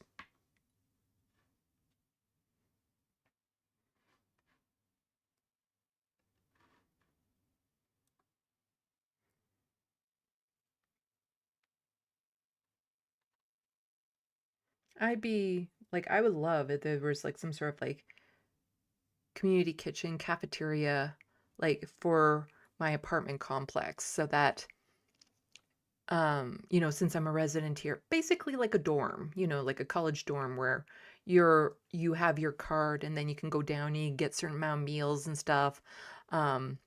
That's all covered with your tuition type thing. And so covered with our rent would be like access to a cafeteria where we could get like a breakfast and a lunch and stuff like that. Oh my God, I would love that so much because I can't cook. I am shit at cooking. It's just not my thing. Plus, it would be a place where you can gather and get to know your neighbors and chit chat. It'd be wonderful. It would absolutely be wonderful. So like the thought of pooping while running full speed gives me so much anxiety. Happened to an Olympian once. Apparently, they got the runs while they were doing their marathon, and instead of stopping, they just powered through it. Because, you know, you work so hard to get to the Olympics, you're finally there, and then do you give up because the water you drank doesn't agree with you? Or when you travel, a lot of people, when they travel, they just end up getting the runs. Yeah, they get the runs while they're running. Ugh.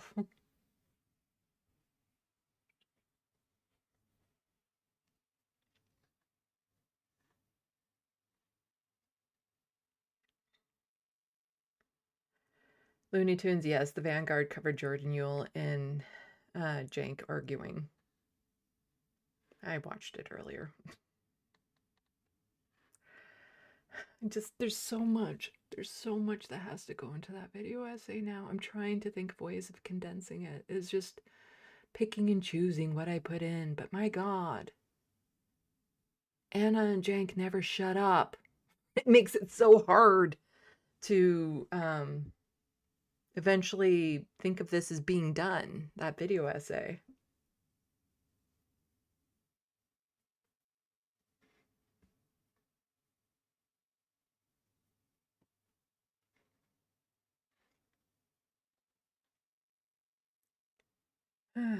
Soul Life, I freestyle cook and it usually turns out well. Oh, that's good.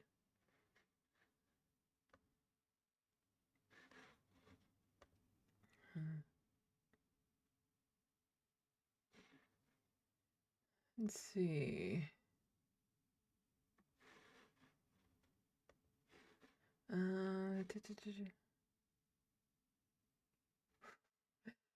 The mods caught it. Yeah, we don't need people like them in here. Appreciate what you do, mods.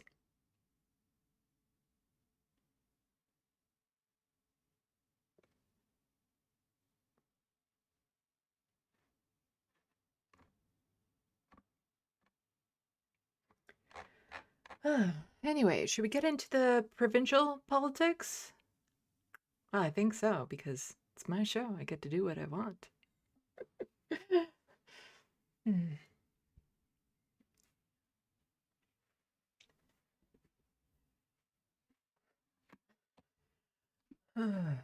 Okay, so more on the school takeovers in this province from the conservative small government. You know how much conservatives love having small government, right?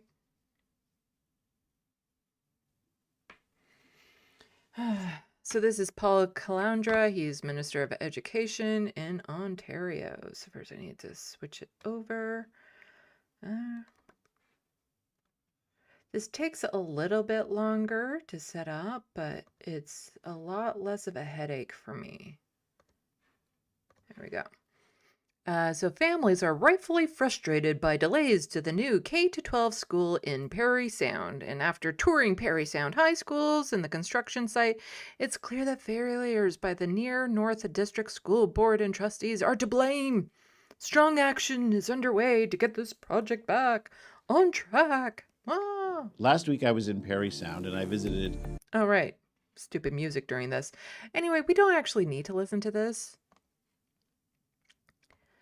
Well, here, we'll just moot it. There we go. So talking about building high schools, and he's more convinced that it's the disorganization and everything that is causing the failure of getting the school built, and the main reason students don't have the new school they were promised. Right now, half of our students are learning out of teacher, blah, blah, blah. Like, there's all this bullshit coming out of his mouth. And kids are learning in a half-demolished school, all this. The fucking conservatives have been in power for like 8 years now. This is all on them. This isn't the school boards. This is their fault. They've been underfunding the schools. This is a provincial issue that they have failed. Just absolutely failed on. And they're trying to blame the schools who they purposely did not fund properly or staff properly. And they're doing this so they can privatize it. This is just another example of what this government is doing to the education system in this province. So here we have from City News, Ford government says potential Lake Ontario sewage overflow unrelated to Ontario Place construction. So speaking of shit flying everywhere, soon in Ontario Lake, you can swim and paddle in sewage. And again, this is completely the fault of the Ontario government. Local activists and politicians are sounding off on the Ford's government plans to cut a sewage overflow pipe by Ontario Place. It's an absolutely insane, unhealthy, environmentally destructive plan that they've got. And this is where, thousands of people use the waterfront every summer. The Sunnyside Beach, the Argonaut Rowing Club, the Boulevard Club. There's a marina. All these are down the waterfront here. They're all going to be impacted by this raw sewage being dumped into the lake. The group Ontario Place for All is raw sewage just being dumped into one of the Great Lakes. The Great Lakes, the largest reservoir of fresh water, I think, in the world. It's going to dump the sewage right into it. And then people can go and enjoy those public beaches then. But then when nobody goes and enjoys those beaches, then I guess Doug Ford just feels like, oh, okay, so we should just sell off the land because it's not getting used. Accusing the province of avoiding transparency, claiming the public was deliberately excluded from the decision-making process, citing Bill 5, which is provincial legislation that removed the requirement for public consultations on the redevelopment project for why there was no discourse. In response, Ontario's Tourism Minister Stan Cho released a statement saying the recent sewage overflow is unrelated to construction work at Ontario Place. Now they're saying it's unrelated, but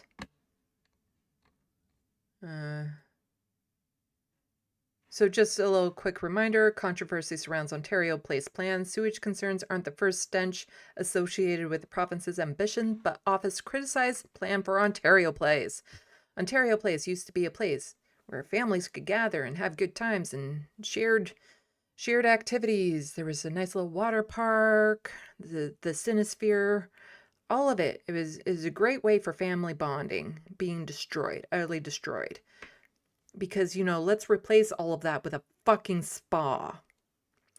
But, this was a concern of sewage being dumped into the lake was already a concern with the construction. But also, last December, Ontario's Auditor General released a scathing audit of Ford government's redevelopment efforts, uncovering that the province's costs have increased by $1.8 billion since the call for action was issued in 2019. All told, Auditor General Shelley Spence report also found that the Ontario Place redevelopment efforts could cost taxpayers $2.2 billion. It would make traffic congestion worse. It would make traffic congestion worse, of course, and it's already pretty damn bad down there. There's also issues of flooding and all this sort of stuff. A New York Times investigation, meanwhile, found that the Austrian-based luxury spa company Therm misrepresented itself and misled the province of Ontario in order to secure a lucrative, nearly century-long deal in Ontario, a claim the company calls inaccurate. Despite those troubling headlines, the province has long stressed that the project will create 5,000 jobs. No, it won't. And it won't lead to tourism because they're like, oh, so many people, millions of people will go and visit this spa every year. No, they fucking won't. It's a fucking spa. I don't care if it's a luxury spa.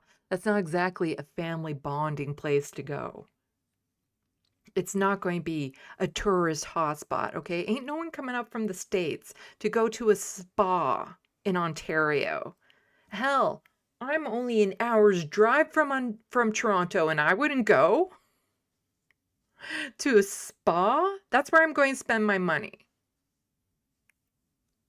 It is just what he is doing to this province.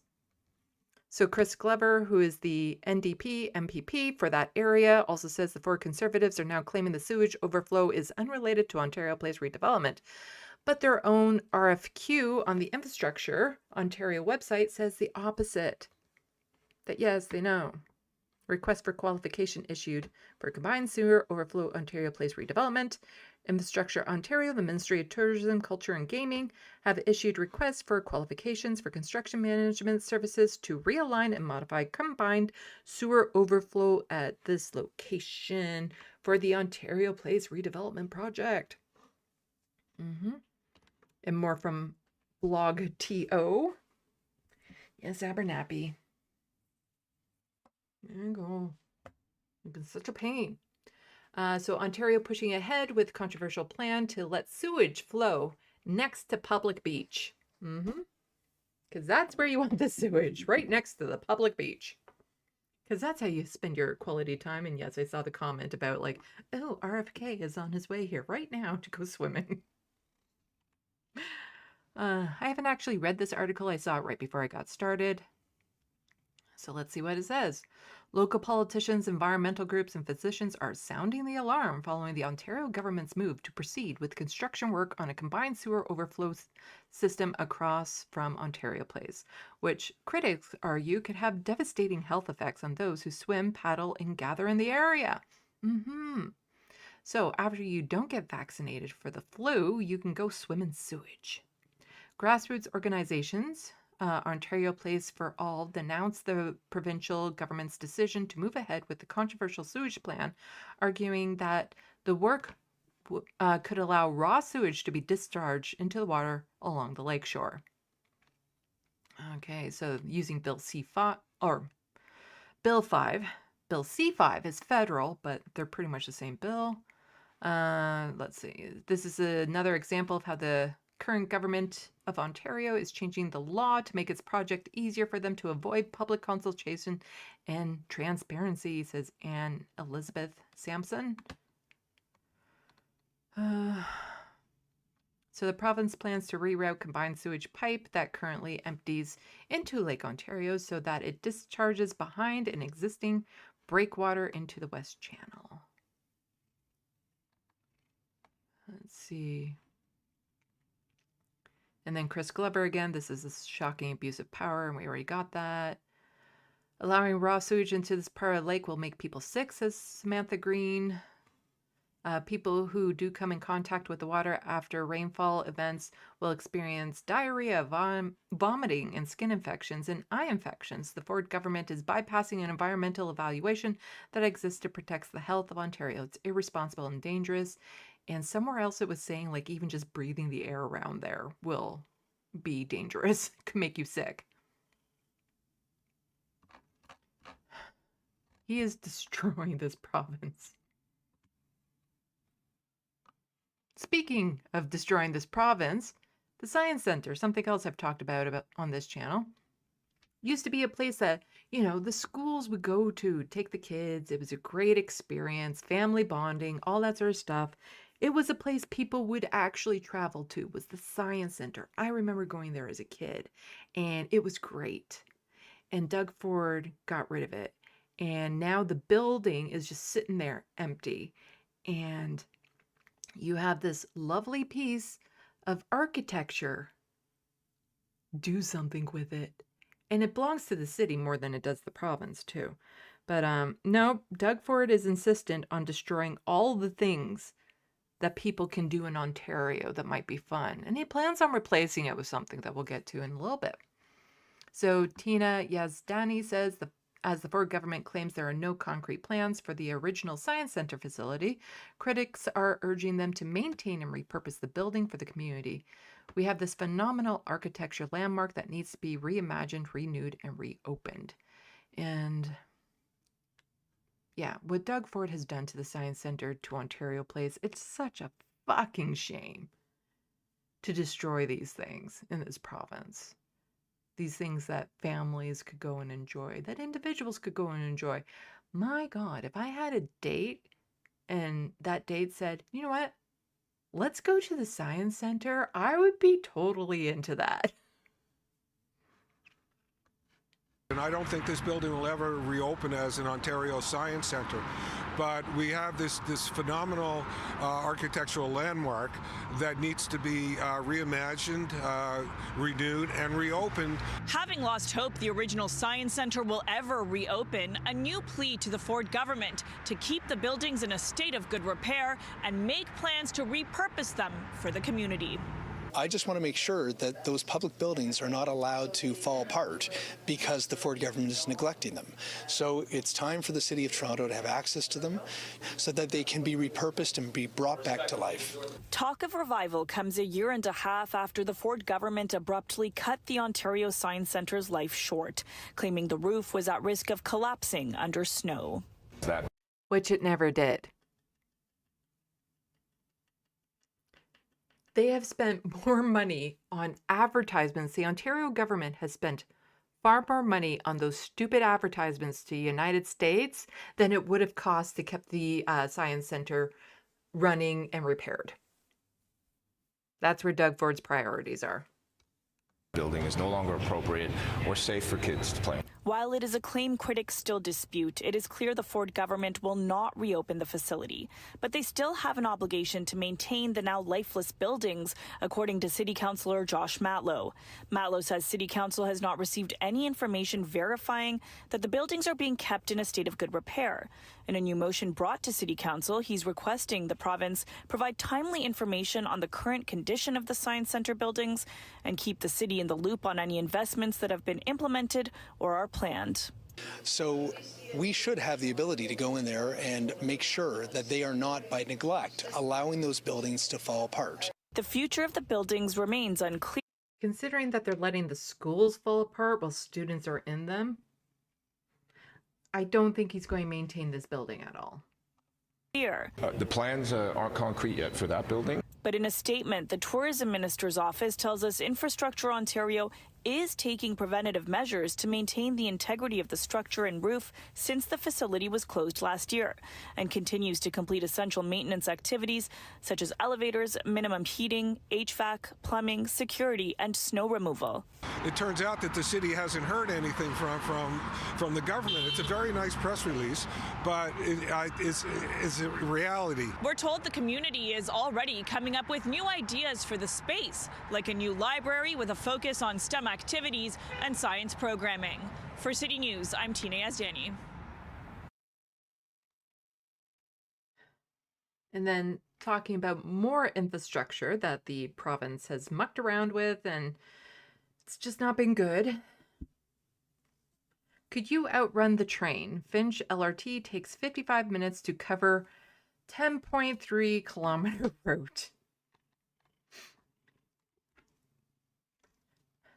And keep in mind, Doug Ford wants to build a tunnel under the highway that is 80 kilometers long. And this LRT was over budget in a small fraction of it was tiny in comparison. It was just, nah. So Northwest Toronto's newly opened light rail transit line is getting its first taste of rush hour Monday, but it doesn't appear to be rushing. So the new line 6 opened to passengers after 4 years of delays and budget run-ups, running mostly above ground along Finch Avenue. West Toronto Transit's first new line since 2002 connects Ouigours. Large crowds checked out the train, with many people saying they've been waiting years for a faster, more reliable commute through the northwest parts of the city. Okay, but before anyone planned to take the new train office to start the work, it might have been best if they didn't hit the snooze button. A CBC Toronto reporter rode the entire 10.3 kilometer line from east to west Monday morning, finding it took roughly 55 minutes to complete. As a reference point, over 400 runners ran this year's Toronto Marathon 10-kilometer event in under 55 minutes. Yeah. And then it also went way over budget.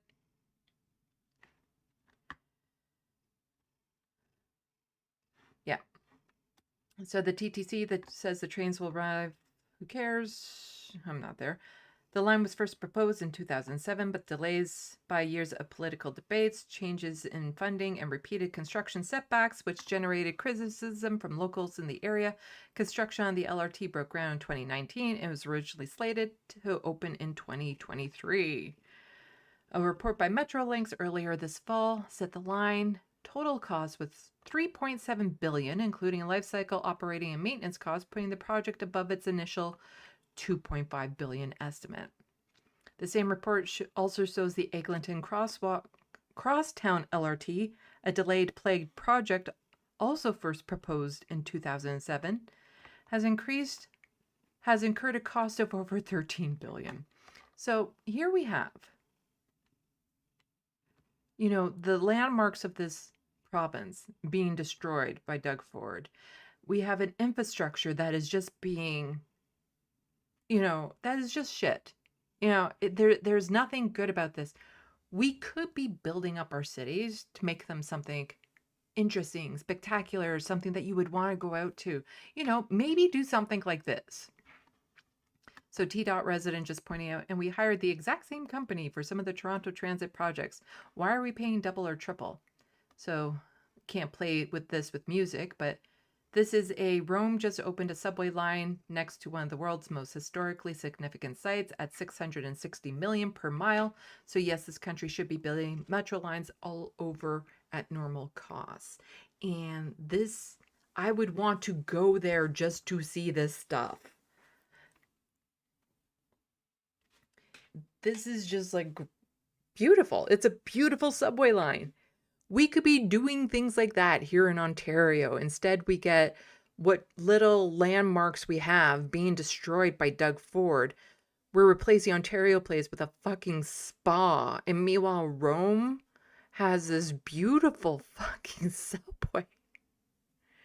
Like, this is just amazing. And there's nothing stopping us from doing this here, except Doug Ford wants his rich buddies to become richer, and he's making backroom deals with them to make haphazard, projects that were just designed to give them money, to funnel them money. That's it. But this just looks incredible. Meanwhile, where does Doug Ford want to spend our money? What does he want to improve on? What does he want to make in this province to actually drive tourism? Not fucking fantastic subway lines like that. No, no, no. He wants more gambling. After expanding alcohol to everyone, getting rid of road safety measures, making ER wait times longer, having some of the worst pandemics and less vaccinations out of all the public in God knows how long. All of this stuff. So many issues in this province. And what does he want to do? Make more casinos. So again, from Tina Yazdani, Premier Ford is promising a multi-billion-dollar strategy to bring more hotels, casinos, and attractions to Niagara Falls. As fewer Canadians visit Vegas, we have enough casinos in Ontario, says John Fraser OS, who calls it a distraction from core problems in schools and hospitals. Yes, I would much rather our schools and hospitals be fully operational before a single dime goes into casinos. In fact, I don't want any extra casinos. We already have enough problems in this province. We don't need, people who have far more access to alcohol now being able to have far more access to gambling. We want more casinos, big, large casinos to come here. As fewer Canadians roll the dice in. Again, he wants this as a tourist thing, but is this enticing for families? It wasn't families who would go travel to Vegas. No, he just wants it to be a money hole for people. In Las Vegas, the Ford government is betting it can bring a slice of the Strip to Niagara Falls. And all the big casinos in Las Vegas, we're serious. It's happening. Looney Tunes, you might be saying that in jest, but actually kind of. Ontario is Canada's version of Las Vegas, Niagara Falls. There are already a lot of casinos and stuff in Niagara Falls, and, your C-lister performers would go there and whatnot. People go there to get married, all that sort of stuff. So it's not that far off. It's just a lot colder and wetter. That's all. Because, well, you have Niagara Falls in fucking winter.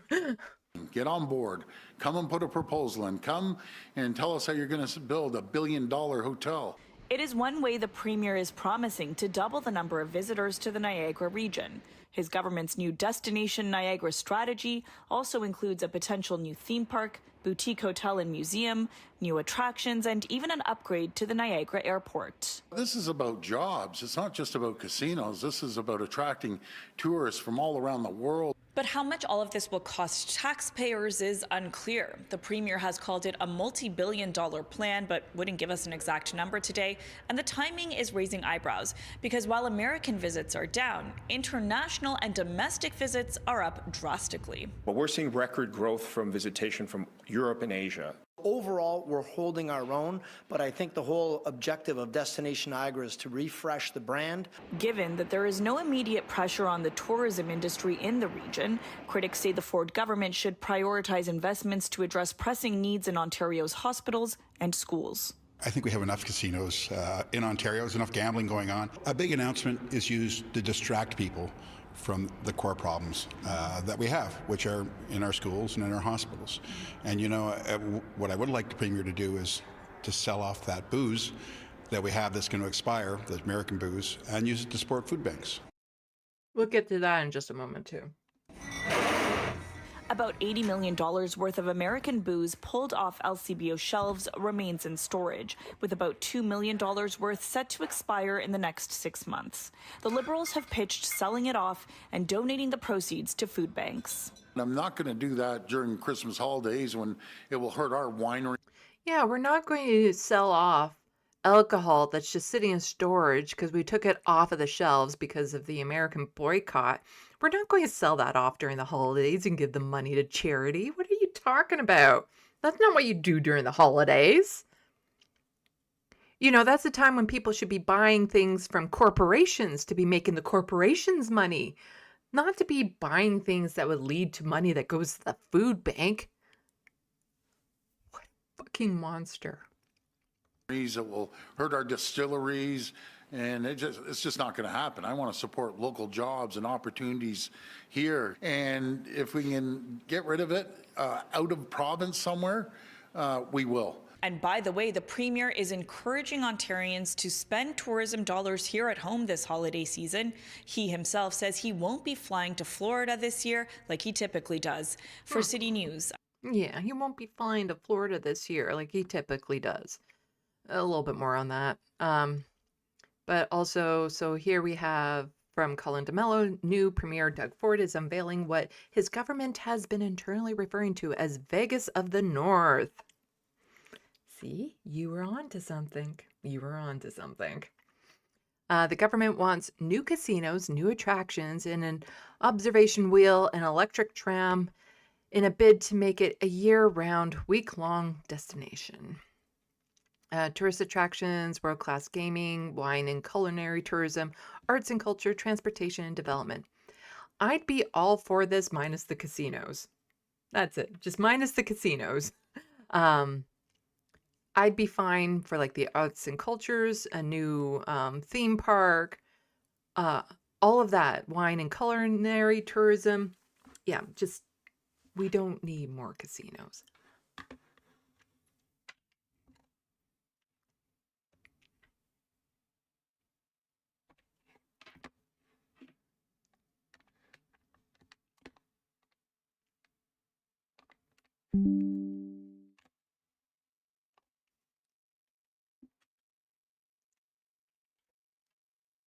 Now these days. There we go.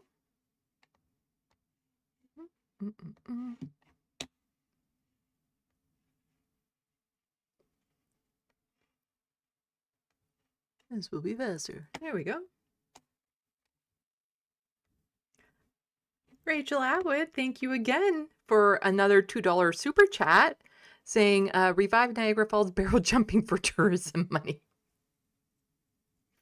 I can talk about that a little bit later after all of this, just some of the lore and history behind Niagara Falls. I don't live too far from there, so I've been there plenty of times.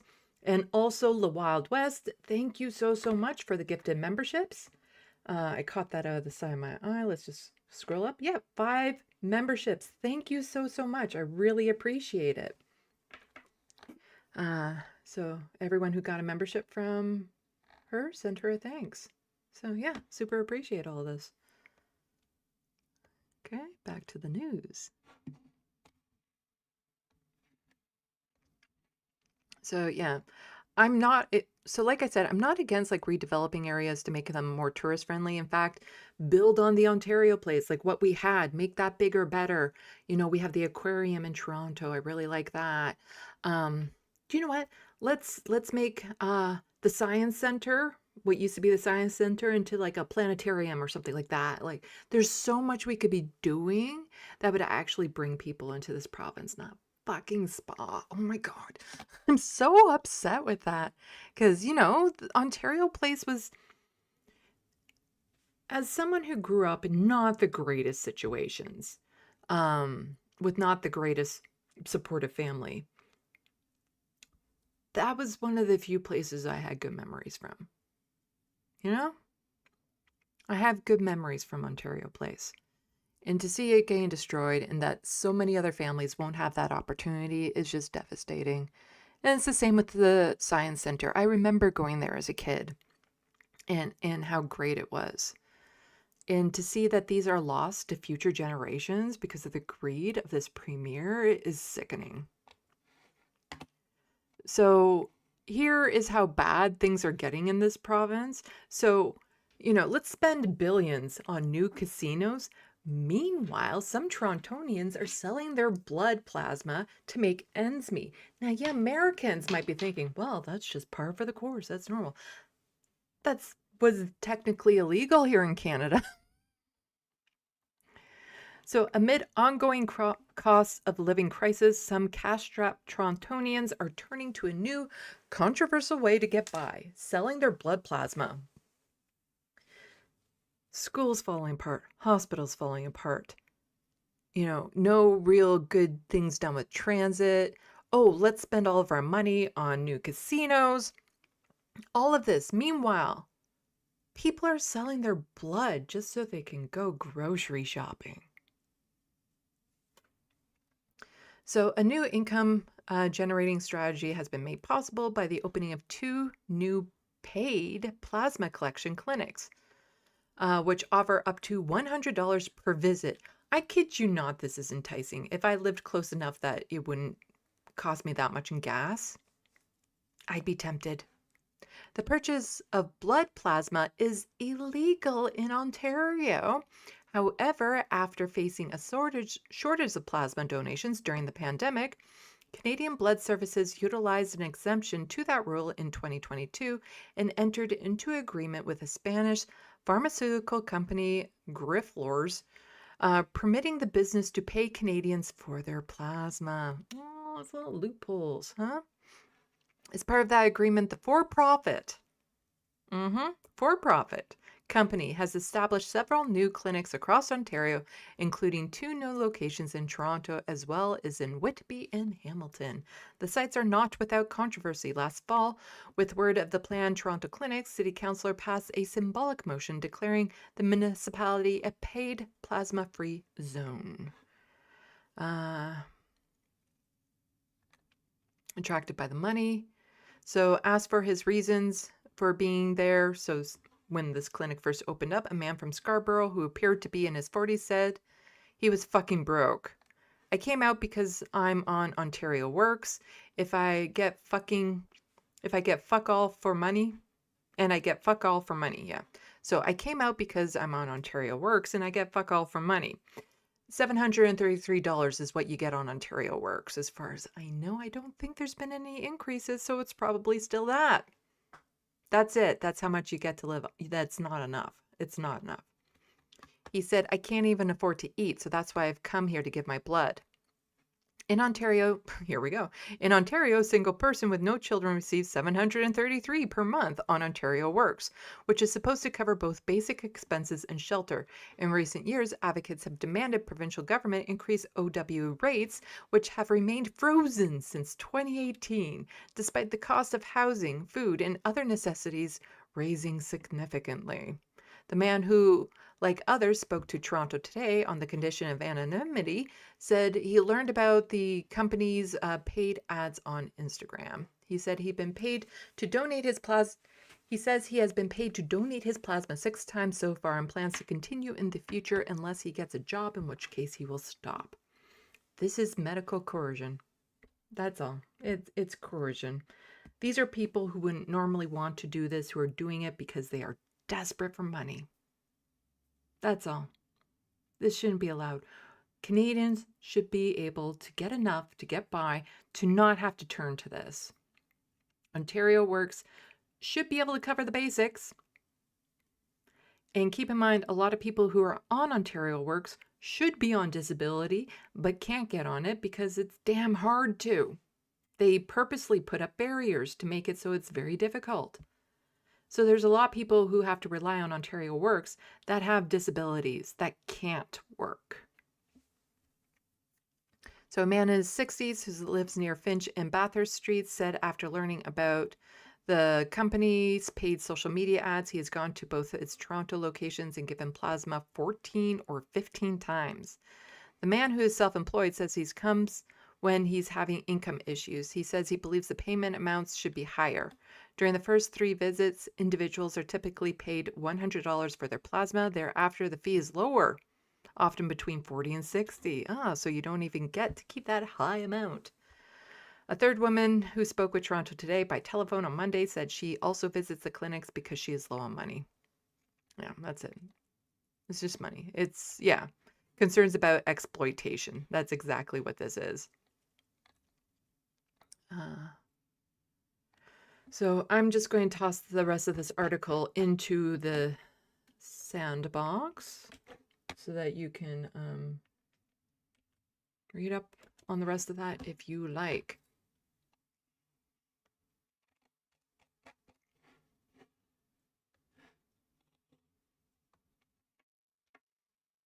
Meanwhile, all of this shit happening in Ontario, what does Manitoba do? And somebody's pointing out if Manitoba can do it, Ontario can do it as well. Patient-nurse ratios save lives, improve care, and address several health care concerns. What are we waiting for? Yes. Wob Canoe, I have plenty of issues with, no doubt about it, but this is good. It is good. Legislating nurse-to-patient ratios. If you want safer care, you need enough nurses on every shift. It's that simple. And this spring, legislation is coming to set nurse-to-patient ratios in key areas of our healthcare system. We've already hired 3,500 more healthcare workers, including 1,200 more nurses, so we can make this change and deliver better care for Manitobans. It'd be nice if Doug Ford actually cared enough to do this sort of thing. Second big idea to fix healthcare in our throne speech is legislating nurse-to-patient ratios. We know nurses do amazing work taking care of us and our family members, but they can only do that when there are enough of them to devote the proper attention to each patient. Now that we've hired 3,500 net new healthcare workers, we can put these ratios in place, starting with important areas in our healthcare. Second big idea. Yeah, be nice. We can absolutely do that in this province. The only thing stopping us is Doug Ford. So here's more about that booze for charity thing. So Doug Ford knocks back plan to sell off U.S. booze for charity. Premier, the other day, you told us that regarding the issue of selling off the booze that was pulled off the shelves of the LCBO and donating the proceeds to charity, that you would speak to the LCBO officials about that. And I'm wondering if you've had that conversation and if you made a decision about that. I did, but it's not as easy as it sounds. We just can't sell it off, and I'm not going to do that during Christmas holidays when It absolutely is as easy as it sounds. it will hurt our wineries, it will hurt our distilleries. Yes, other companies might not be able to make money if all of your money is going towards a charitable thing. You know, you got to pay the corporations first. And it's just not going to happen. I want to support local jobs and opportunities here. But if we find a buyer maybe in another province, that'd be different. But folks, keep in mind, people are coming up. No, keep in mind this alcohol is going to expire. And so we could be doing this and benefiting from it a bit because the taxpayers have already paid for this alcohol. It was already on the shelves. It's something that was already paid through the LCBO. That's taxpayer money. It might as well go towards something good as opposed to just letting it expire in some warehouse. But oh no, somebody might spend their money on alcohol and that money might go to a charity as opposed to spending money on alcohol and that money going to a corporation. Because he's not concerned about the small wineries and stuff like that, because during the holiday season, selling alcohol for charity would have no impact on them because people go to these small wineries and small businesses specifically for that product because they want that. Who this might hurt is all the convenience stores that now carry alcohol because that's the same kind of alcohol that is in storage right now that is set to expire. He's not concerned about the small businesses. He's concerned about the corporations that are in his pocket. That's all. Because that alcohol being sold might interfere with those sales. Not the small businesses, but the corner store businesses he got set up. With all these wild ideas, I've never seen people so interested in liquor. But guys, this is the LCBO's money. It's no one else's. In return, it's Ontario's money. So it's the taxpayers' money that own LCBO. And if we can get rid of it out of province somewhere, we will. But I'm not going to hurt the wineries here or the distilleries or anyone else. So go out there, buy Ontario booze, no matter if it's wine, whiskey, vodka, whatever is made here, and support the local industry. Okay, thanks for that. Also, people in these parts, they used to go across the border constantly. People go over, have some wings, they go over, get a couple of groceries. Canadians are no longer flying to Florida. They're not being, their snowbirds have basically, it's dried up. There's been an organic boycott of tourism into America. Do you support that? And are you going to go to Florida this year? Yeah, so let me tell you, it's going to Yes, somebody who cares about Ontario so much. Doug Ford would regularly go to Florida and spend his money there as opposed to somewhere in this province. But because he's now so salty with the Americans, he won't go this time. It's a personal choice, but everyone else can go, just not him. be the first time I'm not going to Florida. But I talked to so many people. Don't let this guy, Trump, determine and ruin your life and everything. That's my personal choice. Maybe some families have gone to Florida their whole lives. Go to Florida. You know, that's great. But I encourage you to stay here and support local tourism. But you can't let the one tyrant. Yes, do that now, because I'm mad with America. But before that, I would spend all my money down there. Change our lives, right? You just can't let it happen. I'm doing it out of my own personal choice because I just can't do it. But don't let this guy change your lives. If you go down, you see, you know, maybe their grandparents are down there. Maybe they're somewhere else. So we'll get through this. But they're hurting down there right now. They're hurting on all fronts. They're hurting on their economy. President Trump is at the lowest rating that any president has. You're going to talk about Donald Trump's approval ratings? Okay, I'm going to do something that goes against the very nature of my channel. I'm going to do this just this one time because he brought it up, and this is a metric that he seems to go by, and he is, you know, being condescending towards the United States president because he's low in approval ratings and all that sort of bullshit.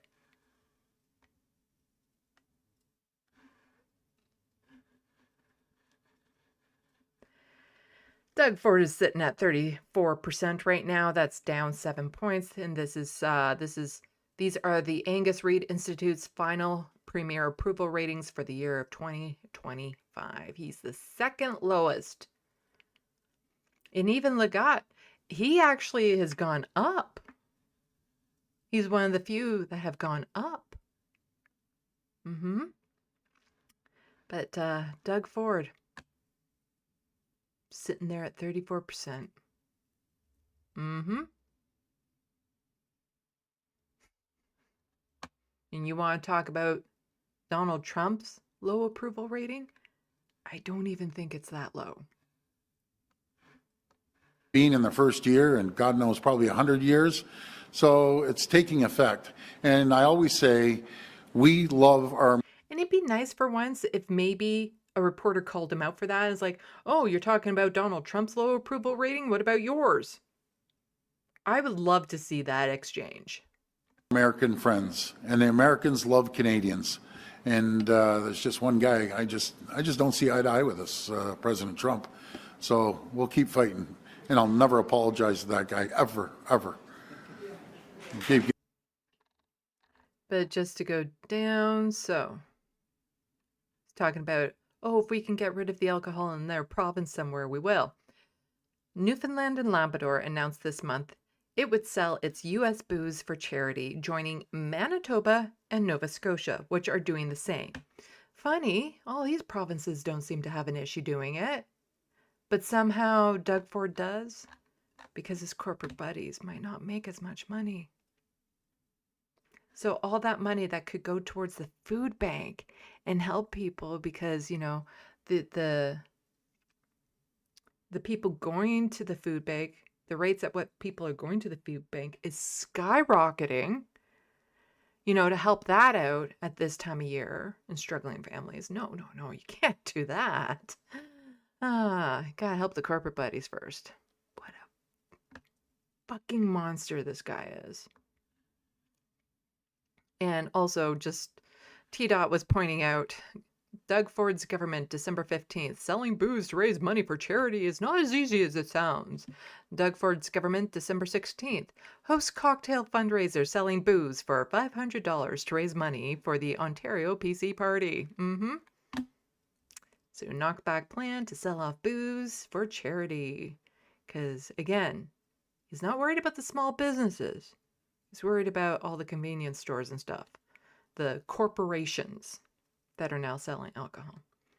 And here we have, Ontario PC holiday cocktail reception with MPP David Smith. Tuesday, December 16th. Oh, shucks, darn, I missed it. Toronto, $500. And dress code is formal.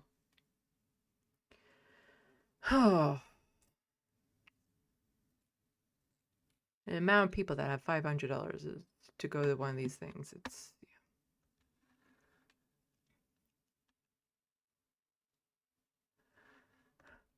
And so something has happened recently that I kind of suspected might be happening. It's not exactly how I envisioned it happening, but with skyrocketing costs in groceries and food and cost of living, with no help, no support from the government, I kind of envisioned something like flash mob grocery store robberies. That it would be everyone targets one grocery store all at the same time. They go in, rob it, run out. I do not encourage this, and I am being actually very serious with that because so much can go wrong. So many people can get hurt. The staff, like the workers at that store, would be terrified. Adrenaline runs. Somebody can get, a little bit too anxious. Violence can break out. The police can show up. The police not known for their restraint. So I do not encourage it, but I do suspect that that will happen.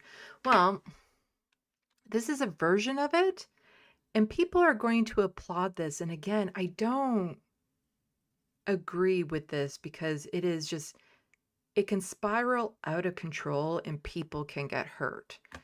And I haven't seen any official news stories on this, but I did see other sources also citing this particular group.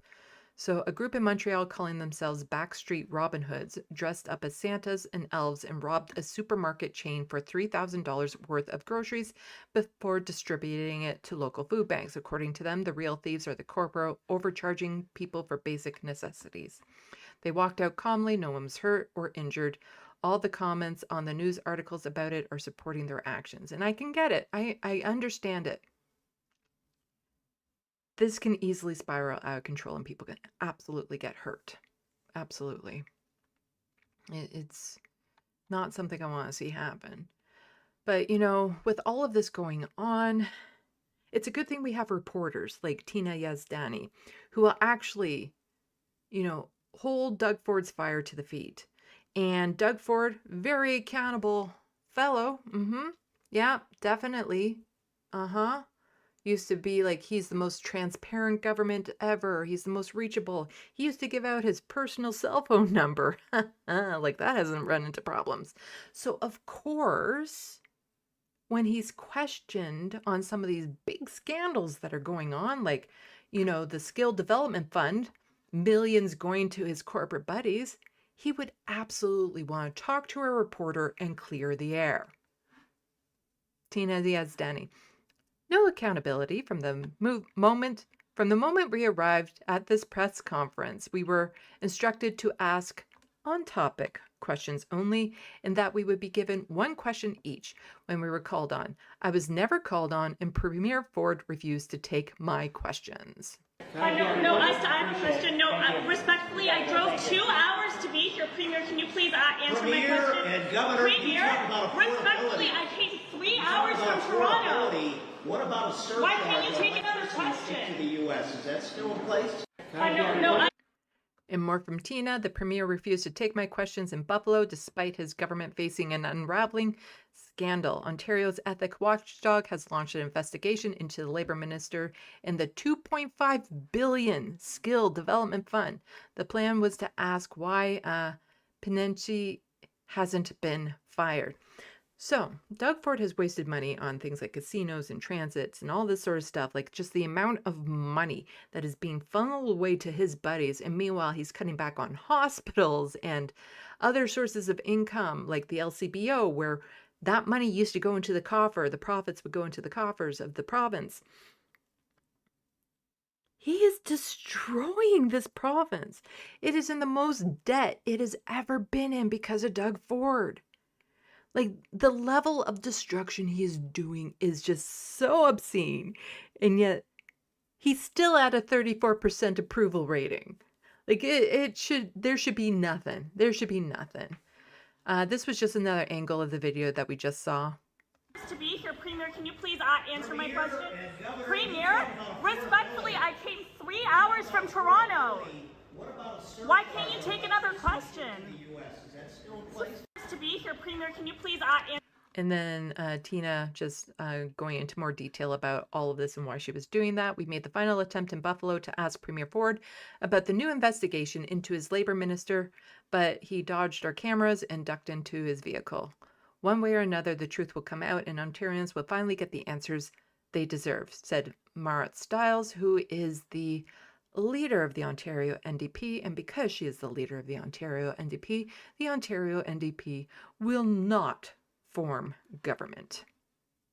Premier, can you please answer my question?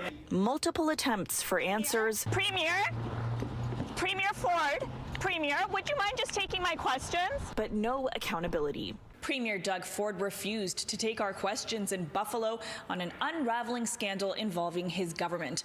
Ontario's Integrity Commissioner has now launched an investigation into Labour Minister David Piccini and his controversial $2.5 billion Skills Development Fund. Why can't you take another question? We wanted to ask why the Premier hasn't fired his Labour... 2.5 billion. Think of all the doctors that could have hired, the schools that could have been repaired. The Science Center absolutely could have been up and running and maybe even renovated to be better. All that money could have been so much better spent than going and being funneled off to his rich buddies, including one that owned a strip joint. This is where the money is going, not to help the people of Ontario, but to help his buddies. Minister, now that the Integrity Commissioner has agreed to dig into whether or not David Piccini broke any rules, especially when selecting applicants to receive money from the Skills Development Fund. She will use special powers to summon witnesses and government documents in her investigation, but the NDP and Liberals had requested the inquiry. One way or other, the truth will come out, and Ontarians will finally get the answers that they deserve. If I were the minister right now, I'd be a little concerned and about what's going to come from this, because that deep dive is coming. Before walking away from us multiple times, the Premier did take one question from another reporter. Is it time to ask him to step down or for him to be fired? Well, I know he'll cooperate with the Integrity Commissioner. We had no opportunity to follow up, but this investigation has been a long time coming. The fund is meant to train workers in various sectors across the province, but it has been the centre of controversy for months following a separate investigation by Ontario's Auditor General, who found possible preferential treatment when it comes to who receives the money. We've since learned Piccini had close personal ties with several of the companies that received millions of taxpayer dollars through the fund, despite scoring low on the government's own application. This rot runs deep, is our belief. And we believe that possibly Minister Piccini is a human shield, and all roads lead to the Premier. The Premier has maintained he doesn't know the details of who receives money and that he doesn't like to micromanage his ministers. It was our intention to ask him today if it's time he starts paying attention. Piccini's office tells us in a statement that they will work with the Integrity Commissioner and assist her on her investigation into this file. The results won't be released for months. For City News, I'm Tina Yazdani.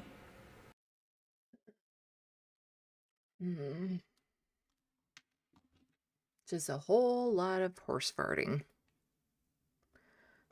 Okay, so now I just want to touch on something small in regards to Twitter, because I actually care about Twitter because I use it regularly still.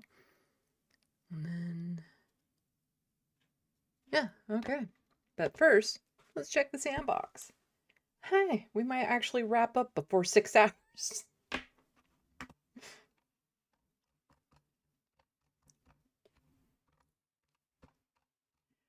Okay, let's see.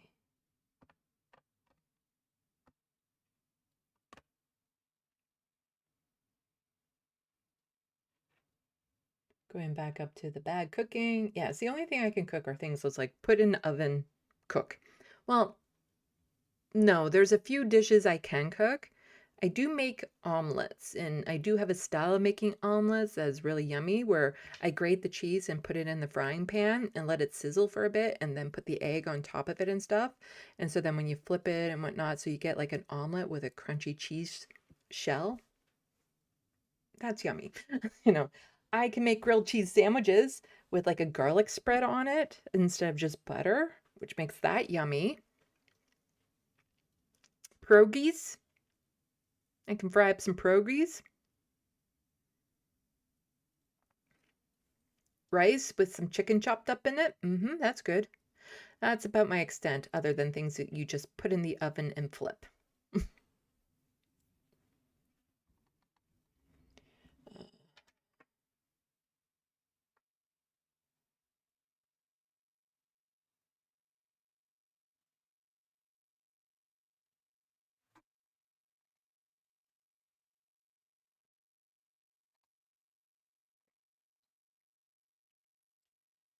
Yes, me and my scary rainbow flags. Oh no, the color spectrum, my eyes! Just put on these glasses that make everything black and white. You'll be fine.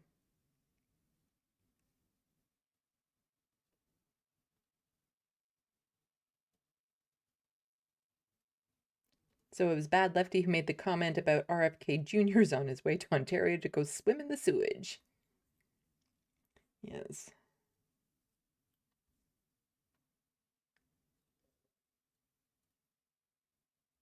Rachel Atwood, Lake Backle might be bigger. It's much deeper at least. I think it's the Great Lakes combined. It's usually it's considered a combination because they're all pretty much closely connected. And they would be the largest freshwater body, I believe. Especially Lake Superior is freaking huge. It's like you're on the ocean when you're in the middle of it.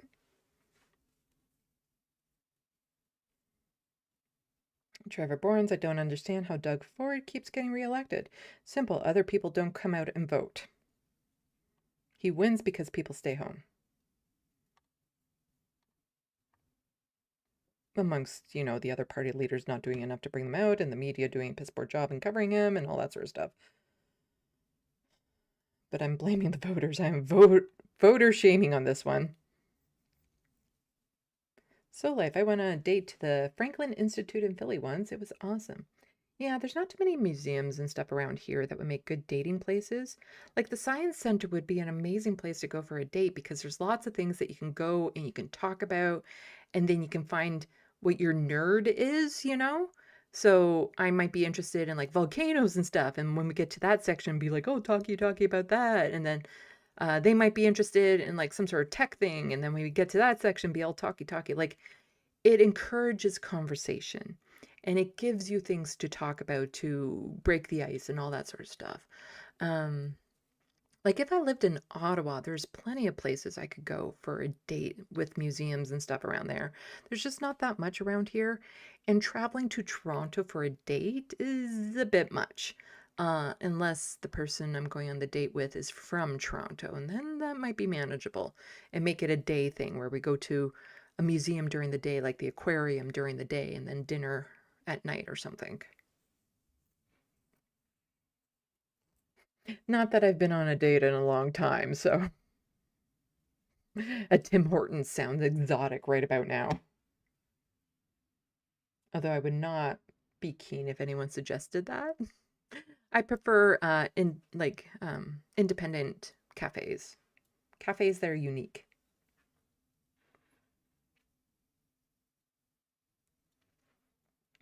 Rachel, I once went on a date at the National Air and Space Museum in DC. I had such high hopes. Too bad he ended up being a total douche canoe. That would be an awesome place to have a date. Oh, did you guys hear my cat purring?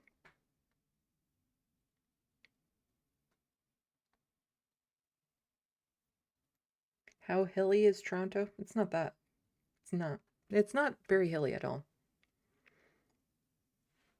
There's some, but I wouldn't say it's particularly hilly. It's not exactly flat either, but it's not, there's not a lot of hills.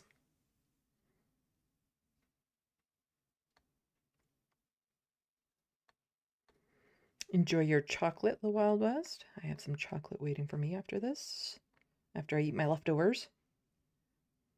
Yes, I'm advertising my book, Bad Lefty. I'm hoping whoever read the 152 pages enjoyed it.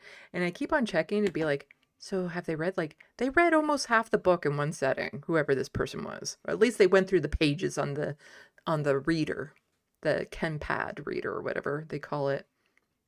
But I keep on checking to be like, have they finished the book? As I refresh. No more new pages. Like in one sitting, they read over 150 pages. Hi, sweetie. Don't know if you saw that hand, that little paw creep up. Come on. There we go. We get a different kitty. He's easier because he's much lighter on my lap.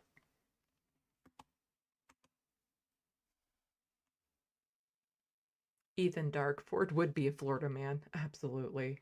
Well, he was a huge fan of Donald Trump.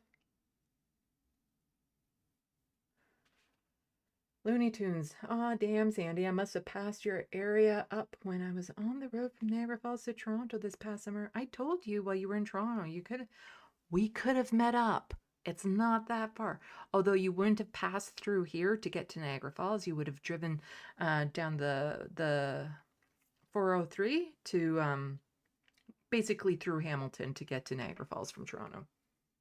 So you wouldn't have actually passed by my area, but you would have been a half hour away. It would have been like a half-hour detour. Rachel Atwood, I've tried Ontario grown Riesling and it's actually very pleasant tasting. Riesling? I don't know. The Wild West, I did not know we could sell our blood. Well, apparently if you're in Toronto, you can. I'm tempted to see if there's a clinic near me that might do that. Ethan Dark says, true, Sandy, and I don't know what it's to, so I'm just assuming everything. Hermatologist, is he an alcoholic? I think he's one of the ones where it's like, he pushes it on everyone else, but he doesn't really touch it much himself. That's my feel. It's the same when he was back dealing drugs with his brother. I don't think it's something, like his brother definitely indulged in it. I don't think he did. Like, one thing he has never struck me as being is drunk through all of his stuff or under the influence. The Wild West, maybe I should move to Manitoba. Pros and cons. I can't move because, well, I'm on disability. I then have to apply for disability there, and I don't think even under Wob Canoe he's made it all that easy. And he's also very friendly towards the police, and yeah, he has a lot of his own issues. Manda the Pivot, don't let Trump change your life. What the fuck? Yeah. Yeah, don't let all the policies that are crushing you change your life. Ethan Dark, not the polls, Sandy. Oh. No. One exception, okay? One.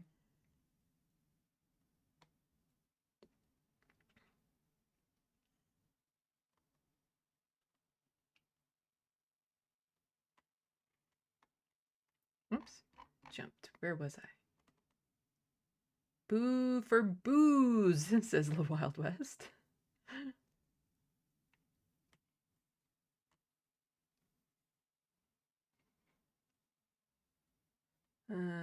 Manda the Pivot. Also, welcome to the SandBox. Not sure I've seen you before. Employees are the ones that have to clean and fix everything, not the corporations. All if that hurts the employees, not the corporations. Yeah, talking about all of that hurts the employees, not the corporations. Yeah, talking about those big raids at the grocery stores. That's the thing. Yeah, it's the employees that are put in danger. It's their paychecks that get hurt. The corporations are going to be just fine. They have a certain amount of loss already accounted into their profit margins. They have insurance and stuff like that, but it's the employees that suffer the most through that sort of, just going in and there's a word for it when a whole bunch of people go and rob a place at one time. Can't remember the word, but one of you know it. When you go and do, not a smash and grab, but when there's that mass going in, it's the employees that are at risk, and that's why I worry. I wouldn't be as concerned if it was just the corporation getting hurt, but it's not. It's the workers. And I worry about them. The Wild West, Robin Hood is peak fictional character, though. Also, best Disney furry. Rachel Atwood, is there a Buffalo, Ontario on the other side of the border? Are you talking about, is there a place called Ontario on the other side of the border? Because Buffalo, Ontario and Buffalo do meet up at the border. Buffalo City being a city. Yeah, they border each other out one part.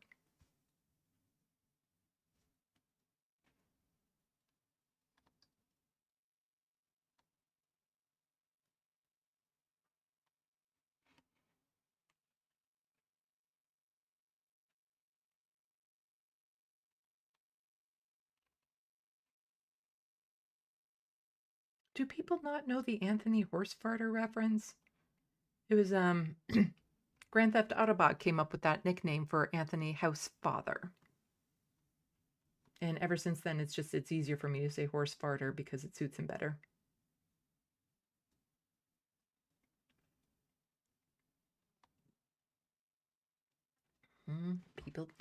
People see the kitty. As soon as I touch him, his butt goes up in the air.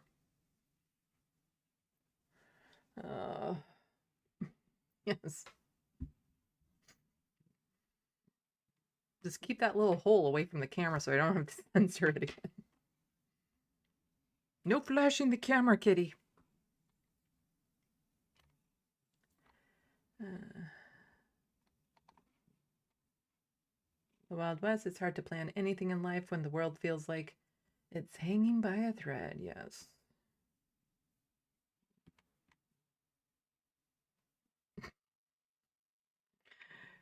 You bend your back to the point I think it's going to break, shoving your ass up in the air, cat.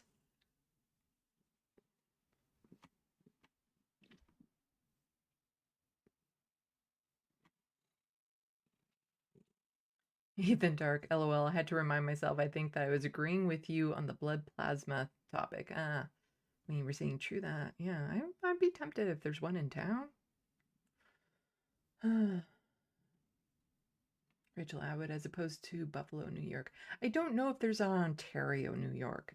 I do know there's like an Ontario airport in like LA or something like that, California. And it always throws me off when I hear people, oh, trouble traveling through Ontario. It's like, but I don't know if there's an Ontario, New York.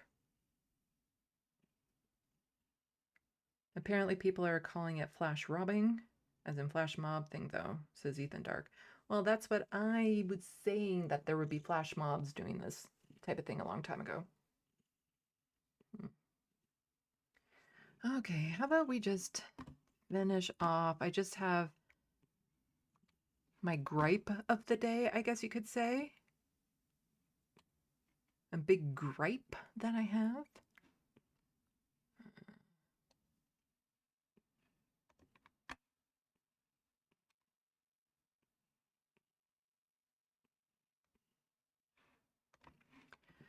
So I do use Twitter a lot. And the thing is it's not just about Twitter.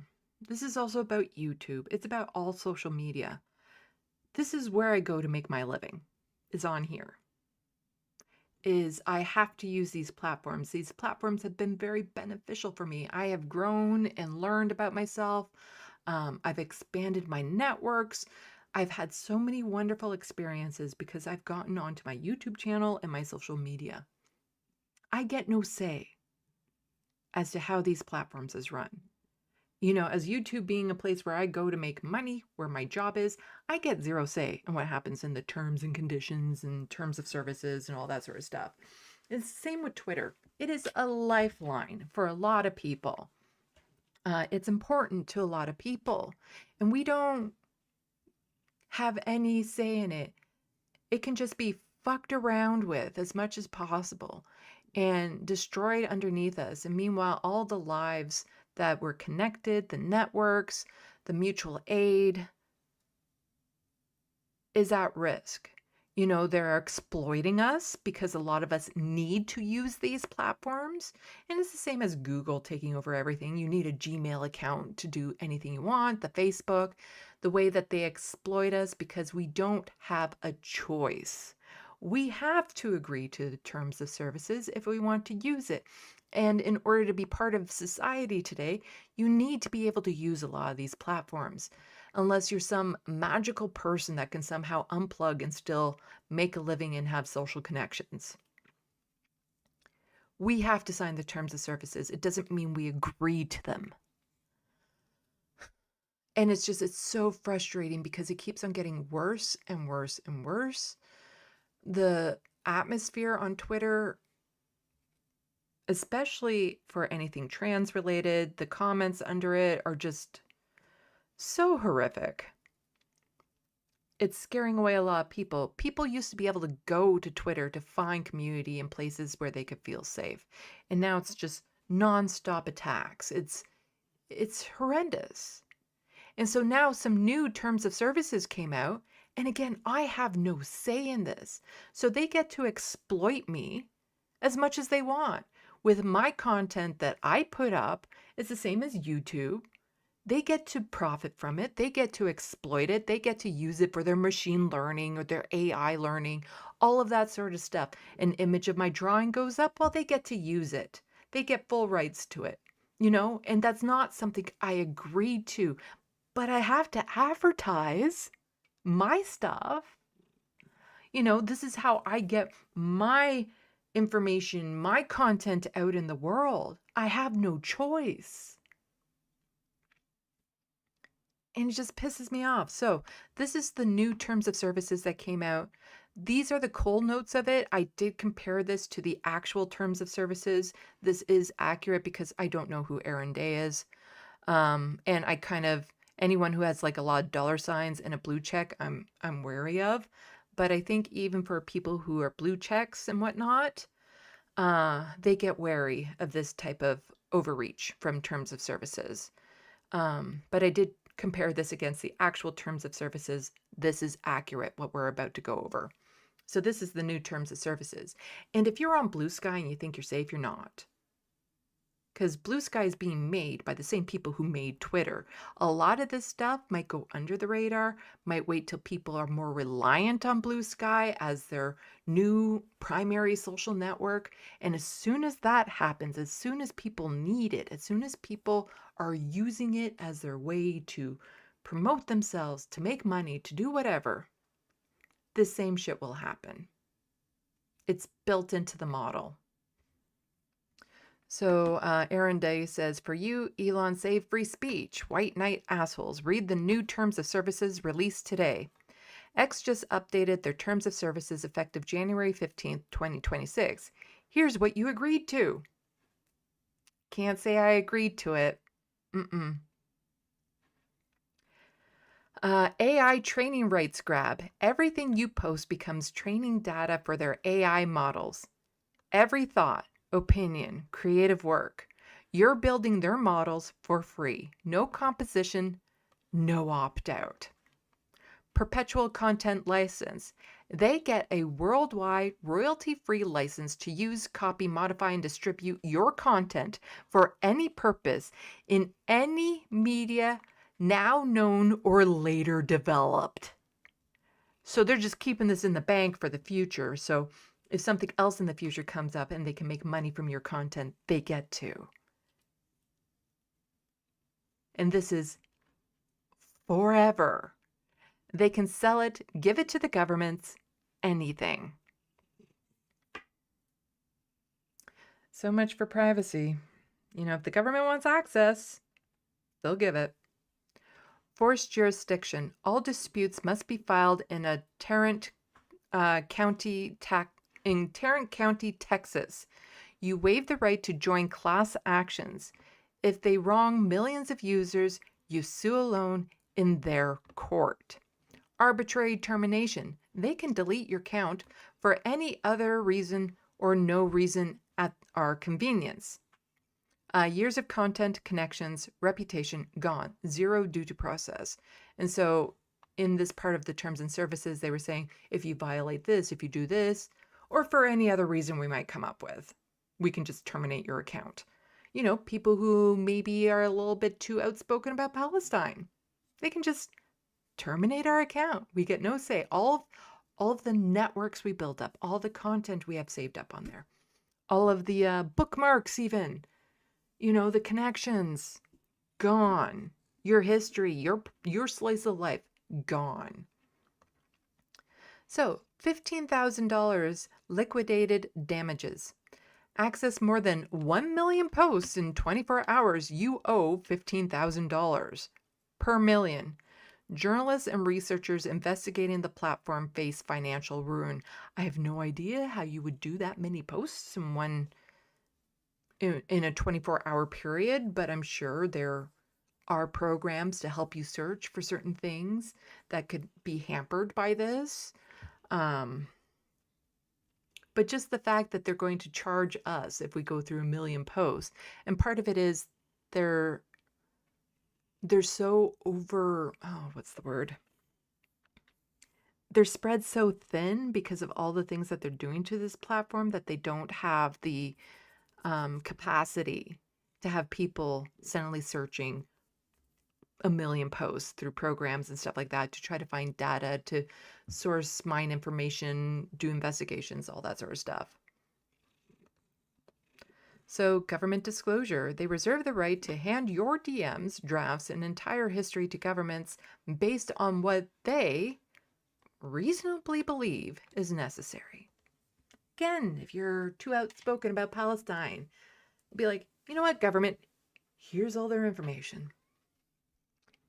Anti-jailbreak clause. Testing their AI systems exposing censorship mechanisms or security research is now explicitly a terms violation. They added prompt engineering or injection to prohibited conduct.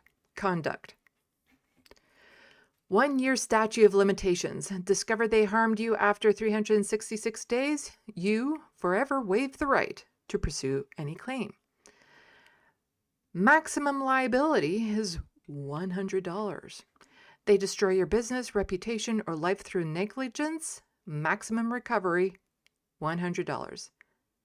Free speech platform. Sure. So there is another company out there that's kind of like, well, if you're going to toss away the brand of Twitter, because of course they would, because Elon Musk is an absolute fucking moron.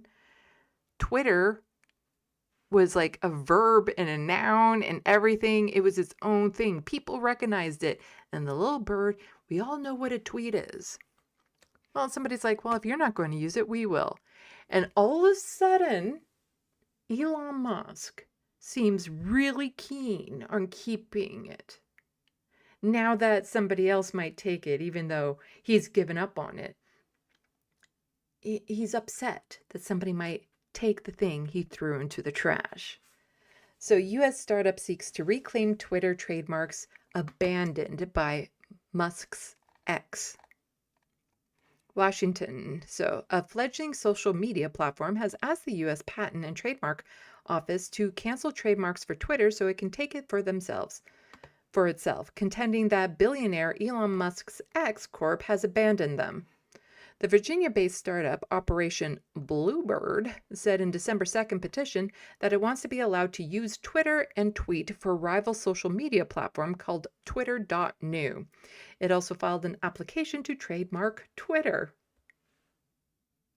I kind of like that. The petition was, I would love to take the Twitter brand personally. Like if I could just take it and make my own social media platform, oh my God. If I had the ability, I would absolutely do it. The petition was filed by Stephen Coates, a former trademark lawyer at Twitter who now serves as Operation Bluebird's general counsel and runs a small law firm. All those people who worked at Twitter, who used to be like smart, top-notch people who worked at Twitter that Elon Musk discarded, ooh, those aren't the people you want to piss off. The ones who know how this is supposed to work. So yeah, we know that Musk bought Twitter. So Musk in 2023 said in a post on X that the company would bid adieu to the Twitter brand and gradually all the birds. X did not immediately respond to requests for comment. Coates in a statement called the matter straightforward after X allegedly stopped using the Twitter trademark commercially. X legally abandoned the Twitter mark, Coates said. The rebranded X does not feature Twitter's famous Bluebird logo, and the platform has migrated from Twitter.com to X.com. Corp's 2023 renewal registration for the Twitter trademark was approved last year. Josh Gerbin, an intellectual property lawyer who is not involved in the dispute, said X would face obstacles defending its ownership of the trademarks if the company no longer uses them. But he said X could try to block Operation Bluebird's commercial use of the Twitter name, even if the cancellation is successful. Gerbin called Operation Bluebird's challenge an interesting test as to whether or not X will invest on protecting a brand that they no longer want to use. Do it, do it. I so wish I could take over Twitter and turn it back to the platform it was when I first got on. It had a lot of flaws back then, no doubt about it, but I really liked Twitter. It was my jam. It opened my world. I got exposed to so many ideas. I started to understand myself better because I saw other examples, not role models. Oh, what's the word? There's another word for it, but just seeing people I was mirrored in type thing. And, I can't imagine how horrid my life would have been over the past 5 years had I not discovered Twitter and started my YouTube channel.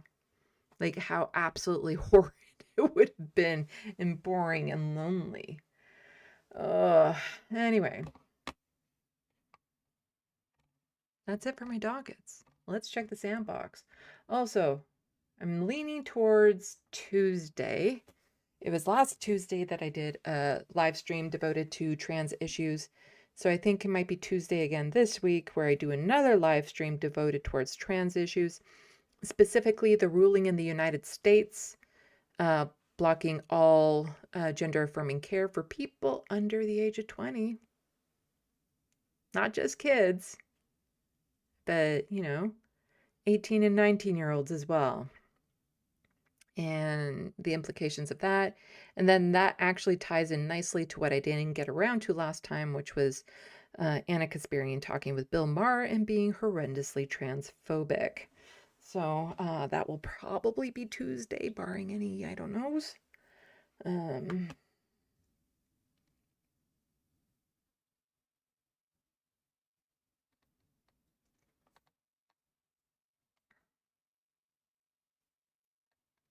Let's see.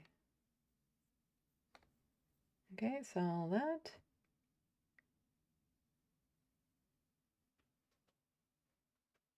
The Wild West waiting for Gander, but it's taking forever. Canadian social media thing.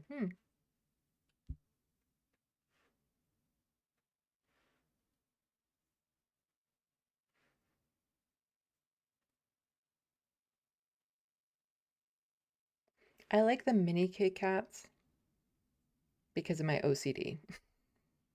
Because I can break the mini Kit Kats in half and put one on each side of my mouth. It's a thing. It's a thing. Like when I eat a little chocolate bar, it has to be, I bite it in half. It starts on one side of the mouth when I chew. And then the second half starts on the other side of the mouth when I chew. It has to be even numbers. Always even numbers. I wish I could eat things without having this in my head. Where I could just enjoy things without calculating how I'm eating it. Have a good night, Soul Life. I fell asleep. I'm probably going to accidentally be cat soon. Well, we're wrapping up now. Hello, Paige.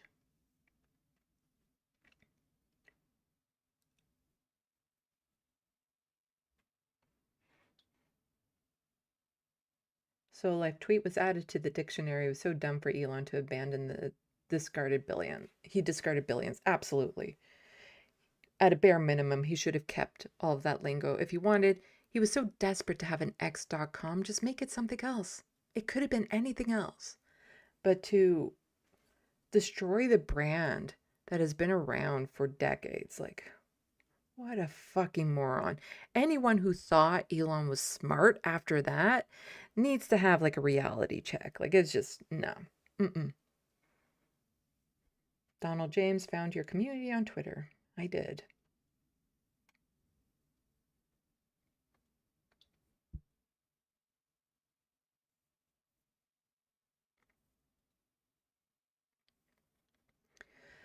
Oh, all right. A little bit about Niagara Falls. I've been there a bunch of times. There's like the Ripley's Museum, Guinness Book of World Records Museum. But around Christmas, there's a park near there that you could drive through with all these nice Christmas lights, and then they would light up the falls with lots of pretty colorful lights and stuff too in the mist, and it's a really nice place to go. It is. I like Niagara Falls to visit. I don't think I'd want to live there. And just the mist coming off the falls, seeing it in the winter is spectacular, seeing it in the summer is spectacular. There's the Maid of the Mist, a boat that goes in up close to the falls. I've never actually been on that boat. There's the whirlpool not too far down from it. There's a lot of little fun attractions that you can go to. You can see the ship that almost went over the falls. That's, I think, is still there. I don't know. It's been a while since I've been there. world records of people going over the falls, both purposely and by accident, surviving, not surviving. It used to be this thing of going over it in a barrel. And then there was somebody who did like a tightrope walking across it, I think. You know, this daredevil who did that, and it was like, ooh, ah. And then like later he slipped and fell and died of an infection. Like not to do anything with the tightrope. Like this was later while he was on the road or something. He slipped, fell, and got an infection and died of that after all the things that he went through. Yeah, there's lots of things. You can see the rapids and whatnot. It's great, just the noise that it makes and everything. But there's some museums nearby that go through the history of everyone who's tried to go over the falls in a barrel. There was the times where the water was like, I think it just was redirected for a bit and you could see everything that was under the falls because there was no water coming over them. You can also see how much has been eroded since, like over the past couple hundred years. You can see the map because the falls are much further back than it was a few hundred years ago. There's lots of history around Niagara Falls when it comes to, you know, the war of like 1814, 1812 and things of that sort, crossing the Niagara River. There's just so much rich history around there and everything. It's I do like to visit Niagara Falls, although I haven't had a chance to just be a tourist there in God knows how long, so I don't even know how much has changed, but it's a super interesting place. And yes, they have a lot of casinos and stuff like that designed for tourists, especially right on the border, so it's easy for the Americans to get there and whatnot. And yeah.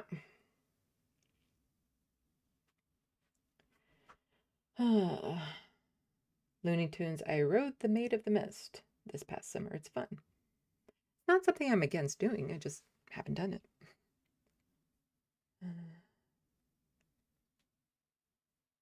Soul Life, there's poop in the Grand River Canyon water too? Where did that come from? I would love to go visit the Grand Canyon. That would be on my bucket list. Like if I got to travel to the United States, it would be to Yellowstone Park and Grand Canyon. Those two places. That's where I would love to go. Unlikely to happen. But I would love to go to those two locations.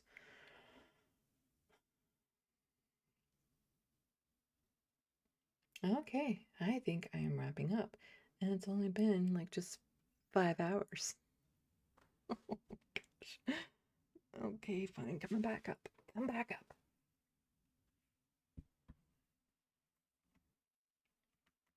There we go. There we go.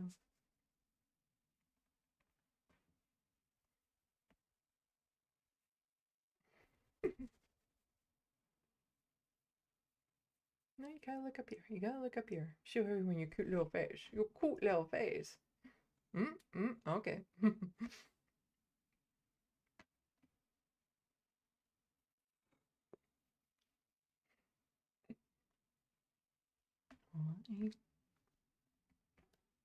He likes his playtime. He needs his playtime. I ordered a cat, I got a dog. That's what this thing is. He's a dog. Just look at him going ruff, ruff, ruff. This little thing is a dog. He's a very funny looking dog, aren't you? Aren't you? You're a very funny looking puppy. You're a funny looking puppy. Mwah.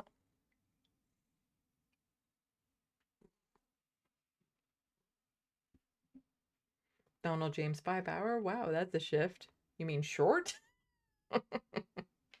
The last 2 news live streams have been over 6 hours. I don't know how you guys are sticking around this long, because I do see some names there that have been here pretty much since the beginning. Like, I get you're probably not sitting down just watching intently or anything. You'd be doing other stuff, chores, crafts, games, things of that sort.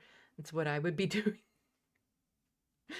And just having this kind of on in the background and lurking, and I appreciate all of you. You make this happen. You make this possible. So, yeah, there will be a Christmas live stream, so you can tune into that, but I will be doing the live stream probably Tuesday about the trans issues. And the Christmas live stream is just going to be chill. It's not going to be politics heavy and that sort of thing.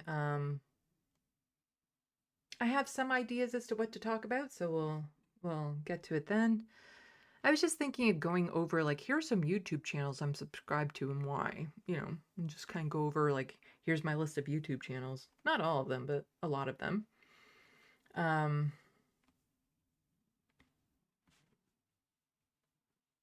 Trevor Bournes, I mostly listen while I do other things. Yeah, I would too. I like to have background noise on too because my head gets really noisy.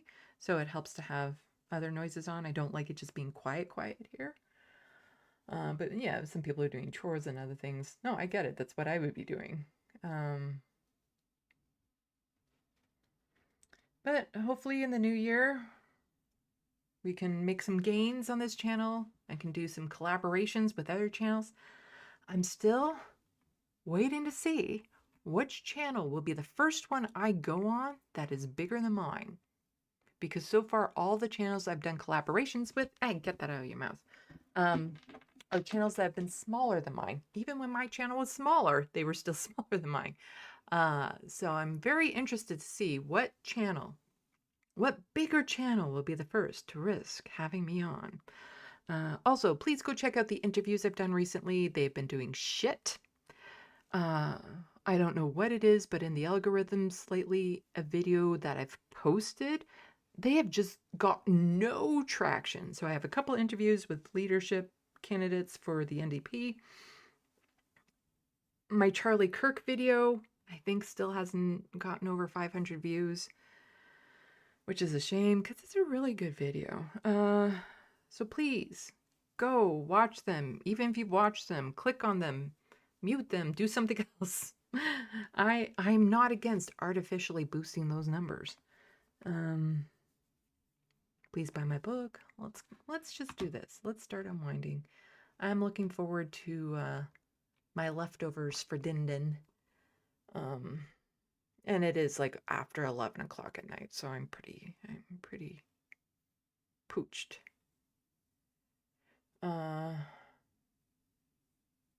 Rachel, I'm currently cat sitting and they're getting used to my presence. Hopefully we'll get to cuddle soon. Some cats are more bold than others, but yeah. Donald James Blakely would love you as a guest. Have them reach out to me. I don't know how to reach out to a lot of these people. I'm extraordinarily reachable. I have 2 emails that you can reach me at. All these platforms, like all of these things, I'm reachable at. Like, it's just, you can comment in my SandBox and not even do a super chat and saying, hey, I'm on this channel, love to have you on, and I would probably see it. You know? But yeah, I would love to go on a channel that is bigger than mine. It would help boost my numbers, I think. Because right now, I'm still just worried that by the time I get my TYT videos out and posted, they're not even going to get 1,000 views each. It's just like, it's been over a year. Over a year that I've been working on them by the time they're going to get out. But usually it's the last couple weeks, like, you know, after Christmas, and then a week into January, where I do a lot of binge working on these sorts of things. So hopefully I can get the bulk of it done then. It's just getting the initial script done. That's it. Like, getting the initial script done is the hardest part. The filming it isn't that hard. The editing isn't that hard. It's just the initial script is the hardest part. Rachel, I did reach out to someone you recommended. True. It took me a while to reach out to them. And then I just never heard back. I don't think they've even made much content since then either. So like TYT hate usually gets clicks. The best performing videos on my channel have. But the thing is, it's like, I don't know what it is about my channel, but generally speaking, a channel my size has a lot more random videos that get thousands of views. And my channel is missing that. Like, a channel my size has easily gotten videos of like 50,000 views or something like that, just even random ones here and there. And the most I've gotten is like 20,000 views on a video. So I don't know what it is that I just seem to be really out of the algorithms.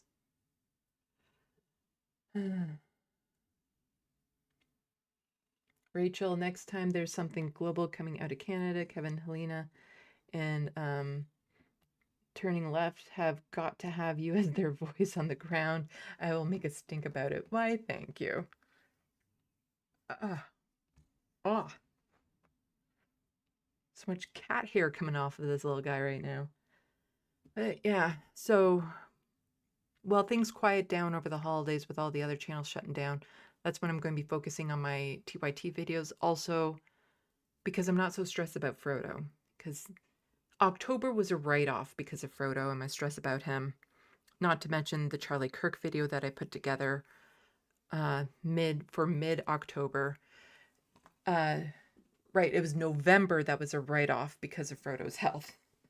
And his health is still precarious. I just crossing my fingers that he eats this new kibble again tonight, and then that could be a sign that he's getting better, but with his health, he could drop at any moment. I don't know. It's stressful. But every morning I get to wake up with him, and he bites the tip of my nose, and it hurts. It's a good morning. So, yeah. Donald James, I'll suggest you in their Discord. Okay. Talking about Blakely? Like, that's the thing. I don't even know how to... A lot of content creators don't have their emails out. They might have Discords, but you need links in order to get to their Discords. It's not like you can just search a Discord and get onto it. On Blue Sky, unless they follow me, I can't message them. Because, like, I follow Helena and I believe I follow Kevin Logan and stuff on Blue Sky, but they don't follow me. They'll raid my channel, but they don't follow me on social media.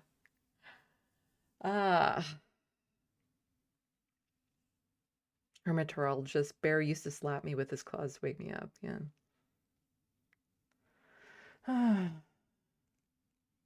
Well, Frodo used to wake me up a bit more because overnight he would have his wet food and his kibble, and then he would know that first thing in the morning I would also give him a pile of treats to munch on. But since the only thing he has been eating overnight are treats, he doesn't feel the need to wake me up to get treats. But if he starts eating this new kibble regularly, then we can get back into the routine of you eat this kibble overnight, you get treats in the morning. So I kind of figured Bear was your cat hermatologist. I didn't think you had a pet bear that would literally do that. Anyway, I'm tired. I'm going to go eat the yummy, yummy leftovers that I have. The food that I did not make.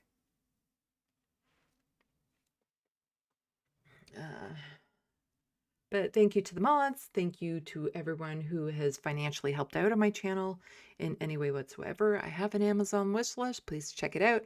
I've recently dumped a whole bunch of stuff on there that would just be nice treats for me, in case people want to get giving during the holidays. I understand it. I still feel weird asking about it, but this is something I would like to do to other people if I had the money. So large range of things on my wish list. If anyone has a grand to drop on a new laptop, I'd appreciate it. But yeah, thank you to people who become patrons, who, you know, send in the super chats, become subscribers, because I don't make much money from it, but the little bit that I do really helps me to get by. Buy my book just so I have people to talk about. It should be a bestseller, this book. The sequels and prequels, again, getting that TYT video essay done is just so worth it, just so I can work on this book. Again, I just hope that I don't, like, disappear from this world, because this consumes me, because I do think about it every day. I'm in this world. I will go into this world. I wake up in the morning, and as I'm waking up and just sitting in bed halfway between, you know, fully waking up and just lying there, I'm dreaming of this world. I love it so much. I love this book so much. So, yeah. Oh, right. I need to send an email off to this space to find out what kind of schedule we have over the holidays, because we do overlap with like Christmas and New Year's. So I need to find out what they're planning for that. So, anyway, I'm done. Thank you, everyone. You all rock. You make this possible. Salut, à la prochaine. Thank you for watching and stay tuned. I'm Sandy, wishing your tomorrow is better than your today.